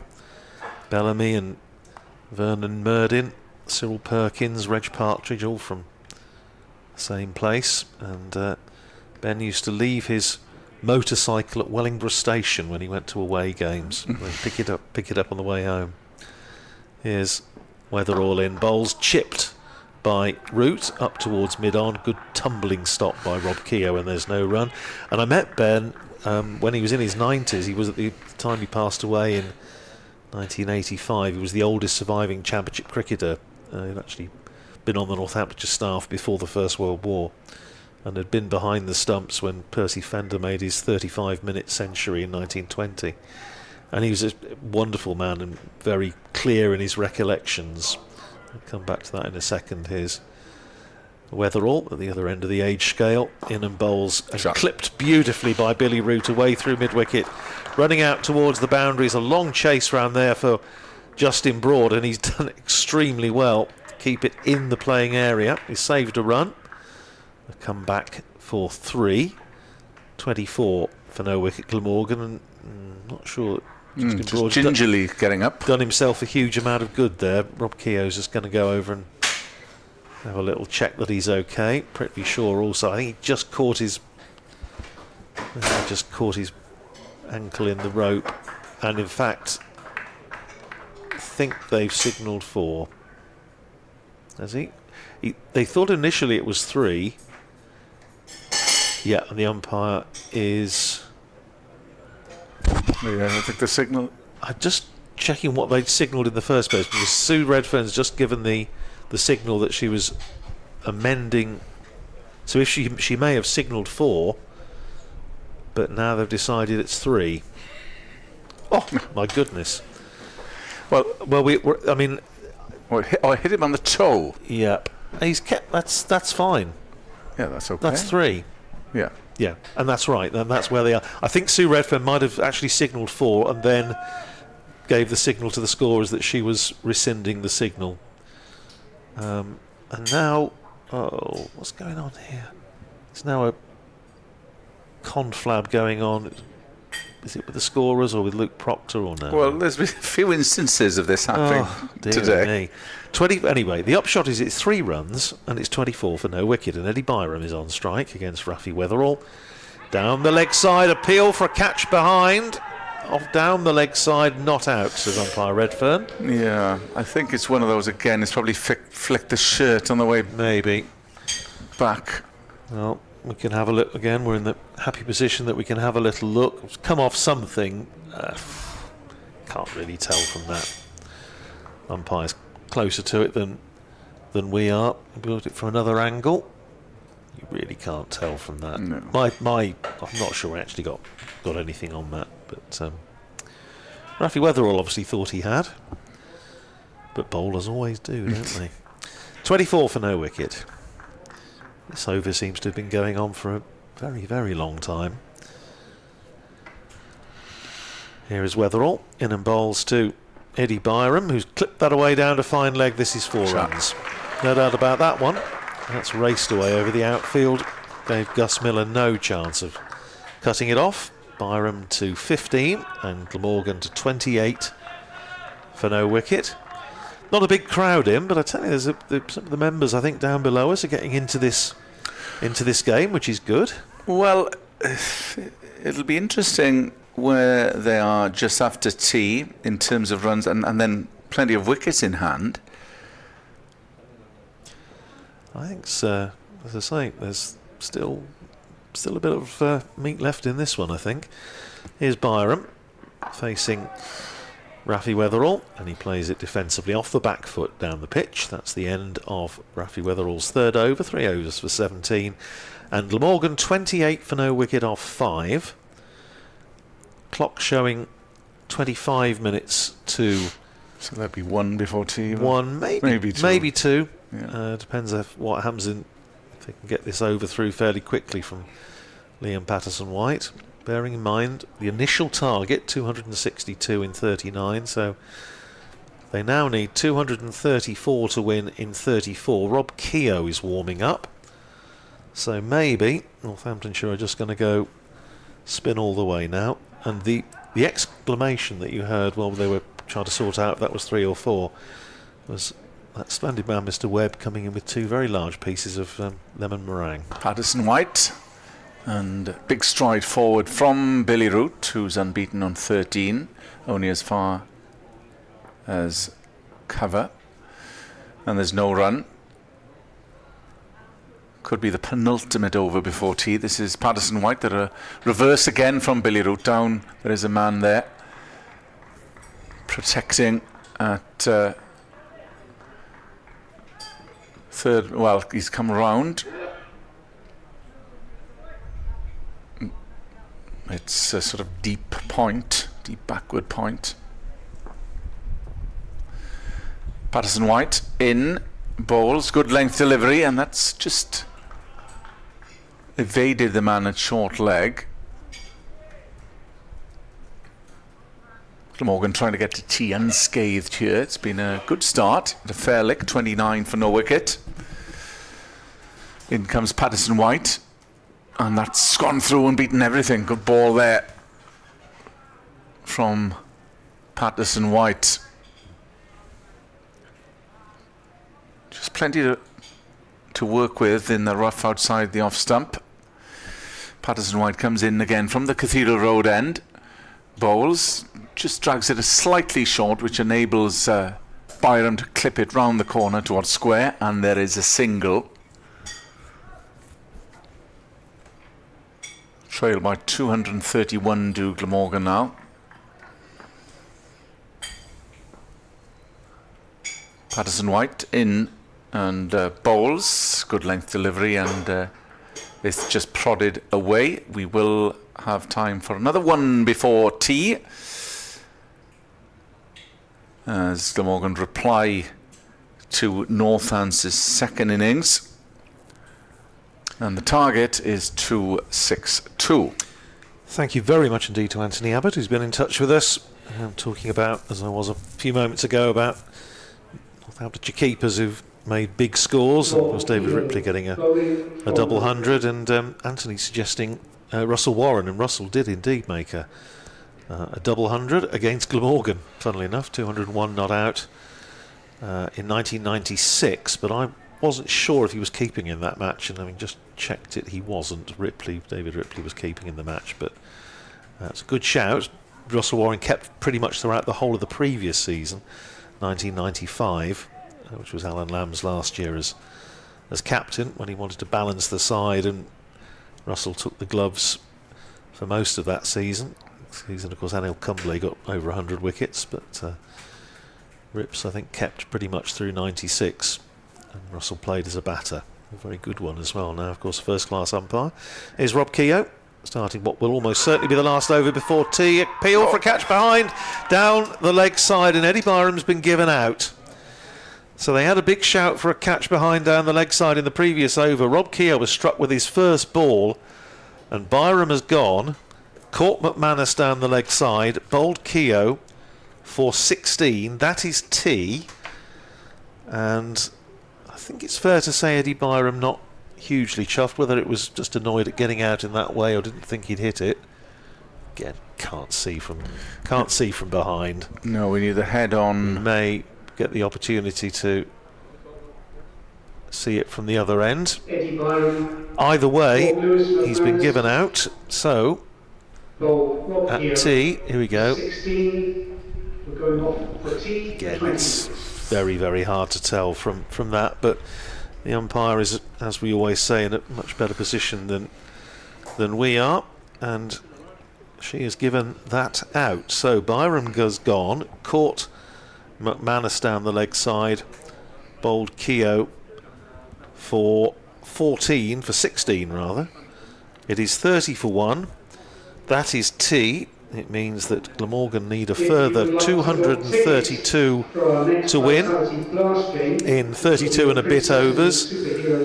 And Kenneth, I think you called it right at the start of the innings when he said a draw is the most likely outcome, but it's been a good purposeful start by Glamorgan. It has, but I think that's put pay to any inkling of getting the win now. There was a big blow prior to tea. Byram obviously unmoved. It was one of those, he probably thought it was the thigh pad, but must have just tickled the glove on the way to Lewis McManus. So Keogh strikes. Glamorgan 30 for 1, with the draw seemingly the likely outcome here at Sapphire Gardens. You would think so, but of course we shall be on air to see if that's the case when play resumes in around about a quarter of an hour's time. For now, we're going to nip off in search of lemon meringue cake. Trust you'll do something similar at home and rejoin us, please, when play gets underway here at Sapphire Gardens in about 15 minutes' time. Please stay with us. Andy Gorvin is in bowling the first over from the river end, and that's driven beautifully through. Here's Gorvin in bowls. That's edged away by McManus, and that's going to be 4 more. Runs down to third man. Here's Crane around the wickets, and Proctor steers it past short leg and goes through for a single. There's a shy at the stumps. Not that much of a climb, and a lovely extra cover drive by Lewis McManus is going to bring him 4 runs. Driven nicely by Proctor, and he's going to get the first run for a while out through the cover region for 1. Says perhaps not now, and that one's paddled away. There'll be runs here for McManus, 4 of them. Rain comes in from the Cathedral Road end over the wicket, flatter, short, and has been disposed of in this weather as Podmore comes in and bowls Fuller, and that's through the covers, and they'll pick up 94 for 4. 83 is the lead. Here's Van der Hoogten, and driven beautifully through mid-off for 4 by Proctor. with Podmore coming in from the Cathedral Road end, strays down leg, and that's meat and drink for a chance. Well, they have done that. Driven by Proctor, straight back past the bowler. Van der Hoogten in and bowls to Proctor, turns it down past the man at short leg for short leg and slip the close fielders. McManus steps back and cuts nicely. We'll get runs here. He may chasing that one and maybe can be forgiven. Driven again on the offside, and that's gone in the same direction from McManus. The wicket comes Carlson. Down the pitch comes Luke Proctor, and he's absolutely smashed that through mid-on for 4. Crane bowls, driven through the offside for 4 by Crane. In bowls to McManus, who lofts another one away on the leg side, and he's got plenty. Labuschagne over the wicket to McManus, full toss, smashed for 4. Straight back past the bowler, and McManus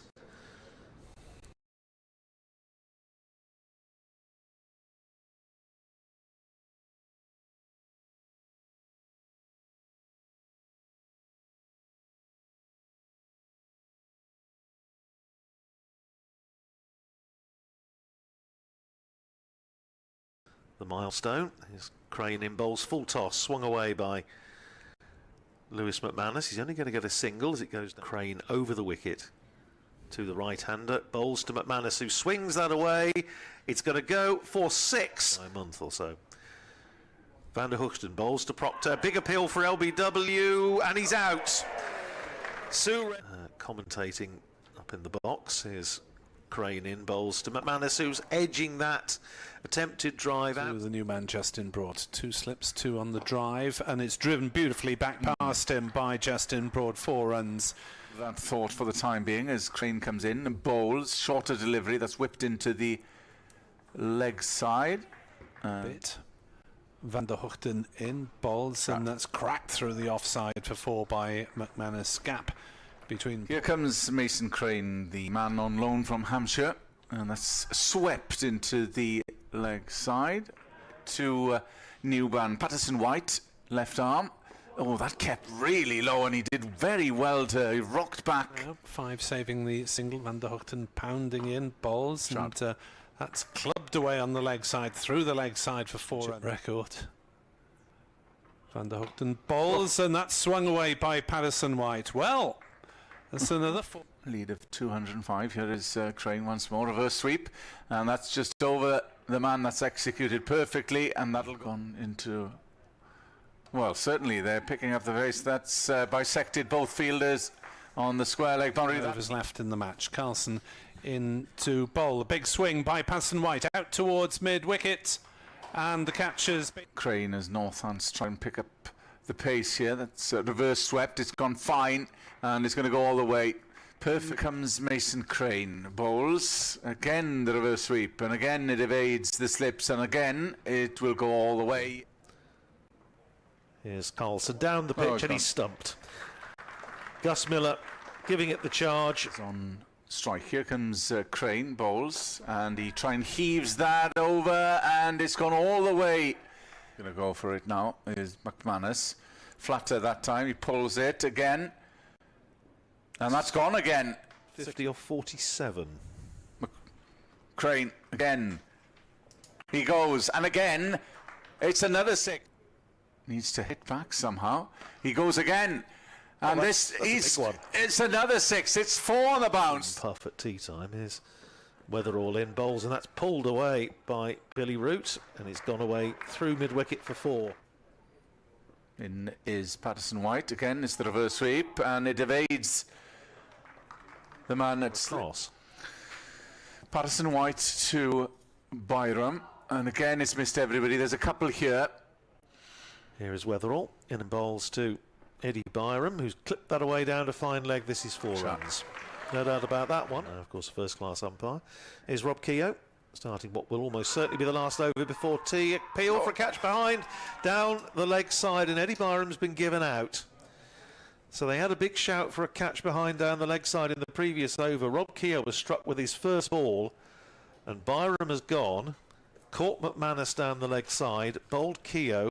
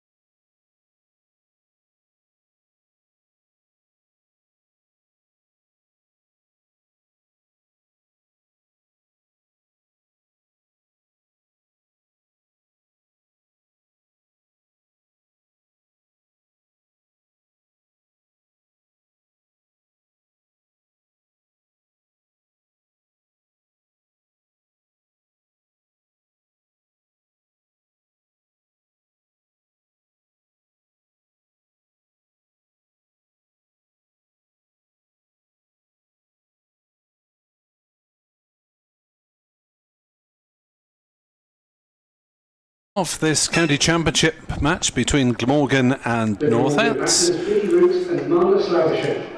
Something of a surprise. All results still possible. Glamorgan 30 for 1 off 6.1 overs. Their target 262 in 39. And that after Lewis McManus hit a career best 168 not out, including 27 in an over off Mason Crane, 4 successive sixes to spark the declaration. Richard Blake emailed me to ask about Mason Crane's situation after this one-season loan from Hampshire. As I understand it, it is the final season of his contract with Hampshire, and so therefore he's up for grabs. Richard saying, imagine Hampshire will want him back. Well, they haven't really used him over the last couple of years, so they can have few complaints if he decides to stick with Glamorgan. Here, though, 30 for 1, 231 needed off 32.5 overs, so the required run rate is sevens. And Rob Keogh to bowl the over which he started before tea. Byron was given out, caught behind down leg side. And here we go then with the first over after tea, or the continuation of that over. Marnus Labuschagne on strike.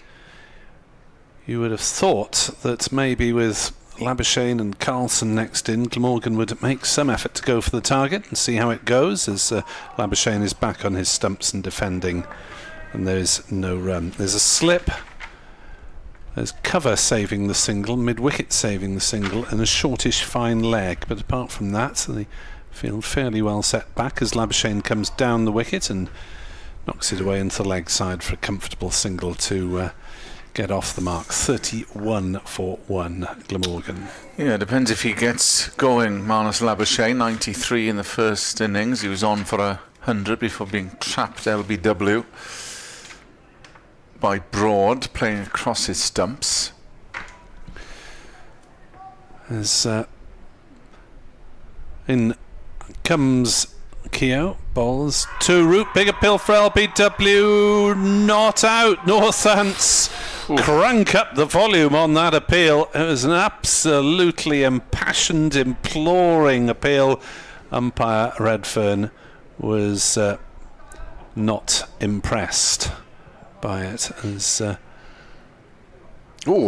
was close. Was it maybe sliding down leg? I think that was. Didn't hit very high. I can understand how they feel aggrieved. As Root drives the next ball through the offside, he'll just pick up the single though. This is a good sliding stop at wide mid off. As that looks stone dead from the replay. Doesn't get forward. Ooh, gosh, I don't know what the defence is there. It was sliding down, but I think it did. Was hitting middle and leg. Yeah. Keogh bowls and Labuschagne clubs it away up towards long on and goes through for a single. There have been a few though, so umpire Redfern has been consistent on both sides. Yeah, just erring on the side of caution. Well, that's fair enough. You know, you're meant to give the benefit of a doubt to the batter. Paul Sussex on Twitter: do the point system need to change to promote more positive cricket? Derbyshire with no win all year, 39 points off top spot. Yeah, I agree with you, Paul. I don't know why they've gone back to 8 for the draw, having been 5 for the draw for a couple of periods. Yes, the win ought to be worth more than twice the draw. But these two teams are going for it here. 33 for 1 off 7, needing 228 in 32. So the rate's now over 7s. Billy Root survives. Huge appeal and a very good shout. So, to continue, from the Cathedral Road end is Patterson White just rejigging the field somewhat. There's a slip in place. Short cover, mid-wicket, mid-on, long off. And there's a man covering a deep backward square and deep point. Here comes Patterson White. Left arm around towards Labouchere, who paddles that one round the corner. There could be two here. Probably every time there's two Labouchere, because he's such a quick runner between the wickets. Maybe a BBC Radio L's update imminent, so stand by your beds in case. 35 for 1, chasing 262 are Glamorgan. Labouchere takes strike. In comes Patterson White, bowls, left arm round, and Labouchere just caresses that into the offside, and it's gone fine. There should be two, yes there is. Easily back for the second. Here we go with the radio update. Unexpected drama here. Glamorgan 37 for 1 in the 8th over, chasing 262 in 39 overs. A very demanding target, but a run chase at all is a great pleasure. Northants declared on 472 for 8 thanks to a career best 168 not out from their keeper Lewis McManus, including 4 successive sixes off Mason Crane. It's a demanding target. Eddie Byram fell for 16 just before tea, but we could have late drama here. Glamorgan 37 for 1, chasing 262. Update for BBC Radio Wales. Patterson White continues from the Cathedral Road end. Flattish delivery, and that evades the man at point, so there'll be a single, there'll be two. So the score ticking over.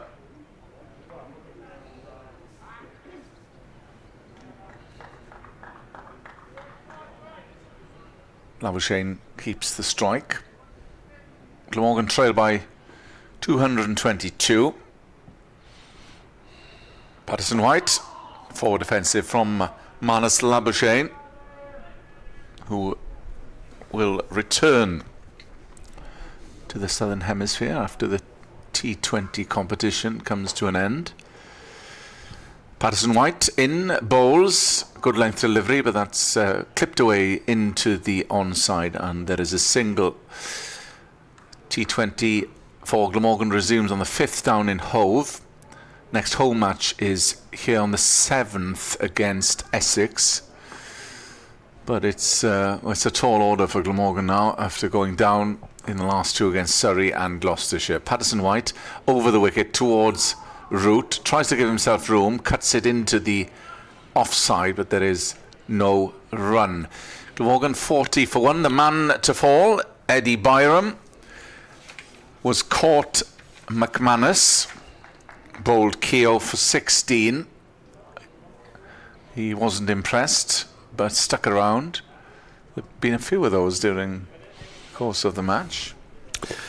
Yeah, well, you're never going to keep everyone happy, are you? With any decision, as Glamorgan 40 for 1, 222 needed in 31 overs, so over sevens, just over sevens. Keogh from the River Taff end to bowl to Labouchere, who comes down the wicket and drives beautifully through the offside for 4 runs, finding the gap in the field. Labouchere, like Colin Ingram, you feel watching him that he's able to put the ball exactly where he wants between fielders when he's playing those aggressive shots. He's not only playing the shot according to the merits of the ball, but also where the fielders are. Yeah. 44 for 1, Labouchere to 13. Keogh pulls out. How you can lose a run up on half a dozen paces, I'm not sure. Labouchere waits. Keogh bowls. Labouchere turns it into the leg side and calls for a single, placing it wide of Vasconcelos at short mid-wicket. And the other mid-wicket, Emilio Gay.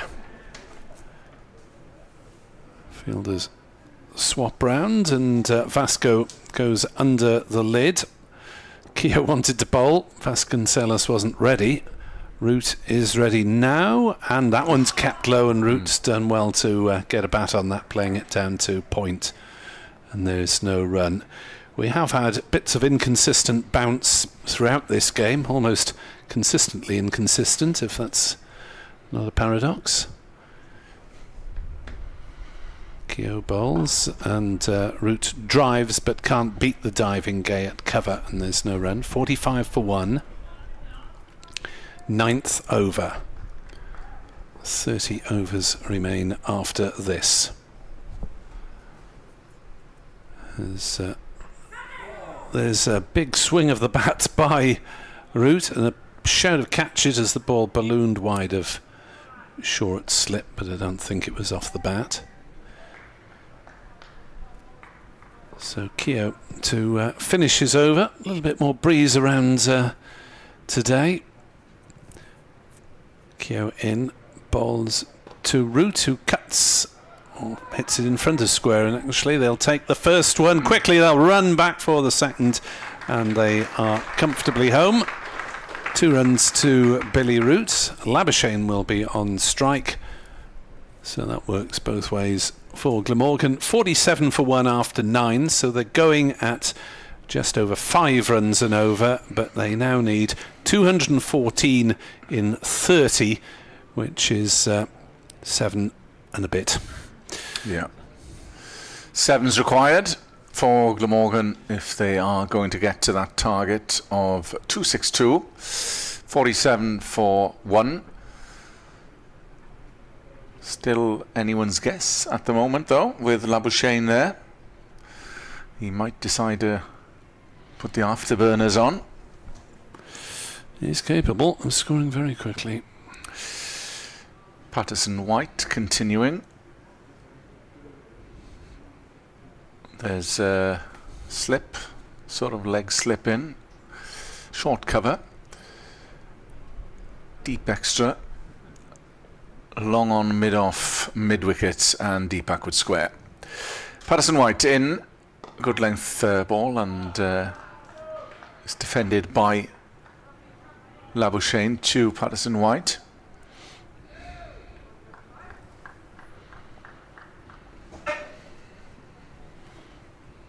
Coming around the wicket is Patterson-White, bowls. Puts a bit of air to it this time, and it's an easy single down to long on for McManus Labuschagne.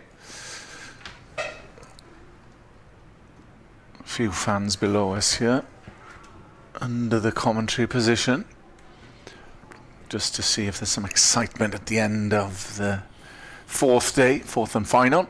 Over the wicket comes Patterson-White, and that's swept, and it's fielded well.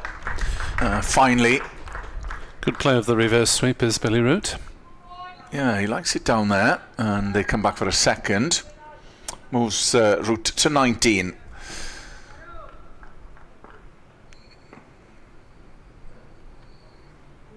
Patterson-White coming over the wicket to Billy Root, and there's an appeal once more, and I think it missed everything and trickled down towards third man, and the slip got after it. Leg by is indicated by umpire Adran. Yeah, I think Root just got outside off stump, I would suggest. In comes Patterson-White round the wicket, and Labuschagne eyeing the single. There's an easy one available to the man back at long off.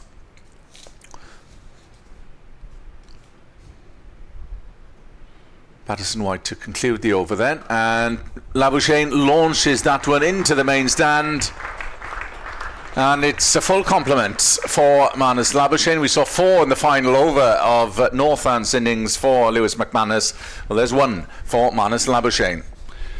Yes, it's an empty grandstand, and maybe useful that it is empty today, because it's been peppered at quite regular intervals during the course of today, once Northants started putting the afterburners on in their second innings, having got to a position where they thought they shouldn't lose. They decided to just risk it a little bit. Outside possibility of losing, outside possibility of winning as well. 57 for 1, 10 overs gone, 29 remain to score 205 to win. Keogh from the River Taff end bowls to Root, who's forward defending. Well, it's not impossible. A lot will depend on the presence of Labuschagne. Yeah, the longer Glamorgan go for it, obviously the more likely they are to win and the more likely Northants are to win. As down the wicket comes Root, drives nicely through the covers, beats the diving Gay, runs away into the vast expanses of the offside, and it has actually made the boundary as Alex Russell makes ground round the cover boundary but can't get there in time. And Billy Root has 4 more. Adjusted well there, came down the wicket. Keogh tried to get it a little bit wider, but Root with the square drive through the covers for 4. As Keogh directing Gay a little bit further back, and Vasco comes out from short leg and goes into a short cover position, and Gay is in a deeper cover position. Might just save the single there. Keogh bowls, Root cuts as well into the offside. He isn't saving the single because Root has hit the ball more or less straight to him, and they've still gone through for the run. 200 to win for Glamorgan in 28.5 overs here on BBC Sport Online. As Labuschagne sweeps, but straight to Weatherall at short fine leg, and there's no run. 62 for 1. So unexpected drama. Northants making better than expected progress. Saved the game and then allowed the declaration to be set up as Keogh fires one down leg side and Labuschagne makes no contact. Through to McManus, who of course has been on the field all day today anyway, progressing from just 19 not out overnight to a career best 168, so a big day for him whatever happens.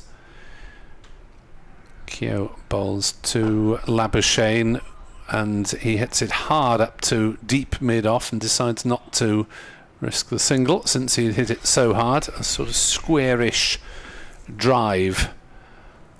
Labuschagne trying to punch it hard, but for once couldn't find the gap in the field. 62 for 1, 200 needed in 28 overs. Which is a run rate of 7.14 now required. So it hasn't gone up that far since the start when it was 6.72.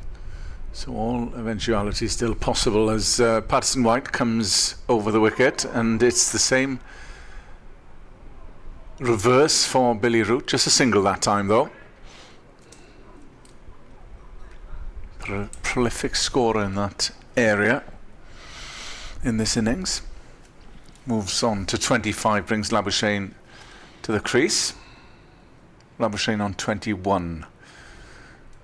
199 needed for victory.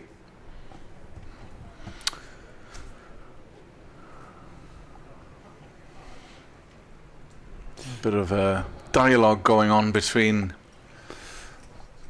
bowl and captain. Yeah, in contrast to Glamorgan's struggles with the over 8, Northants are +5 at the moment, so they can afford to take as long as they like setting the field. Yeah, Glamorgan were -5 at one stage as Patterson White comes around the wicket towards Manus Labuschagne. It's short, and that will evade mid-wicket so they can take a run. Current run rate is 5.6. And the required, as Nick mentions, it's just over 7 needed. Yes, that is demanding in the context of a championship match, albeit meat and drink in T20. Yes. But we shall see as Billy Root takes guard again, rejigging of the field. Short leg is now moved by Patterson White to the offside.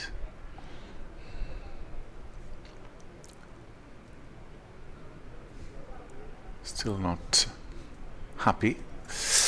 Now he starts his run. Patterson White, left arm over towards Billy Root. And well, he tried to chop that down to third man, but it just was trapped for room there, Billy Root, and it went, it missed everything. Well, for a moment, McManus seemed to be appealing, but then he didn't actually catch the ball, which is a problem. Oh, it might have flicked the glove, that. I think that was a chance. Patterson White bowls, and it's a big blow by Billy Root. It'll go through mid-wicket all the way to the boundary. A glorious stroke by Billy Root. Well, it didn't look as if there was a feather from our vantage point, but we saw the replay. Yeah, I think it might have just flicked the gloves on the way through. But a great riposte by Billy Root with the boundary. 29 for Root. Labuschagne on 22. Unfortunately, McManus started shouting before he caught it. He's had a hard day. I think we can forgive him one error. Yes. Patterson White in past the umpire, bowls. Shortish that time, and it enables Root to paddle it round the corner to backward square, and there's a single taken again. Yeah, Luke Proctor's going to have to be careful setting his fields, because there, of course, has to be a defensive aspect with, 3-4 out towards the boundary at the moment. But on the other hand, that allows Glamorgan to knock it round. Yeah, and rotate the strike as Patterson White comes in to McManus Labuschagne. There's a quick single that time, and it's good running between the wickets from the pair, because it went straight to the fielder there. That point. Yeah, Labuschagne will pretty much back his ability to run 22 yards against anyone fielding the ball. And to be fair, doesn't often get run out, even if his partners have to be very much on their toes. If you want to chuck us any final tweets on the state of the game, X messages, Nick Webb 2017, Kenneth Davis, Old Man Rad, as we might get towards such a close finish that we have to give the events in the middle all our attention, not social media. Both these sides back in action on Sunday, of course, so not much of a rest, but they should be used to that from the opening blast of championship games, and they played 3 and 4 on the bounce. Proctor is into the attack for the first time in this innings, taking over from Keogh, so the medium fast of Luke Proctor with the very front-on action, bowling to McManus Labuschagne on 23 not out. Northamptonshire against Sussex, Gloucestershire against Glamorgan, Sunday 11 o'clock. As Proctor's first ball is turned into the leg side by Labuschagne, who will take a single.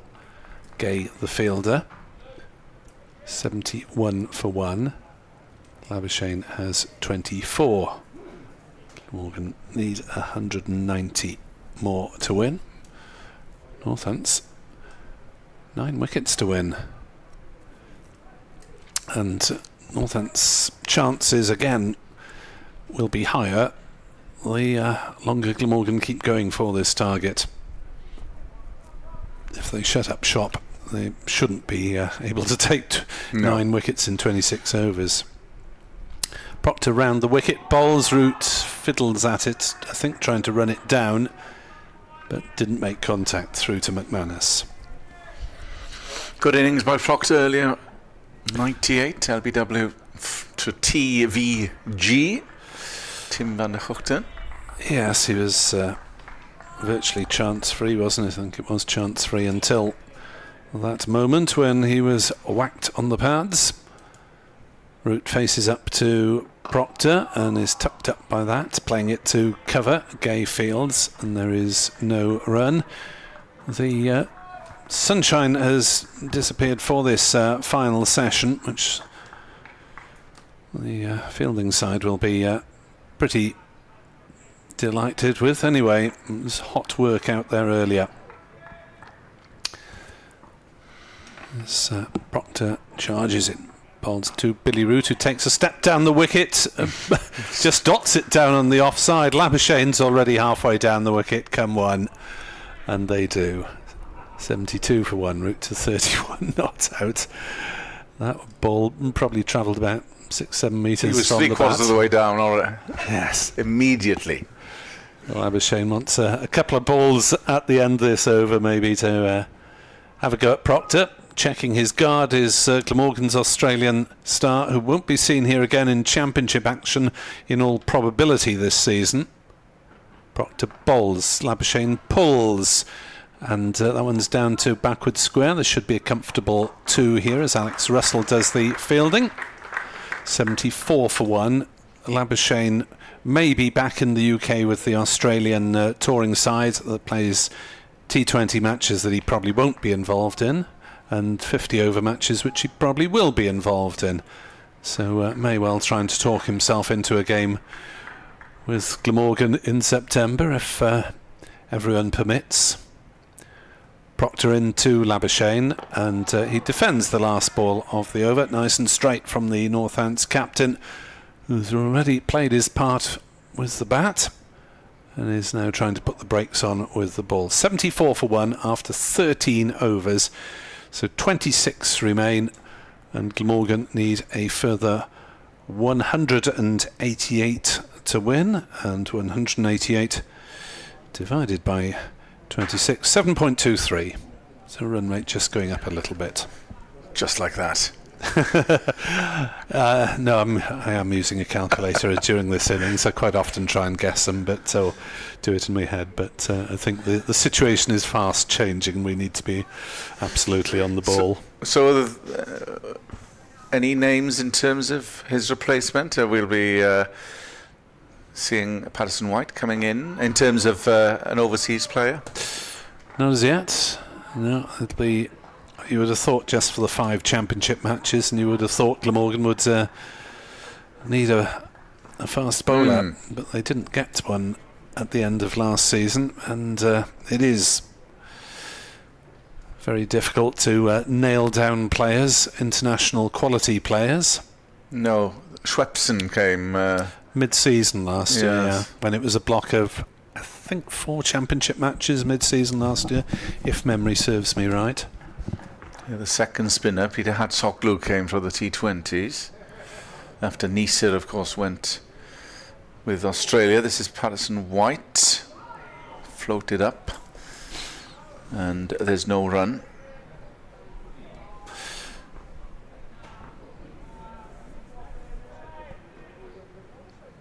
Patterson White comes in, bowls.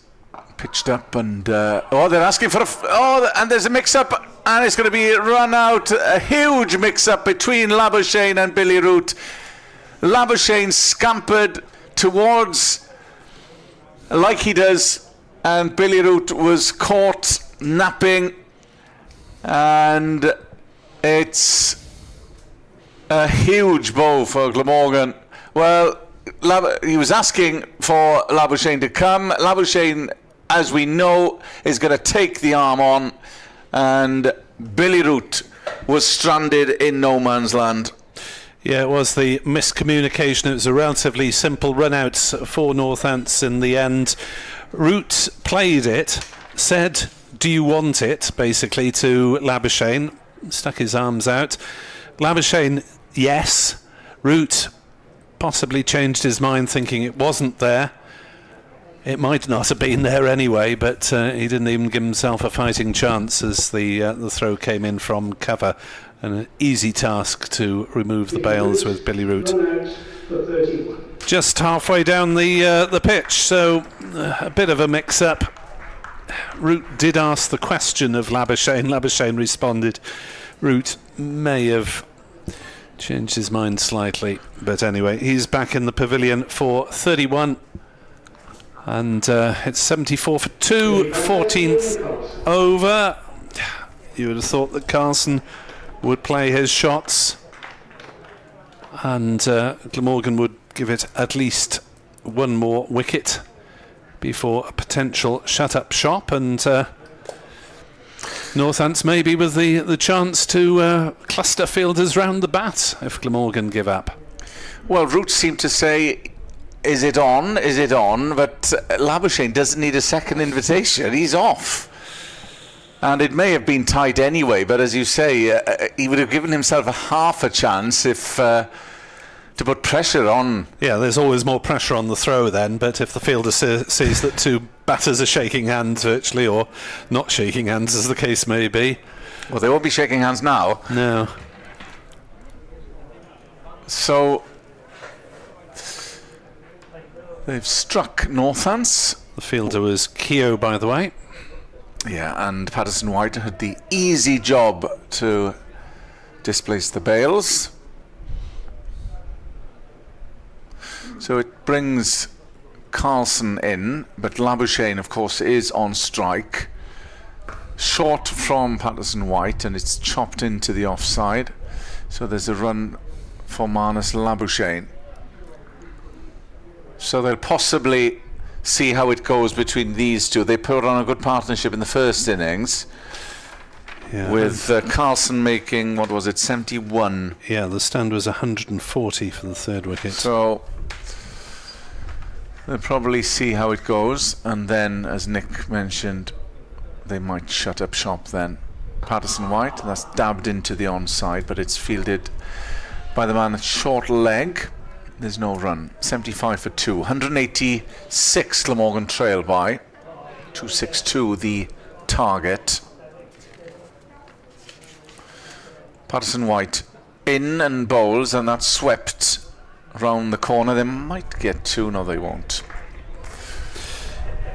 Possibility may be that if Glamorgan do continue to go for it, then Chris Cook might be elevated above Sam Northeast. Cook, a more natural big hitter, magnificent stroke player though Northeast is, as video viewers get another chance to see the easy opportunity presented to Rob Keogh in the covers and his ecstatic reaction at claiming the wicket. 76 for 2. Proctor from the River Taff end in renewed sunshine.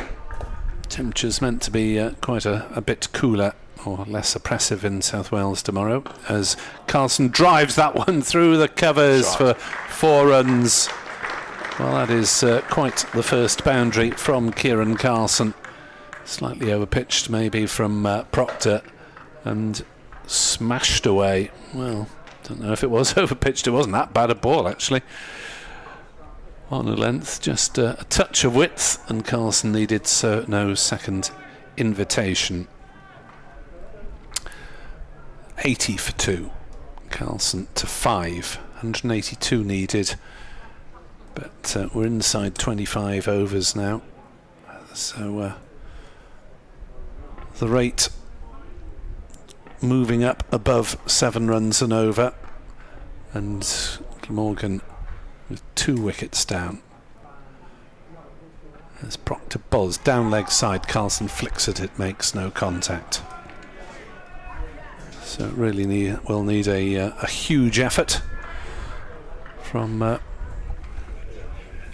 least 2 batters, you would have thought, to get there with such a limited time scale. 80 for 2. Labuschagne 27, Carlson 5. Target 262 in 39. 6.7. Proctor bowls. Carlson pulls it away. Shouts of catch, but it is on the bounce down to deep square leg. And they have to settle for a single.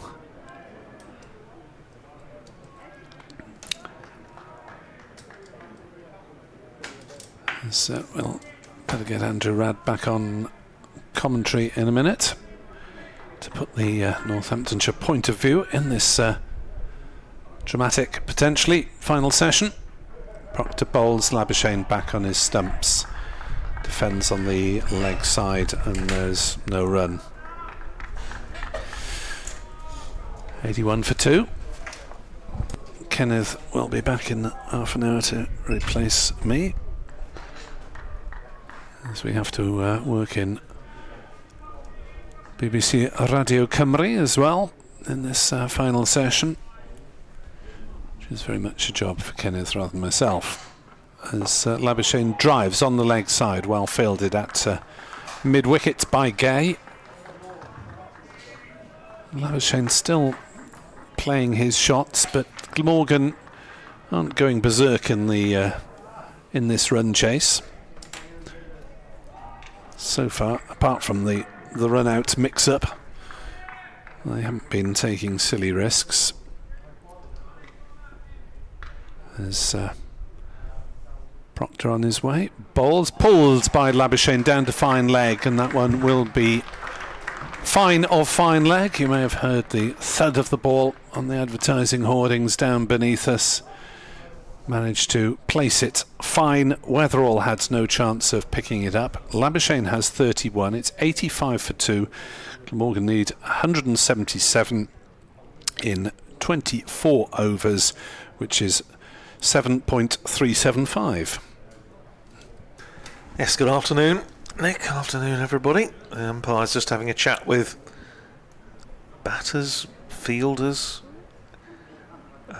Luke Proctor. Not entirely sure what all that's about. Mr. Adnan, there's a laying down of the law to McManus Labuschagne, who's got something to say in return, as he always does.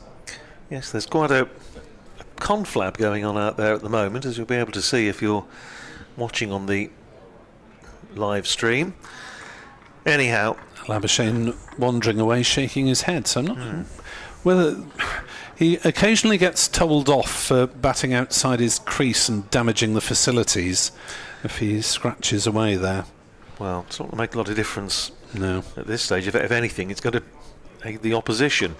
Big sweep by Kieran Carlson for half a dozen. That's gone into the stand. It's the first ball of Liam Patterson-White's 8th over, swept away by Carlson for 6, and I think you called it absolutely right at T, Nick, and that these two, if they get going, then Glamorgan are still clearly going to be interested in going after these. Whether they would be able to sustain it if one of these went fairly soon remains to be seen, but nevertheless 171 more runs needed by Glamorgan with 23 overs to go after this, so it could well be a very, very interesting finish. And we did say this at lunchtime, didn't we, that the biggest obstacle perhaps to Northamptonshire setting something a little bit more generous is the man out there at the moment, McManus Labuschagne. Yep. Because he is one of the best players in the world, and he is capable, as everybody in the cricketing world knows, of doing remarkable things with a bat in his hand. Now the delay is that I think the ball has it gone down one of the like stairwells there? Oh, quite possibly, yes. It's the empty grandstand. There are stairwells in it, and of course there is no one in the grandstand, and just an area that's used for storage during non-T20 blast periods. Well, there's Rob Keogh and Justin Broad trying to sort out what's what. In the meantime, if they go down the other stairwell, that's it, boys, then they'll be able to get down. Oh no, they're not. No, they're not going to bother. In the meantime, the box of balls is back out on the field, so the ball will be changed, presumably. The trouble is there's a load of green netting around there which may hinder their progress, and is that someone possibly from the ground staff who's yeah, looks like it. Oh yeah. No, they are having another look for it now. Keogh's decided that it is worth looking for. Can't do that here, mate. Have they got it? Let's keep sure. holding anything. No. Yes. They have got it. Oh, well done. He holds it up in triumph. Brandishes it, doesn't he? Yes. Elsewhere, there's a couple of games that are going absolutely nowhere in Division 1. Essex against Durham at Chelmsford. Essex set big target to win, 433 or 195 for 2. Dean Elgar has taken root, 116 not out. Tom Wesley 54 not out. So Durham will be frustrated there, one feels. Similarly at Trent Bridge, Nottinghamshire 414 for 2 in their second innings against Somerset. So Nottinghamshire 300 ahead. That will be drawn. Ben Slater is 165 not out. Will Young not out on 60. At Edgbaston, really good rear guard action by Warwickshire. Looks as though they should save the match against Hampshire. Here's Patterson White after a long delay, bowling to Carlson, who clips it away down to deep backward square for a single. Carlson to 13, Glamorgan to 92 for 2. Because set 498 to win, they were 123 for 6. They're now 255 for 6. Sam Hain 86 not out. Michael Burgess 58 not out. So it looks as though Warwickshire ought to get a draw there. Here's Patterson White in bowling to Labuschagne. Clips it away just in front of square on the leg side. Back to Keogh on the boundary. And there's another single. Labuschagne to 32. Glamorgan 92 for 2. And obviously Surrey have beaten Worcestershire. They did earlier in the day. Lancashire beating Kent. Have beaten Kent. Next ball finds Carlson turning it away on the leg side for a single. The scoreboard is now seized up because it's only registered the first ball of this over and nothing thereafter. It's the excitement of the final day finish. Not used to it. 94 for 2, I think that is now. Patterson White bowls and driven by McManus Labuschagne up to mid-off, fielded eventually by Gus Miller. So another single onto the total. I think that's 95 now, but the board still says 91. You're using your fingers or your toes? Memory, which is even worse. Here's Patterson White to finish the over, bowling to Carlson, who is defensively back down the pitch. End of the over. We think 95 for 2. We'll plump for that, I think. 95 for 2. So another 167 needed in 23 overs. Okay, so if it is 167 in 23, that will be, talk among yourselves, ladies and gentlemen, 7.26. So it is just hovering around the 7 and a bit. There's just an element of déjà vu about this, because of course Northamptonshire's T20 tie against Leicestershire last Friday night, 208 plays 208, the main scoreboard didn't work at all. So we were commentating using the small scoreboard and our laptops, which was quite entertaining. Proctor in to bowl. Labuschagne runs it down towards backward point, goes through for the single, 96 for 2 approximately. Subject to audit. Yes. In Division 2, Derbyshire clinging on. Are they? At Lords. Yeah. They're not going to win, but they are 190 for 8. All right. So they looked doomed earlier. They did look doomed, but they're clinging on, Derbyshire. So that could deny Middlesex a win that would enable them to keep up a little bit with Sussex. So otherwise, we'll be well clear.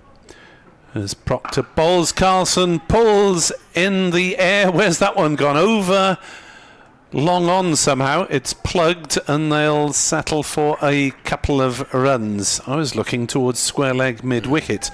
It went a lot straighter, I think, than Carlson intended, but he got enough of it to easily clear the man halfway back at mid-on. 98 for 2, potentially the score in this 17th over. Yes, it's right on the stream. It's just the scoreboard that's... Oh, that's corrected itself now on the stream. Carlson drives on the offside, picks up a single, 99 for 2. It's now it's now sort of Keystone Cops cricket on the scoreboard, because it's... The trouble is, on these scoring systems, if something goes wrong, you have to go back and undo several deliveries if you've got one wrong. It's one of the many reasons why I only score for our second 11 as a rule, because you can just do that in a scorebook, which I'm fine with, but first team now you have to do computer scoring in the Northamptonshire League, so too clever for me. Proctor on his way in again, and Labuschagne knocks it away on the leg side. They run the first one quickly to bring up the 100. They won't risk the second on this occasion. 100 up then in the 17th over, with 2 wickets down, and the target is 262 in 39 overall. So Glamorgan having a decent go at this. Certainly are. As in comes Proctor to bowl to Carlson, who drives into the offside, finds Patterson White at cover, and there's no run. Yes, I have every admiration for those who have taken to laptop stroke tablet scoring. As I see our first team scorer poking away at his tablet.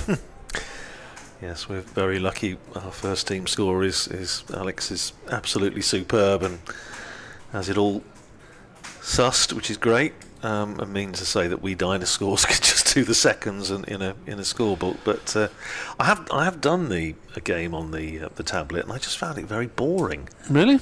Yeah, it's just pressing the odd button every now and again. It's I do rather like the idea of having to make sure that things are adding up and using different coloured pens and all this sort of thing. It's add leg buys, that's my motto if it doesn't add up. Yes. Oh, I think that's everybody's motto, isn't it, Nick? We've all done it. Yeah, if batting and bowling doesn't add up, add leg buys, it doesn't debit anyone. 100 for 2. 262 the target. Proctor bowls. Carlson hits it up in the air and over mid on just about. Again, he hasn't quite got all of it, and again they'll settle for a couple of runs. A lot more height than distance there from Kieran Carlson. It went up a long way. It was like a sort of gap wedge, wasn't it? I'm glad you could see it. I was just judging on the field that was running back. I had no idea where the ball was there. I just about spotted it, but yeah, it was Gus Miller circling underneath it, but no, it dropped over his head in the end. So 102 for 2. Another 7 off that over. Yeah. So Glamorgan are proceeding at 6s and 7s, but just slipping fractionally further behind the rate. That, of course, might not matter if they have wickets in hand coming to the last 5 overs. I suppose the other thing is, I mean, at the moment Northamptonshire have had the odd close catcher in. If they need to just bring the boundary, I'm sure that's probably what they will do. But this has been a really, really good effort by Glamorgan. 160 more runs required, 22 overs to go. Northamptonshire still with a slip in as Patterson White prepares to bowl fresh over to McManus Labuschagne. From this Cathedral Road end, round the wicket comes the left arm spinner, paddled round the corner by Labuschagne, running down towards the boundary at the River Taff end. He's only going to get a couple. Justin Broad runs round to field. 2 more onto the total. Labuschagne to 36, and the total to 103 for 2. Scoring fairly steadily, aren't they, without a volley of boundaries at any point. Here's Patterson White in and bowls, and driven square drive by Labuschagne. He's only going to get 1 as it goes out to Alex Russell out there on the cover boundary. You get the feeling that grandstand side boundary is the target if they can step up the rate, as we saw with McManus smashing those 4 6s off Crane. Here's Patterson White in and bowls to Kieran Carlson, who goes for the sweep round the corner. It's going to be another couple of runs if Justin Broad gets there, which he does. It's a really good bit of fielding again. He was then like sort of a cartoon character struggling to get his feet, moving and gripping the turf. Did eventually, and he keeps it to 2. 107 for 2. Carlson 21. Patterson White. In again and bowls. Reverse sweep from Carlson. It's gone over the top of slip and it's going to run down for 4. Carlson to 25, 111 for 2, and another 151 needed now by Glamorgan. And Northamptonshire need to see the back of one of these two. Fairly sharpish, you feel. Alex Russell having a limber up out in the deep. Maybe he will get a bowl in the not too distant future. Here's Patterson White in bowl short, pulled away by Kieran Carlson. He's only going to get one as Rob Keogh comes round in front of that short boundary and keeps it to 1. Carlson to 26, 112 for 2. Another 150 needed. 21 overs to go after this one. Patterson White bowling short to McManus. Labuschagne turns it again round the corner out to deep square, where they will come through for a single to finish the over. Another productive one for Glamorgan. 11 off. 113 for 2. So 149 more runs needed. 21 overs to go. Labuschagne is 39. Carlson is 26. Captain and vice captain consult. And are we going to see a bit of Alex Russell? Yes, we are. Russell on for Proctor at the River Taff end. Didn't bowl much in the first innings, well, for a long time. In the end, he finished up bowling 9 overs and 5 balls, 1 for 31. Picked up the last wicket, that of Andy Gorvin. So just dropping down to 7.1, the required run rate for Glamorgan now. And from the river end, Alex Russell. Northants with not a lot of time to bowl Glamorgan out now, No. Unless Glamorgan really are going for it with 6, 7, 8 wickets down. So the possibilities are endless. As Prithvi Shaw having a little chat in mid-wicket, offering his knowledge and thoughts as to where fielders might be best deployed. Interesting shout bringing Russell on now. It's quite an attacking move, isn't it? Certainly is. And having been quite critical, I think, in the first innings when it did seem as though Alex Russell was here for the lemon meringue cake or whatever the players have, although Ricardo Vasconcelos suggested last night they didn't get that. But No energy bars all round. But well, he's been given an opportunity to make a name for himself here. Chicken, broccoli and rice. Yum. All healthy stuff. 113 for 2. Alex Russell, the leg spinner, born in Newport, brought up in Gloucestershire and forging a professional career with Northamptonshire.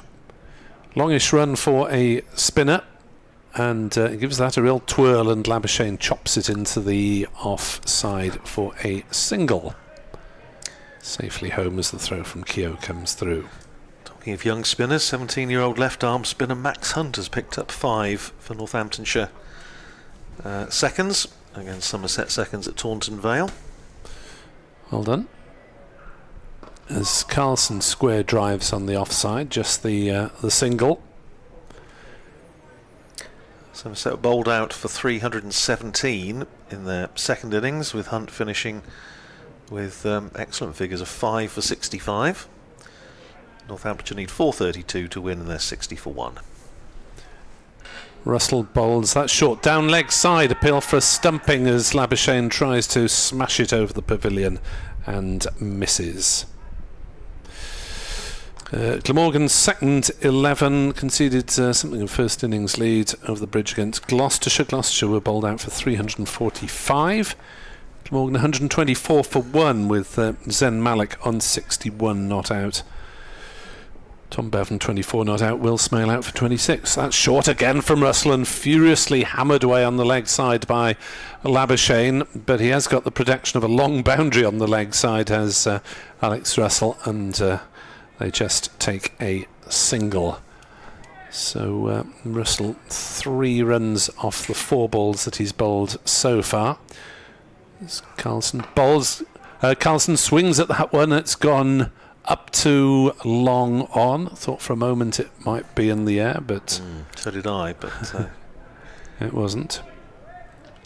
4 for 71 for Ben Callaway for Glamorgan seconds, by the way. The teenage spinner. Labuschagne steps back, tries to place it through the offside, but there is protection on the cover boundary. So Russell, bowling well to his field in that over, has conceded 5 singles. That is fewer than Glamorgan need. And they are 118 for 2.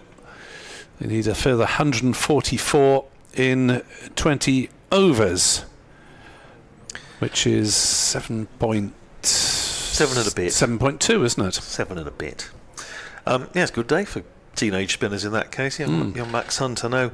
Quentin Jones, Northamptonshires scorer, does quite a lot of the second team games.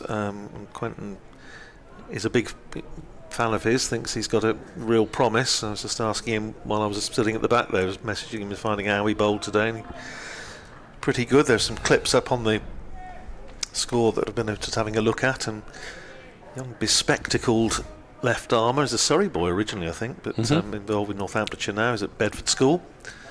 England women about to beat New Zealand, by the way, in a one-day international in Chester Street. New Zealand were bowled out for 157. England are 137 for 1 in the 18th over. Tammy Beaumont 65 not out. Maya Butcher has just gone for 67. Great day on the Roca Riviera. Isn't it always? That time, well, absolutely. Patterson White, who's going to bowl his 10th over from this Cathedral Road end. Reverse sweep by Labuschagne, but straight to Rafi Weatherall at backward point. And there is no run. Notts and Somerset have just knocked it on the head. A draw at Trent Bridge in Division 1. Very boring one by the look of it. It didn't look gripping, did it, that one? Patterson White round the wicket, bowls to Labuschagne on 42. Cuts it away. Should only be a single out to the man protecting the cover boundary, Alex Russell, and indeed it is. So Labuschagne to 43, 119 for 2, 143 more runs required to win. Here's Patterson White in bowls to Carlson, drives down the ground. Again, only a single out to Gus Miller, who's half and half at mid-off, halfway back. Freddie Heldrick is on the field as 12th man. I'm just trying to work out who's not out there at the moment.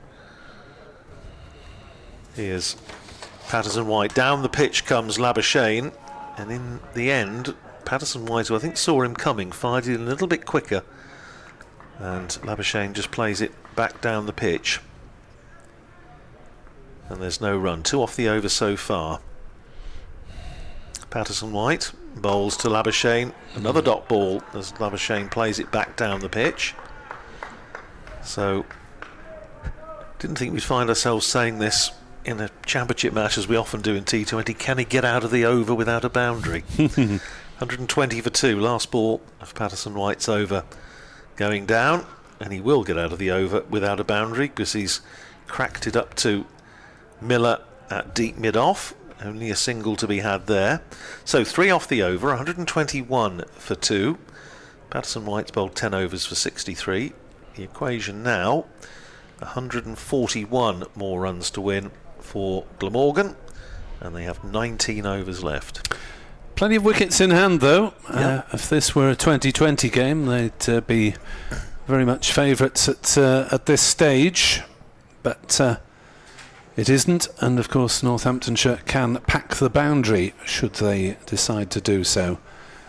At the moment, well, they've got 4 just about saving the single, 2 either side of the bat, and the young leg spinner Alex Russell is bowling from the River Taff end and pulled away by Labuschagne, but just the single take, and that is just such a vast square boundary on the leg side that it would be very difficult to hit against the spin square of the wicket.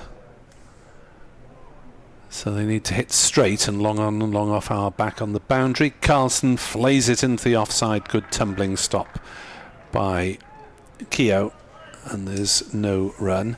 So the fielder's on the boundary at cover point, long off, long on, more or less on the ropes at mid-wicket, although about 10 metres in, and deep backwards square. Russell bowls. Carlson again trying to get himself room and hitting with the spin, but can't quite pierce the offside field. Broad in front of the empty grandstand does the fielding. 123 for 2.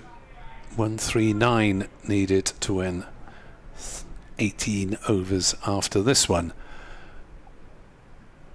Russell bowls. Labuschagne back on his stumps, just settling for the single, turning it away on the leg side. So Glamorgan unable to find the boundary in the last couple of overs. Other results in Division 1. Lancashire beat Kent by an innings and 83. Surrey beat Worcestershire by an innings and 5. Russell bowls. Carlson has a big swing and the ball trickles behind the keeper, and they'll just take a single as Proctor does the fielding. It was a leg by.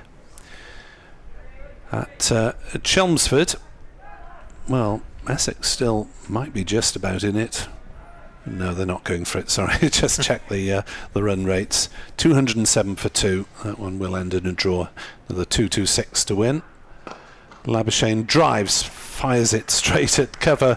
And credits to these two spinners. They are forcing Glamorgan to hit the field more often than not. Russell has just bowled 2 overs for 8 runs now, which is good going considering he was underused in the first innings. Patterson-White, who certainly wasn't underused, has bowled 10 overs, 0 for 63, run a ball, but Glamorgan not able to accelerate at the moment. Labuschagne's almost exactly a run a ball, 46 off 45. Carlson is 30 off 22.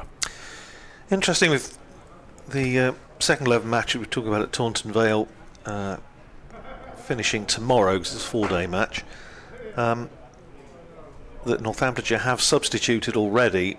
Bartlett and George Bartlett and Jack White are now out of that match. They have already been substituted, so I'm assuming they go straight back into the first team squad, who presumably might have a practice tomorrow. I'm not sure. Might you need to sub a batsman? That's dunno. Bonkers. Absolutely no idea, but I just noticed that neither of them are down in the team now, and they've both been substituted. So interesting. Here's Russell starting a fresh over to Carlson, who swings that out to deep mid-wicket where Keogh fields in front of the main grandstand. Only a single. 31 to Carlson, 126 for 2. Any substitution going on for Glamorgan seconds is that Smale and Horton are swapping the gloves, it seems, every session or so. Here's Patterson-White in and bowls reverse sweep by Labuschagne, but just picks out Rafi Weatherall again at backward point. So Patterson-White, who opened the bowling, is in again, and that's a lovely little deft touch by Labuschagne. What a beautiful late cut, and it's run down away for 4 runs. And that's 50 for McManus Labuschagne. And what a beautiful way to get to it. Fantastic eye you need for a shot like that.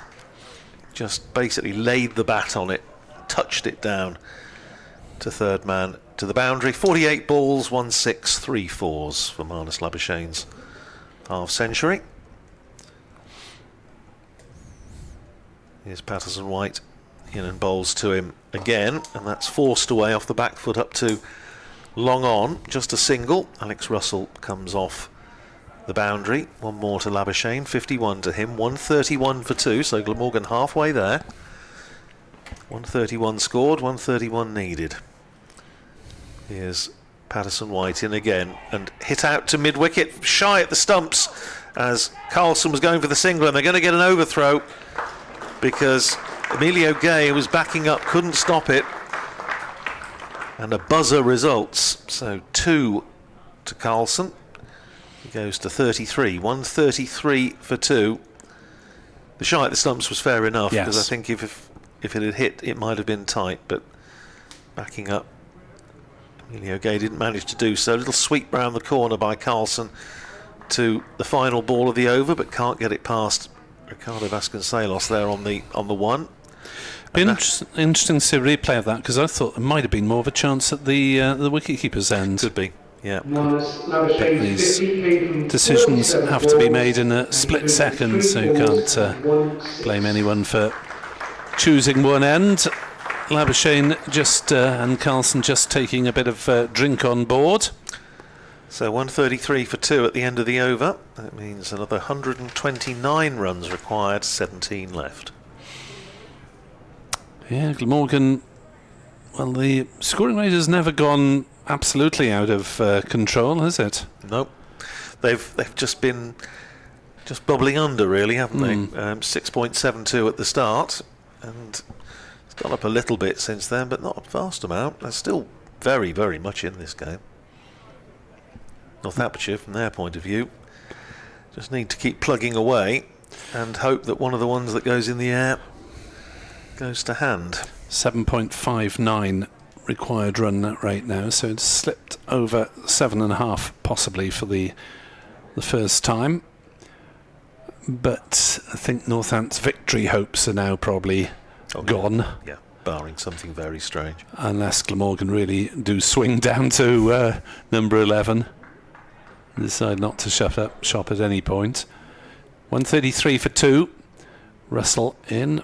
Bowls. Labuschagne tries to cut, and it's not taken cleanly by Lewis McManus. There's a shout. Wonder if he got anything on that. It's impossible to tell from this angle with the keeper blocking our view. As in comes Russell again. Bowls. Labuschagne square drives on the offside, but it'll be cut off by Broad on the cover boundary. And just the single. Glamorgan are looking to find gaps, aren't they, with these shots, but their Northampton's field is really well placed at the moment. The cover man is doing his job. And it's a very long way to hit against the spin on the leg side. Carlson on 33, and they've bowled. Russell's just bowled a little bit too short for the straight shot to be ideal. And he comes again. Oh, that's a filthy ball. And where's that one gone? It's ended up in a single to short mid-wicket. That was just bizarre. Carlson tried to play a reverse pull, I think that one was.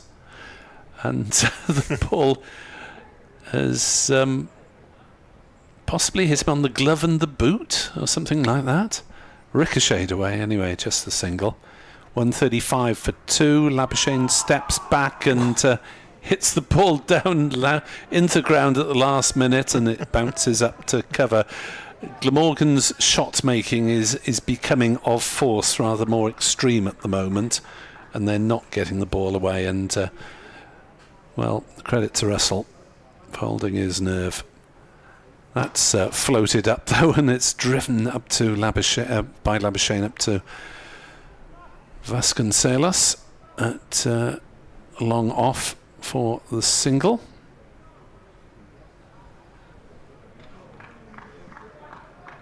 And just 3 now saving the single for Russell. 136 for 2. Down the wicket comes Carlson and is bowled. He was going to be either bowled or stumped. And the ball struck the wickets. 34, Carlson made 136 for 3, and Labuschagne loses a valuable support act. Yeah, well, success for Alex Russell, who again just given the batter something else to think about, and he's been impressive. You know, I do really feel for Alex Russell in this game. We were saying in the first innings, you sometimes think, is it, you know, he's been frustrated at not being involved. He's got involved here. He's been picked for the side, but then was bowled so little, was given very few opportunities in the first innings. And you think, well, is it better to play him, or better just to, you know, keep him out the side? But in the end, I thought he bowled well in the first innings, and he's so far he's done a decent job here, and he's picked up the wicket. So it's technically the last hour, just means 16 overs left. That's right enough. So It is one of the slightly more arcane bits of cricket regulation in the Championship these days, but anyhow, it doesn't affect anything very much. Unless, of course, Northants take a load of wickets with the spinners and contrive to bowl 20 overs, in which case there'd be a lot of time wasting for the batters. And who would blame them? Indeed. So, Sam Northeast comes out to the crease. You taking a blow, Nick? He is. I think I'd better leave you on while there's still a chance of Northants doing something dramatic. I've got a bit of writing to do. Kenneth's got a bit of Welsh language in a minute. So it's a hive of activity. We'll hope you're fully fuelled by the lemon meringue, Andrew. It was very, very good indeed. Yep, so Nick just taking a little bit of a breather. I think they actually, well, just for Nick's information, I think there were 3 pieces left when I just popped along the corridor about half an hour ago. John Sadler's on the field at the moment, Northamptonshire head coach, having a chat with Luke Proctor. Hasten to add, it's not wasting any time because the batters are, and indeed the fielders are having a drink, of course, for the last hour now called. So it's John Sadler who's just doing a little lap of the ground, I think, with Greg Smith, the batting coach, just having a chat with Luke Proctor, who's now having a chat with Rob Keogh. So the information's sort of filtering its way through. Kenneth, good evening. Good evening, Andrew. So, still very interesting out there. Well, it is. That was the end of the over. 126 more runs required by Glamorgan. 16 overs left as we go into officially the last hour.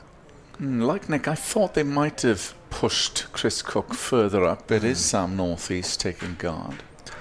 And it's going to be Liam Patterson-White to bowl to him, and Labuschagne gives himself room and cracks it out into the covers, where Emilio Gay fields single to Labuschagne. With Northamptonshire, I'm sure they'll be quite happy just to keep him off strike. 53. The board seized up again. There we go. 136. 137 for 3 it is surely now. Yes, it's right on the stream. It's wrong on the scoreboard. Here's Patterson-White, bowls to Sam Northeast, who's got a little nick to that, and he's going to pick up 4 runs. Yeah, 4 valuable 4 runs. Absolutely, as it runs down to third man. Little edge, went past the keeper. Down to the boundary at the River Taff end, so Sam Northeast is up and running. Doesn't matter how they come at this stage. 141 for 3. 121 more runs required. Yeah, momentum just shifted back Northants' way with that wicket, but they've had a couple of decent overs, haven't they? They protected the boundary fairly well, apart from that lovely late cut by Labuschagne, but that's helpful. Boundary and over, and Glamorgan are laughing. Here's Patterson-White in, an attempted sweep by Sam Northeast, and very well taken down the leg side by Lewis McManus, with the bat whizzing round your ears. Nipped the bails off, but Northeast's back foot was anchored. 137 for 3 it stays. Here's Patterson-White. Bowls, and he's chipped up in the air, and he's caught an extra cover. And that should be that. And Sam Northeast goes, just chipping Liam Patterson-White off a little leading edge. Good diving catch coming forward by Emilio Gay. Northeast goes for 4. It's 141 for 4. 121 more runs required, but, well, the demise of Sam Northeast just keeps Northamptonshire interested. Now, Chris Cook presumably will be in next, and it'll be very interesting to see how he plays it. He just hasn't got going, Sam Northeast, in this game. Went cheaply in the first innings for 4, and that was just lobbed in the air to cover, short cover, and was gobbled up. Emilio Gay wasn't going to drop that one. So the next man is Chris Cook. Now you can expect all sorts, really. Well, this is, I'm sure Chris Cook is going to keep on having a dabble for it. It's the sort of player he is, and again, very destructive.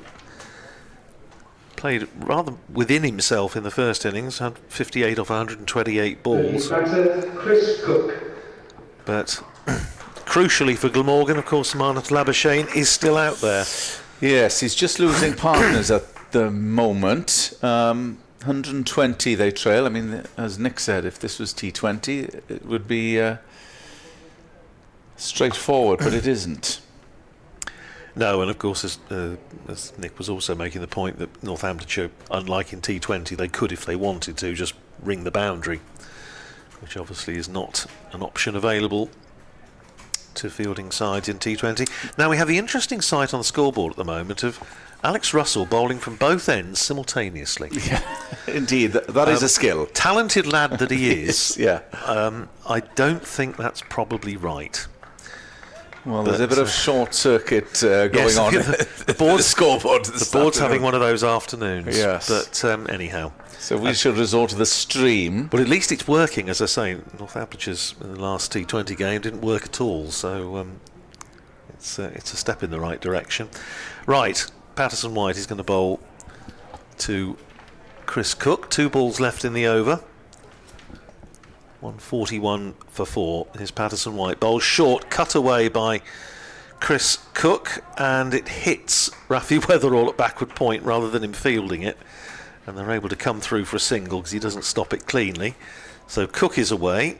1 to him. 142 for 4. So the equation is 120 in 91 balls. Now, Patterson White, for the last ball of the over, is just setting his field with some care for Marnus Labuschagne. He's got long off back now, long on back, as he bowls to Labuschagne and immediately long off. Gus Miller is in business, as Labuschagne giving himself room, cracking that up to the fielder, just in from the boundary, and just a single, but he's kept the strike. 55 to Labuschagne, 1 to Cook, 143 for 4. So Glamorgan need 119 to win now in 15 overs, 4 wickets down. The problem is for Glamorgan, they're between a rock and a hard place at the moment. It's a target, it's not an insurmountable target, but they certainly don't want to be losing quick wickets by trying to push it either. But with the man on screen still there, Labuschagne, they've got half a chance. So have Northants, with Glamorgan 4 down. 119 to win. So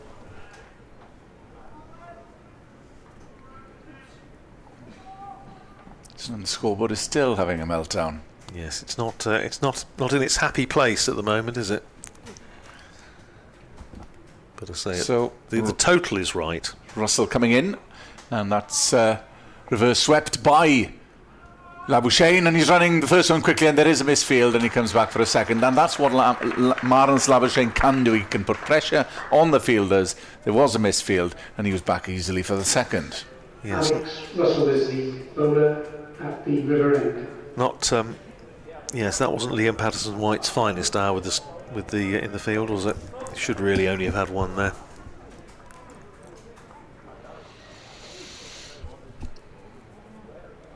In comes Russell, fullish, and orthodox sweep that time by Labuschagne, who settles for a single. Just had a text through from Mr. Alan Chivers, who thinks losing that wicket means that we should ease off and settle for the draw. Well, that is the conundrum that faces Glamorgan at the moment. Alan listening to us. Well, the board's gone blank. That's always... Well, it's getting worse. It's back again. Hey! It's still got Alex Russell bowling from both ends, but... well, he's bowling from the River Taff end, and he's coming in past the umpire over the wicket towards Chris Cook, who sweeps, and he'll get 4 runs as well. That's past. He bisects both fielders, one at short 45, and the man coming in from deep backward square. That was well placed, as much as anything, by Chris Cook. 4 added to the Glamorgan tally. Every run crucial at this stage. And the 150 is up as well to boot. Cook faces Russell. Fuller And that's over mid-office aerial. The fielder's backpedaling, but the ball wins the race, and Cook comes back for the second. They were interested for a moment. It was heart-in-mouth situation for Chris Cook, but he got plenty on it in the end. Yeah, ball was up there for a long time, wasn't it? And it was Emilio Gay just trying to get a fix on it. It just dropped over his head as he was, as you say, backpedaling down towards long off. 2 balls left of Russell's over. Swept again by Cook, but he didn't get everything on that, and there are 2 down there. Bit of a misfield, but just the single taken. 151 for 4. 154 for 4, rather. Better over for Glamorgan this now. They've, what are we? 108 11 off. I think that should be 10 off the over. I think that was they've put down 2 for that. There was only a single. Russell comes around to Labuschagne. They'll take a quick single. Again, scampering for the first one. He was looking again for the second. But it wasn't on offer. So 108 in 84 with 6 wickets in hand.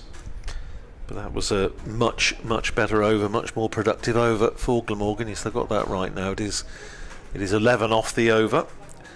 So that's more the kind of over they do need if they're going to push on for victory. Well, so Northamptonshire just had a couple of 2 or 3 better overs from their point of view.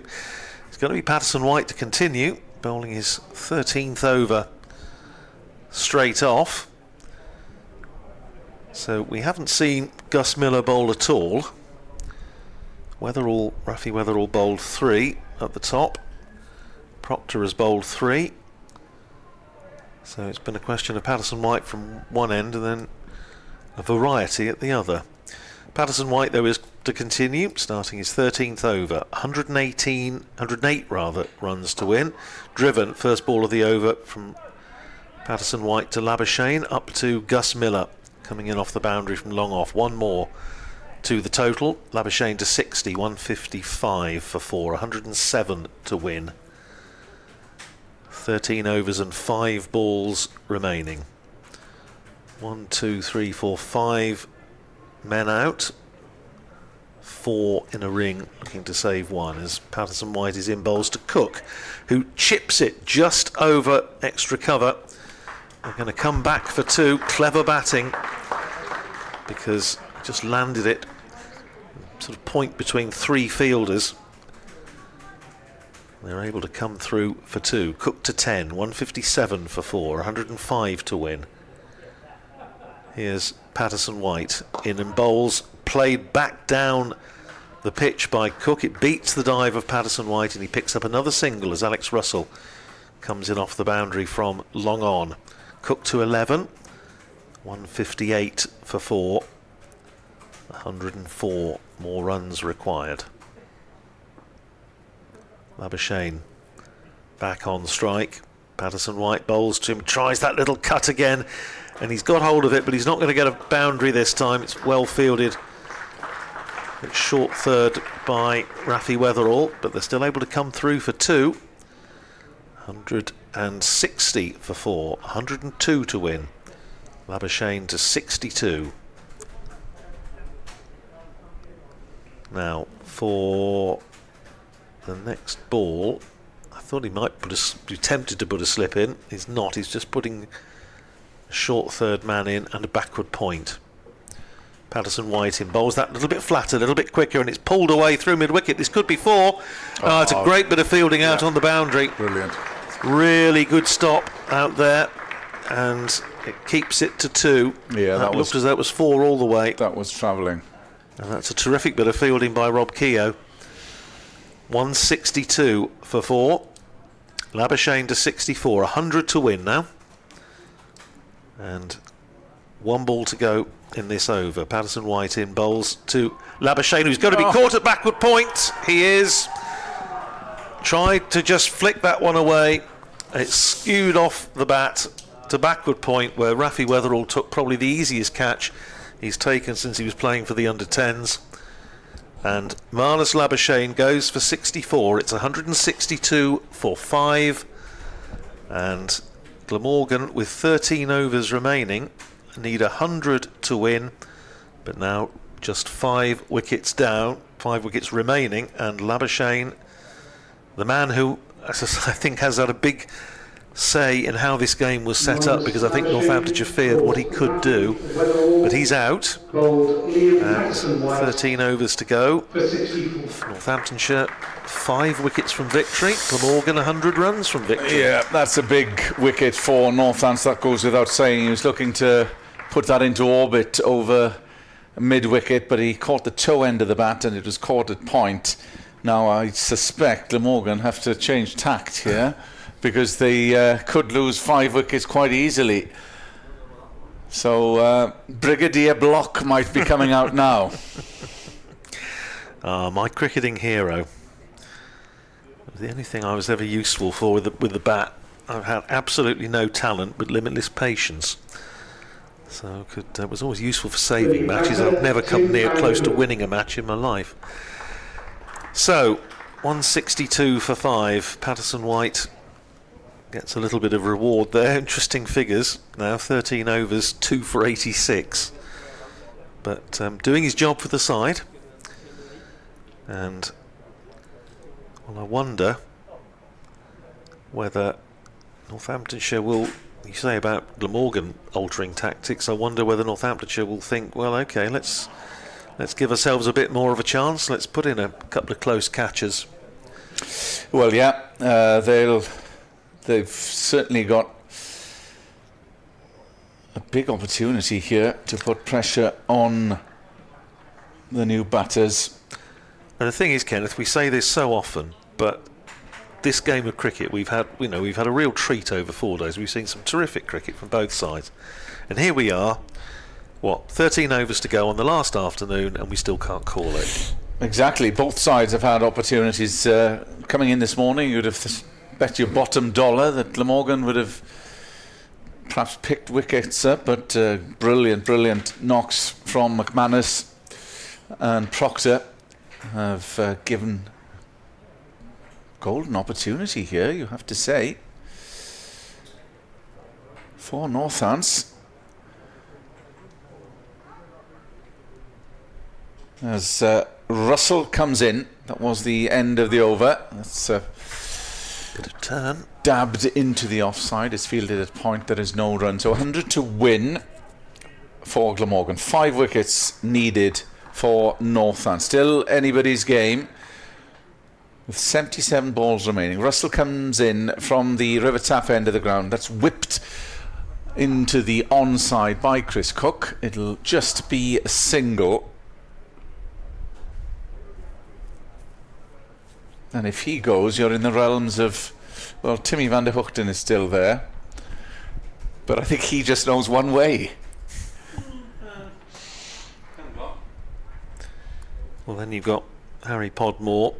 We haven't got James Harris hasn't been on the field of play today because of a quad injury. Probably still go out. Mason Crane needs to. Struck a 50 in the first innings. Was struck firmly by Cook towards that long on. There's no run. Russell 1 for 23. So just the one in this over so far. Good over for Russell. Here he comes. Bowls. That's short, but just prodded into the offside. There's a very good over.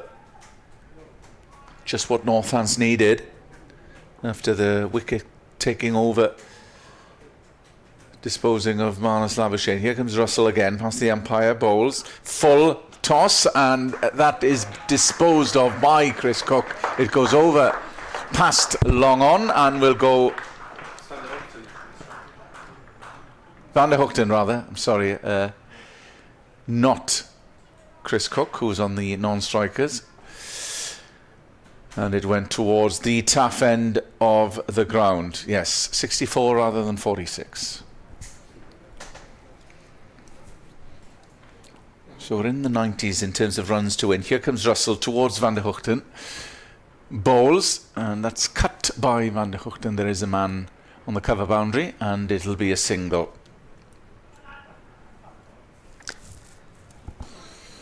So, at the end of that over, 94 More runs required by Glamorgan, 12 overs remaining, so 94 off 72 balls. I can tell you that elsewhere in Division 2 at Lords, Middlesex have beaten Derbyshire by 194 runs. Derbyshire up bowled out for 202 this afternoon, with wickets shared around really. Ethan Bamber picked up 3, Henry Brooks 3, Luke Holman the leggy got a couple, 1 each for Ryan Higgins and Toby Rowland-Jones at the top of the order. So Sussex and Middlesex, who started this round of matches first and second in Division 2, both winning, whereas Leicestershire, who were third, lost. Gloucestershire, who were fourth, lost. Northamptonshire and Glamorgan fifth and sixth, we don't know. We've still got 12 overs to bowl, and it's going to be Patterson White to start his 14th over and bowling to Tim van der Hoogten, who drives back to Liam Patterson White. Slip in now. 2 men trying to protect that short boundary on the leg side as Patterson White is in, and that turned, and van der Hoogten trying to just nibble it down past slip. It beats him outside the off stump. Lewis McManus flicks off the bails. Other than the 2 out on the leg side, Northamptonshire have long on, long off, mid-wicket saving 1, extra cover and backward point saving 1. Down the leg side, van der Hoogten trying to glance it away down towards the River Taff end, but doesn't get anything on it. So 3 dot balls so far in this over from Liam Patterson White. Bowls again to van der Hoogten short and cracked away out to deep cover. Should only be 1, is only 1. Ricardo Vasconcelos coming off the boundary. So van der Hoogten goes to 6, 169 for 5, 93 more runs needed. Vasconcelos resuming his conversation out on the boundary with John Sadler and the batting coach Greg Smith. We've been doing a couple of perambulations around the outfield since tea. Chris Cook on strike, and that's again just bounced and spat up off a length from Patterson White. Cook pushing forward, goes off just the pad, I think, and McManus comes around to retrieve, and now the field comes in to try and stop Cook getting the single as Patterson White is in, and they don't stop him getting the single because he tickles it down to fine leg for 1. So Cook keeps the bowling for the next over. It's 170 for 5, so 92 more runs required, but just 11 overs left now, and I sense here that probably, I'm not saying Glamorgan have given up the chase, but I think they're not going to take the sort of risks that they were taking, 5 or 6 overs ago. Well, that over was a very good one for Northants. Glamorgan need much more than that in the 11 overs that remain. I think John Sadler might have a new sun hat if you're just watching the stream there. Show you, it looks very shiny. Looks like a new one. Just patrolling the boundary at the moment. Russell will continue from the River Taff end. Here he comes, bowls, and Cook tries to whip that into the onside, but doesn't get enough on it. There's no score. Cook is on 13. Tim van der Hoogten on 6.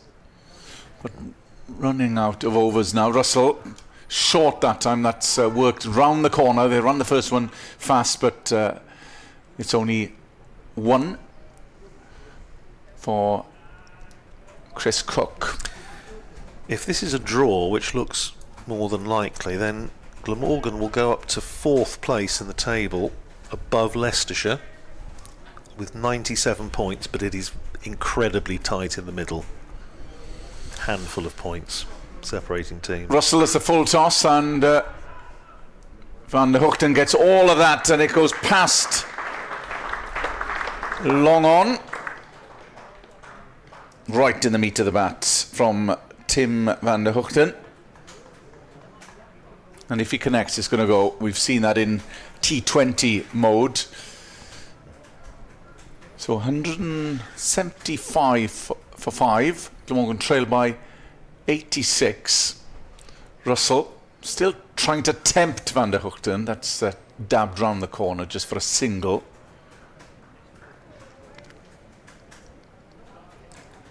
So the draw is the more likely outcome. One feels at Sophia Gardens.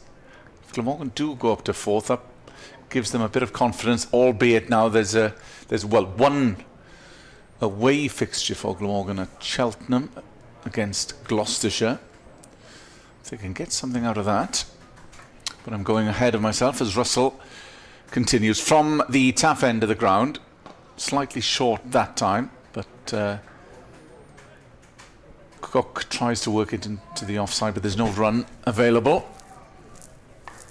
That is the nature of Championship cricket. Around the wicket from the taff end comes Russell, and there's no run again, worked into the onside, but it's only as far as mid-wicket, and that is the end of another good Russell over. One boundary for Tim van der Hoogten. Glamorgan 176 for 5, 86 required from 10 overs, 60 balls. That's it, 10 left. Yeah. So at the moment, Sussex top with 132 points, Middlesex second with 124, Yorkshire third with 99. Now I say if this is a draw, then the 15 points that Glamorgan will take will give them 97. So it'll be Yorkshire 99, Glamorgan 97, Leicestershire 96, Northamptonshire 94, if this is a draw, Gloucestershire 92. So it is, very, very tight in the middle, and Derbyshire just a bit adrift now with 75. So that's assuming this is a draw, but it may not be still. Here's Patterson White in bowls to Tim van der Hoogten, who hits it out to deep mid-wicket. Rob Keogh loitering in front of the main stand sends in his return, and it's just one. Takes Van der Hoogten to 12, 177 for 5, 85 to win. Famous John Masefield poem, but that's another story. Here's Patterson White in and bowls to Cook, who forces that away off the back foot. Certainly one, should get two, will get two. Good bit of fielding out there on the boundary by Freddie Heldrick, who's on as substitute.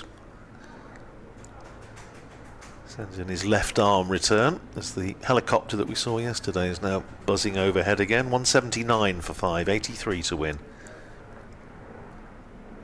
That's cracked away by Cook up over short extra cover. Only going to be a single as Gus Miller comes off the boundary down below us at long off. One more to the total.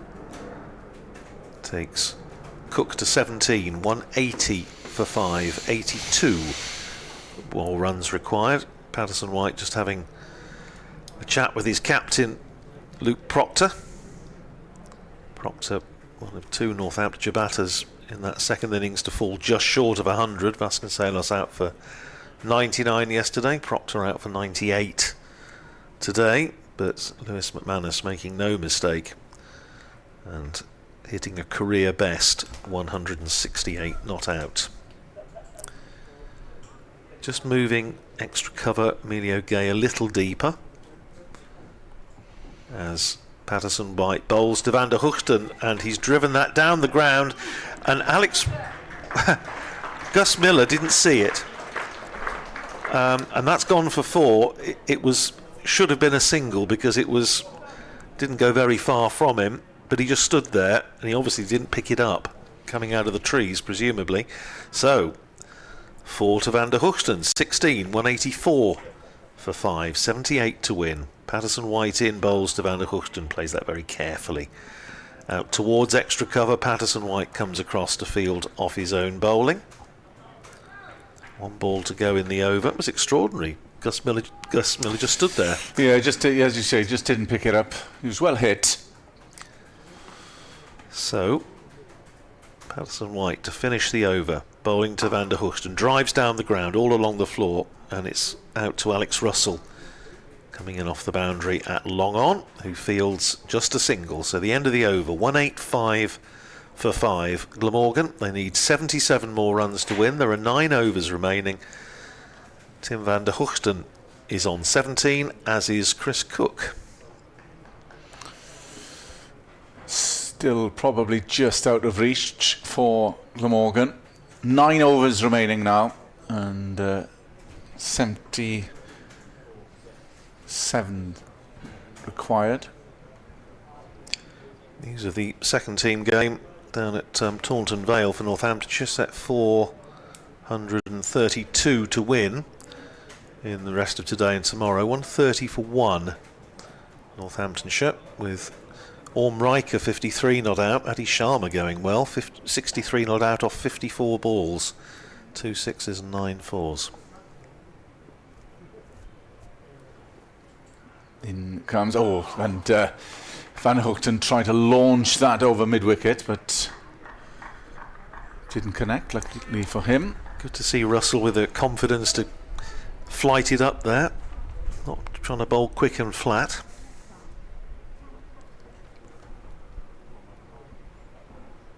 Russell continuing towards Van der Hoogten.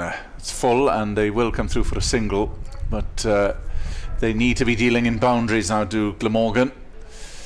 It's a tall order here, but the important thing for them as well is not to lose any wickets if they are to steer this one home. 76 to win in 52 balls. Here comes Russell. Cook on strike, and that is firmly struck, and that'll go all the way past long on. Great stroke by Chris Cook. It's a full complement, in fact. Great shot from Chris Cook, got all of that. 6 to the longest boundary. Yeah. The longest boundary on the ground. I mean, it wasn't a great ball from Alex Russell. It was a full bunger, but that's a big hit. Yeah, more towards cow corner, in fact. As Russell comes in, bowls, launches into that as Chris Cook gets skewed out, and mid-off comes over. They will pick up a couple once more. So good over for Glamorgan and for Chris Cook.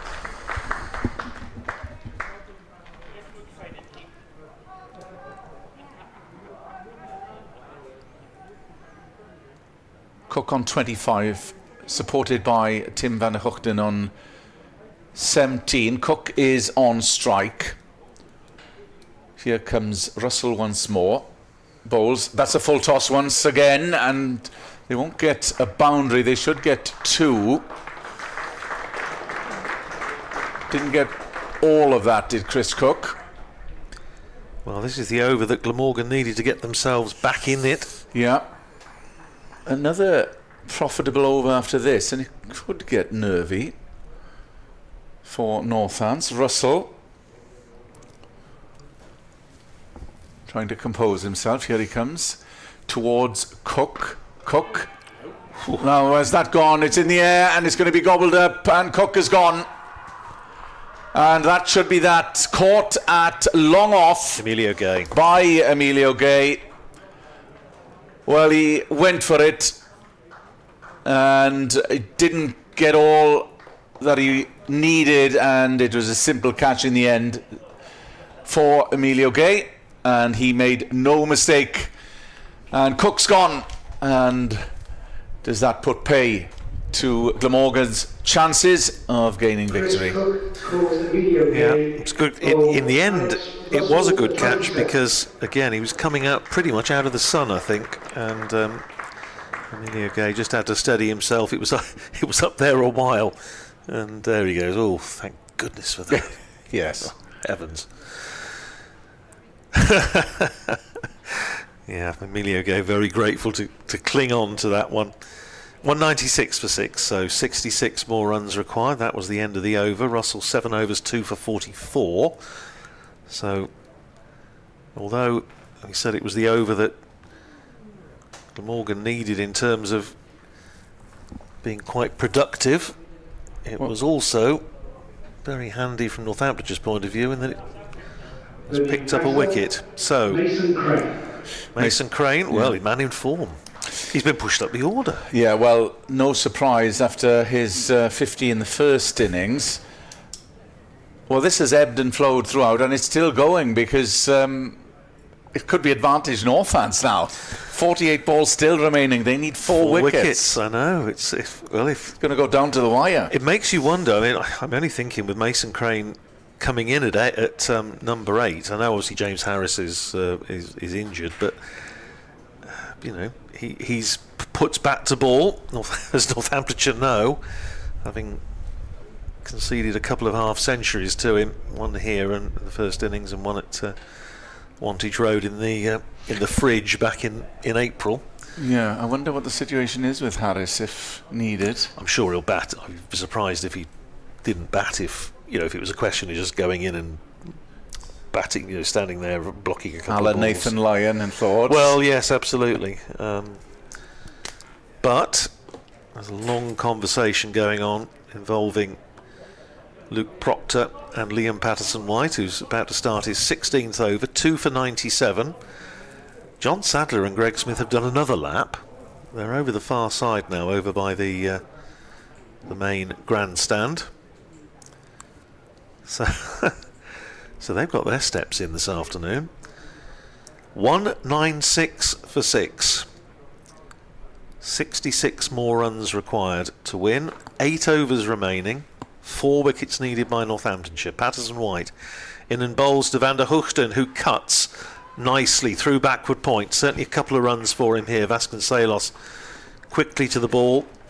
He's sweeping out on the cover boundary, and they come back for 2. Van der Hoogten to 21, and the 200 up for Glamorgan. 200 for 6. 62 to win. Here's Patterson-White, driven by Van der Hoogten for a single, up to Miller at deep mid-off.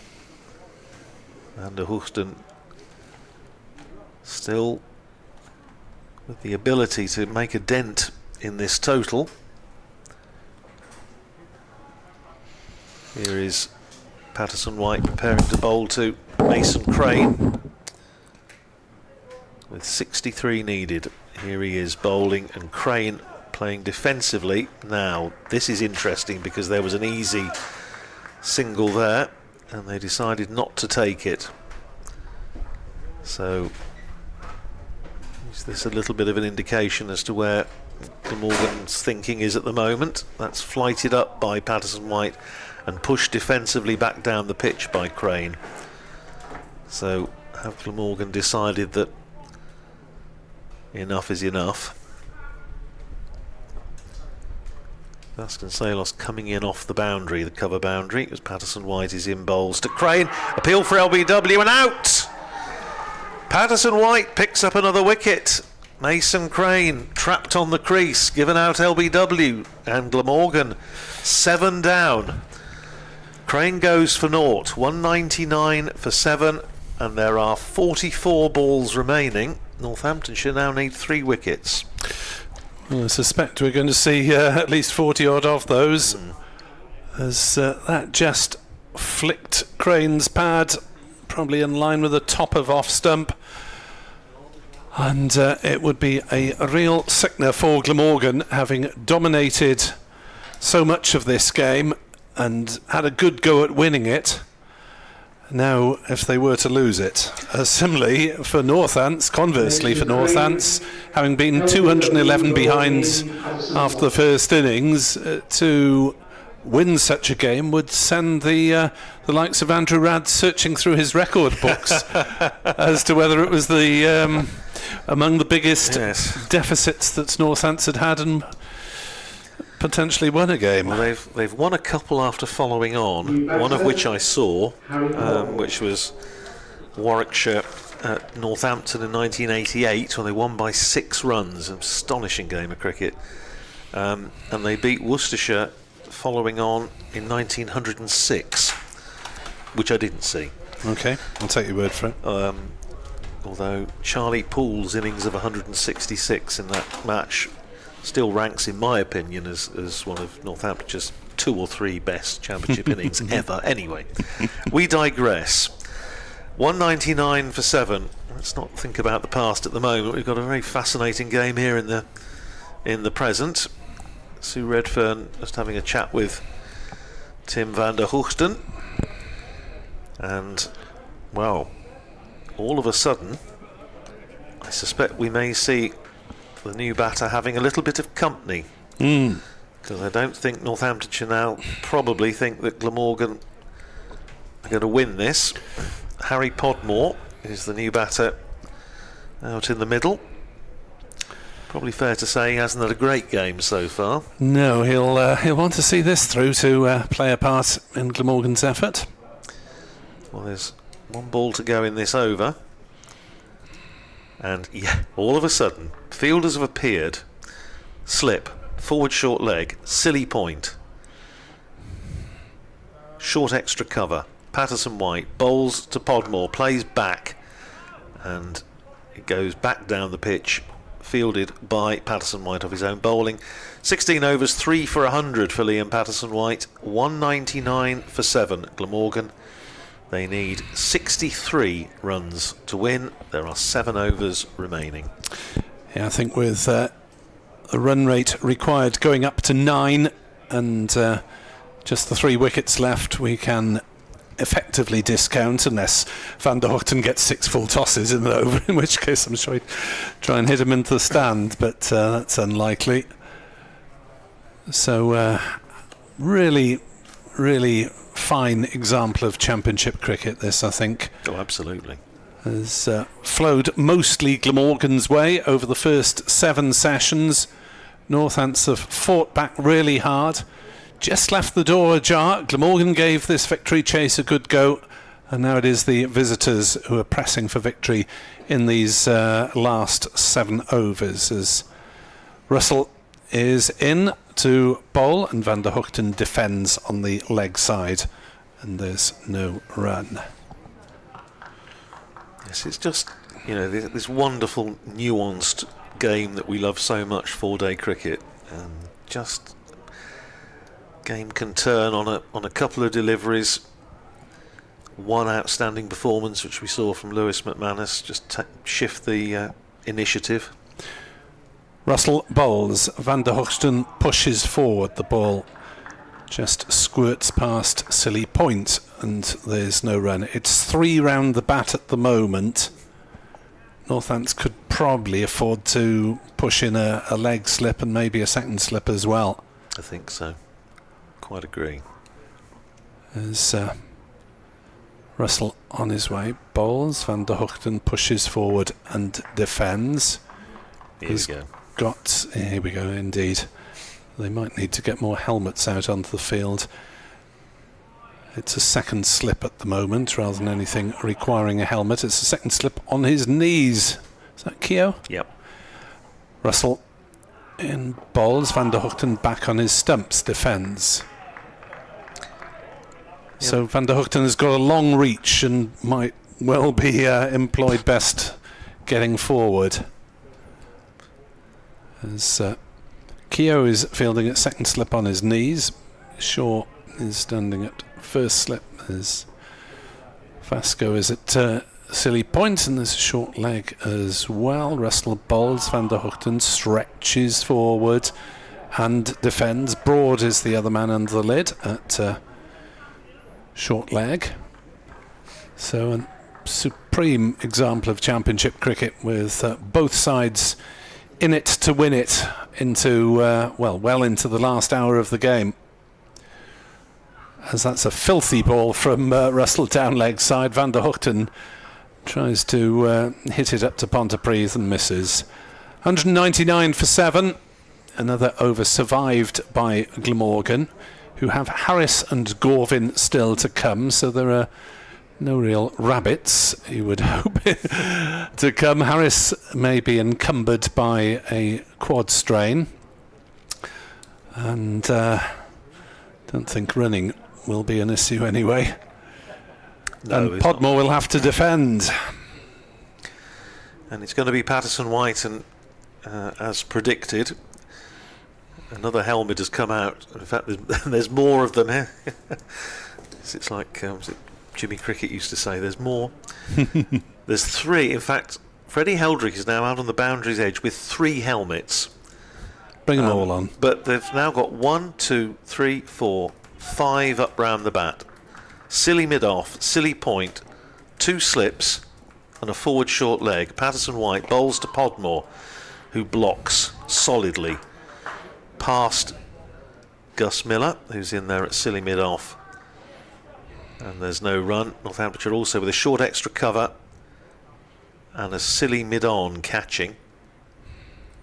It's quicker ball from Patterson White, and in behind it, Podmore just dropping it down with his feet. Keogh still on his knees at second slip. Now another man coming in to the cordon. Rafi Weatherall's coming into the gully, and another helmet is going to come out. So Freddie Heldrick, who is like a sort of second-hand helmet salesman up there with a little collection of them, has handed one over to Emilio Gay. Umpire Sue Redfern, I think, is suggesting that obviously they've got to be very careful where they're standing because the shadows are being cast, and they must make sure that they're not moving around to put the batter off. But now we have 2 slips. Second slip on his knees, gully on his knees, as Patterson White is in bowls, and Padmore pushes it solidly into the ground, bounces up to Vasconcelos at silly point, and there's no run. So 6 fielders plus the keeper round the bat at the moment. Shades of closing stages of Northamptonshire's match at Derby a few weeks ago. Here's Patterson White in bowls to Podmore on the back foot, played back down the pitch. Patterson White fields. On that occasion, Northamptonshire had all 11 up round the bat. Well, 10 plus the bowler. Now just putting mid-off back, mid-on back. And in comes Patterson White, looping that one up. And played very solidly by Harry Podmore back down the pitch. 1 ball left in the over. 31 balls remaining. And here is Patterson White, and pushed forward by Podmore. It rolls up to mid-on, where it's fielded by Luke Proctor, who was back-pedalling as though to say, come on, Harry, you know, take the single. But Podmore has more sense than that, and that is the end of the over. 199 for 7. 63 runs to win, which I think you can discount now. 3 wickets needed by Northamptonshire in the last 5 overs. Who's going to bowl? Still Alex Russell. Well, you wondered why Northants picked Alex Russell. He's done a fine job on this final day, and he's played his part, kept his nerve really, because he and Patterson White were under fire, with several Glamorgan batters getting going. Root, Labuschagne, Carlson and Cook all got themselves in. And it is absolutely fascinating with 30 balls left of this game. 199 for 7. And everybody now up round the bat. Photo opportunity. Van der Hoogten remains unperturbed by the fuss. He's a fairly phlegmatic character. Second slip on his knees, 2 silly points, a third slip, a leg slip and a short leg. Fabulous, as that's a poor ball, and they will take a single to bring up the 100 as Van der Hoogten. Oh, they're coming back for a second. What are they doing? They've got back. That was insanity from Glamorgan, as Van der Hoogten got back for the second, but that was just a pointless run to take. Now, if they want Van der Hoogten to remain on strike, don't run the first one at all. No, very strange. Wow, 201 for 7. A bit of a brain freeze from Van der Hoogten there, just as I'd been praising his calm nature. 201 for 7. Glamorgan survive, and Van der Hoogten drives on the bounce to point. Shouts from around the bat, as there will be. You could almost chuck a blanket over most of the Northants side at the moment. There's a close cover and a shortish mid-on. Everyone else around the bat. Van der Hoogten on 22 not out. That doesn't matter. That he remains at the crease does matter, as he plays another ball defensively on the offside. 27 deliveries left for Northants to take 3 wickets. Glamorgan 61 short of victory. That is nominal by now. Russell in, bowls, floats it up. Van der Hoogten drives it back down the ground, and that is one way to prevent the ball going to the close fielders by striking it to the boundary. Now John Sadler's got he's done very well. He was watching the ball as it bobbled up over the boundary. Very athletic little vault over the boundary board as well. Very impressive. No risk of that one. Actually, it didn't go underneath the hover cover. That's the killer. Russell is in too. Van der Hoogten back on his stumps, turning it wide. They will take 1 this time, and just the single. That was off the 5th ball of the over, so probably Van der Hoogten would be seen as a better batter than Podmore, and so more equipped to take the majority of the next over. 4.1 overs remain, 25 balls, 3 wickets required by Northants. Russell in, bowls, and Podmore plays it down into the ground on the offside, fielded by Patterson-White. Another over ticks by, 4 left for Glamorgan to survive on 206 for 7. Northants still in need of those 3 wickets for victory. I'm assuming it's going to be Liam Patterson-White to continue. Yes, it is, at least for the time being. I'm sure again we'll see everyone up round the bat for Tim van der Hoogten, who's played pretty well here. 27 not out to him off 29 balls. Yeah, a couple of big blows to start with, and then the near stupidity of the run out. Well, yes, we'll forgive him that. Yeah. Now, this field, there's people wandering around. It's like a sort of human chess game at the moment, with people wandering in all directions and moving 2 squares forward and 1 to the side. And we are not going to see Patterson-White. Patterson-White's going to take a break, and Rob Keogh is going to come into the attack with 4 overs remaining. Win us the game, Rob. Well, he's bowled Glamorgan out before now. Well, yes, but there's memories of his 9 for 52 at Northampton all those years ago. Now, Alex Russell is the only man, if you like, not in the picture, because he's retreating to mid-on, about halfway back. Other than that, everybody is up round the bat. And Keogh is going to bowl to Tim van der Hoogten. 4 overs to go, 3 wickets needed for Northamptonshire. Forward goes van der Hoogten and plays it back down the pitch, and Proctor being very specific where he wants Alex Russell, just moving him round squarer, so he's more of a mid-wicket than a mid-on. Is Keogh in again, pushes forward, and it just lands in front of Vasconcelos at forward short leg. Nervy moments for fielders, batters, and indeed bowlers, and Keogh is in, bowls, flights that up, driven by van der Hoogten, but straight back to Rob Keogh. 21 balls left, 206 for 7. Here's Keogh in and bowls again to van der Hoogten, forward, plays it out into the ground, square of the wicket in the offside. 2 slips, a gully, leg slip, forward short leg, backward short leg, silly point, short mid-wicket and a deep mid-wicket. Keogh in and bowls and turned away by Van der Hoogten up to Proctor, who's there on the drive at short mid-wicket. 1 ball left in the over.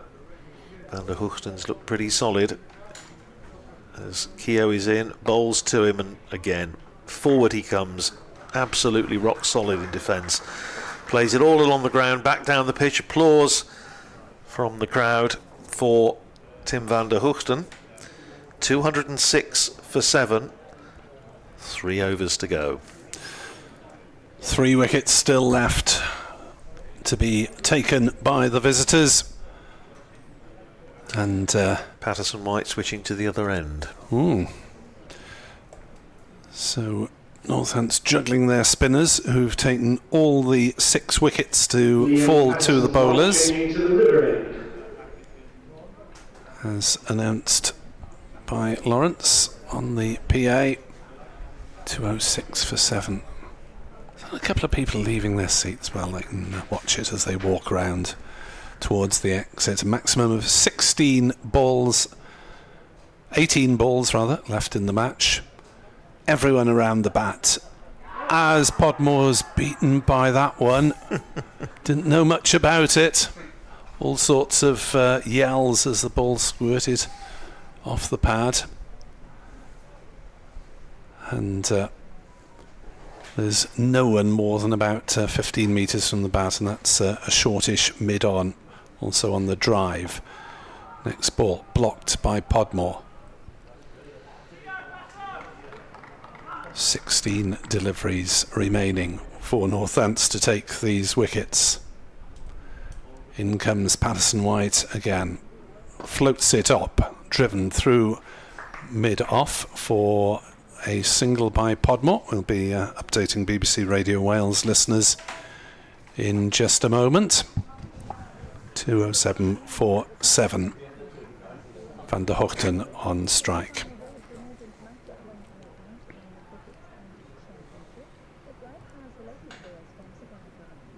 A dramatic last few minutes here at Sophia Gardens. Glamorgan are 207 for 7, having been set 262 in 39 overs to win. They made a serious effort at going for the runs thanks to 64 from Marnus Labuschagne, but now it is Northants who have fielders clustered all around the bat in their own victory bid. Earlier Northants declared on 472 for 8 thanks to 168 not out from Lewis McManus. Glamorgan set 262 in 39. It looks like being a draw, but the game has slewed dramatically either way. Glamorgan 207 for 7 with 14 balls left. Van der Hoogten pushes forward, and it is now 13 balls left as Broad picks it up. So trying to convey to the general radio audience the sense of drama that we've been talking about for the last few hours. Back on his stumps goes Van der Hoogten. Knocks it into the leg side. 207 for 7. 12 balls remain. Well, this has been just a fascinating day's cricket. And when you and I were having a chat this morning before we opened up the commentary, I was saying, well, it could be all over by lunch. The Glamorgan knock a couple over quickly.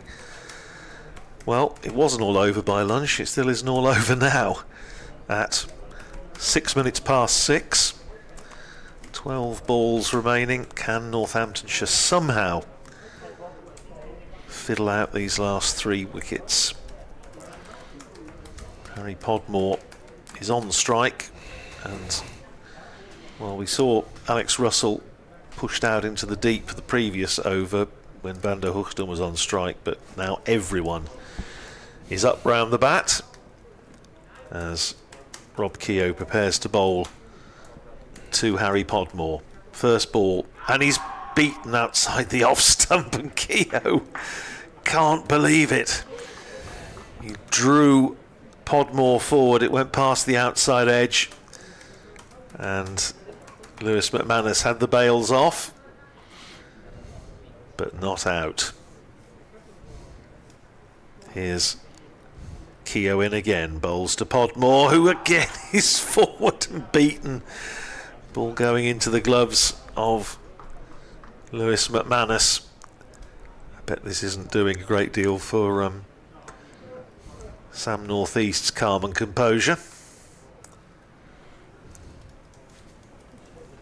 10 balls remaining. Keogh flights that one right up. Appeal for LBW, huge appeal for LBW. Keogh is screaming at umpire Hassan Adnan to give it out, and umpire Hassan Adnan declines to do so. Not out. 9 balls to go, 207 for 7. The Northants cricket team will be appearing in panto near you. Oh yes, it was. I wonder if there was a little bit of bat on that. Actually, looking at the replay, which I say we're fortunate to have up here. Keogh in and bowls to Podmore, and he's bowled him. He's bowled him. It's gone through his defences. Keogh has bowled Harry Podmore for 1, and there are 8 balls remaining. Northamptonshire now need 2 wickets to win. It's 207 for 8. Can you Adam and Eve it? Well, this is remarkable stuff here at Sophia Gardens, as Harry Podmore completes a fairly disappointing game for him. He did hang around and survived for about 6 overs out there, but couldn't quite see it through. Will we see Gorvin or the injured Harris to come out next? Looks like Gorvin, I think. Yes, it looks smaller than James Harris. And Gorvin tends to wear a long sleeve shirt, so it is he. Well, again, you have to give a bit of credit there to Luke Proctor as well for bringing Rob Keogh on, and having again not done a great deal in this innings, and indeed having not bowled that much in the match, but he, I suppose, went for his experienced bowler, Rob Keogh, who very nearly, of course, bowled Northamptonshire to victory in that game at Derby. And well, he's just remarking his run. He's got 2 balls to bowl, and then presumably Liam Patterson-White will bowl the last over. But the new batter, Andy Gorvin, is not going to lack company. He's got everybody up round the bat. Yeah, he's slightly smaller than the other bowlers, so he's going to have to stretch forward as far as he can, you might have thought, unless he can play it really well off the pitch. Well, Rob Keogh just having a word with Tim van der Hoogten. Everybody round the bat. 2 balls to go in the over. 8 balls to go. Keogh in, bowls to Gorvin, who's forward. So a ball outside the off stump, stretches right forward and runs it down to Emilio Gay in the gully. And now Northamptonshire have just got to think about, well, do they want to give Gorvin the single? I think we're going to have another helmet coming out. Yes, we are. Alex Russell has already been dropped back to mid-wicket, about halfway back. And now Freddie Heldrick again comes out with a selection of helmets, of which Emilio Gay takes one, passes it on to his captain, Luke Proctor, who is going in ridiculously close in the gully. They now have 3 slips and a gully: leg slip, silly point, silly mid-on, square leg, and in comes Keogh and bowls, and Gorvin, to his great credit, gets right forward, smothers the spin, and that is the end of the penultimate over. 207 for 8, 1 over to go. Northamptonshire need 2 wickets to win.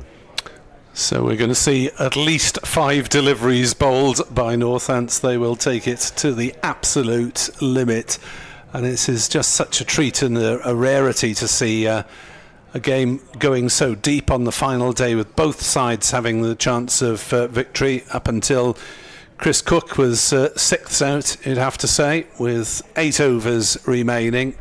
He was still going for it. I think, Andrew, since Northants can win, Glamorgan can only hang on. It's probably your shout. Well, that's very kind. Thanks very much indeed, Nick. It's going to be Liam Patterson-White to bowl the last over, and he's bowling to Tim van der Hoogten, and van der Hoogten is forward, plays it back down the pitch for Patterson-White to field. So the field, 2 slips, a gully, short extra, silly point, silly mid-off, silly mid-on, forward short leg, leg slip. Everyone up round the bat. Sue Redfern, I don't know, not happy about something, but is letting eventually Liam Patterson-White continue. 5 balls to go. Patterson-White round the wicket, bowls to van der Hoogten, who on drives, and it's rolling up towards the boundary at the River Taff end, and Liam Patterson-White, bless him, has got to trot after it himself because nobody else is going. They don't run, of course, sensibly. It must be very tempting to run when you've struck the ball most of the way to the great boundary. thing would be if you see Patterson-White jogging after it, suddenly shout yes and watch his reaction, even if you're going absolutely nowhere. 4 balls to go. 207 for 8. Patterson-White bowls to van der Hoogten, forward defensive, back down the pitch. Applause from around Sophia Gardens for Tim van der Hoogten. 3 balls remaining, 2 wickets needed. Here's Patterson-White, left arm round the wicket, bowls again to van der Hoogten, who is forward, using his height to get on top of the ball, smothering the spin. So this is it. If this ball is survived, then one imagines they will shake hands. 2 balls to go, 2 wickets required. Here is Patterson-White, and it's turned away by Tim van der Hoogten behind square on the leg side. It is handshakes all round. Match drawn with Glamorgan 207 for 8. They take 15 points, Northamptonshire take 11. But Nick Webb, what a day's cricket. Hasn't it been brilliant? Glamorgan were the more probable winners at the start of the day. Northants fought back. To their credit, they engineered a position where they had a victory chance. They set Glamorgan a demanding target. The demanding run rate did what Northants had hoped and induced Glamorgan to go for it, and to Glamorgan's credit in turn, they did go for it until 6 wickets had fallen and then managed to shut up shop, losing a further couple, but van der Hoogten playing off the final over and reaching 27 not out. Gorvin was not out, Nort. James Harris did not bat, but really immense credit today to Luke Proctor and to Lewis McManus for his magnificent innings, to all the Northants spinners, and to Glamorgan for having a decent go at that target, led by Marnus Labuschagne with 64. It wasn't quite enough, but it was enough to provide a really fascinating game of championship cricket. It's been absolutely terrific today, and it's been a hugely enjoyable 4 days. My thanks to you, Nick, and of course to Kenneth Davis as well, and to Edward Bevan, who was here on the first day, and I have to say also to everyone at Glamorgan County Cricket Club, as I've said before, it is one of the friendliest places to come and work here at Sophia Gardens. It's always a huge pleasure to be here, and well, when you get a day's cricket like that, then, well, we say it so often, but championship cricket, the original and the best. So Andrew will be back from Wantage Road on Sunday Against Sussex, yes. And I'll be back joining Ed Seaborn and Sophia Smale of Western Storm at Cheltenham on Sunday. 11 o'clock Sunday. Thanks very much indeed for your company during the course of this match. I hope you've enjoyed BBC Sport coverage. From Andrew, from Kenneth and myself, a very good night, North Star.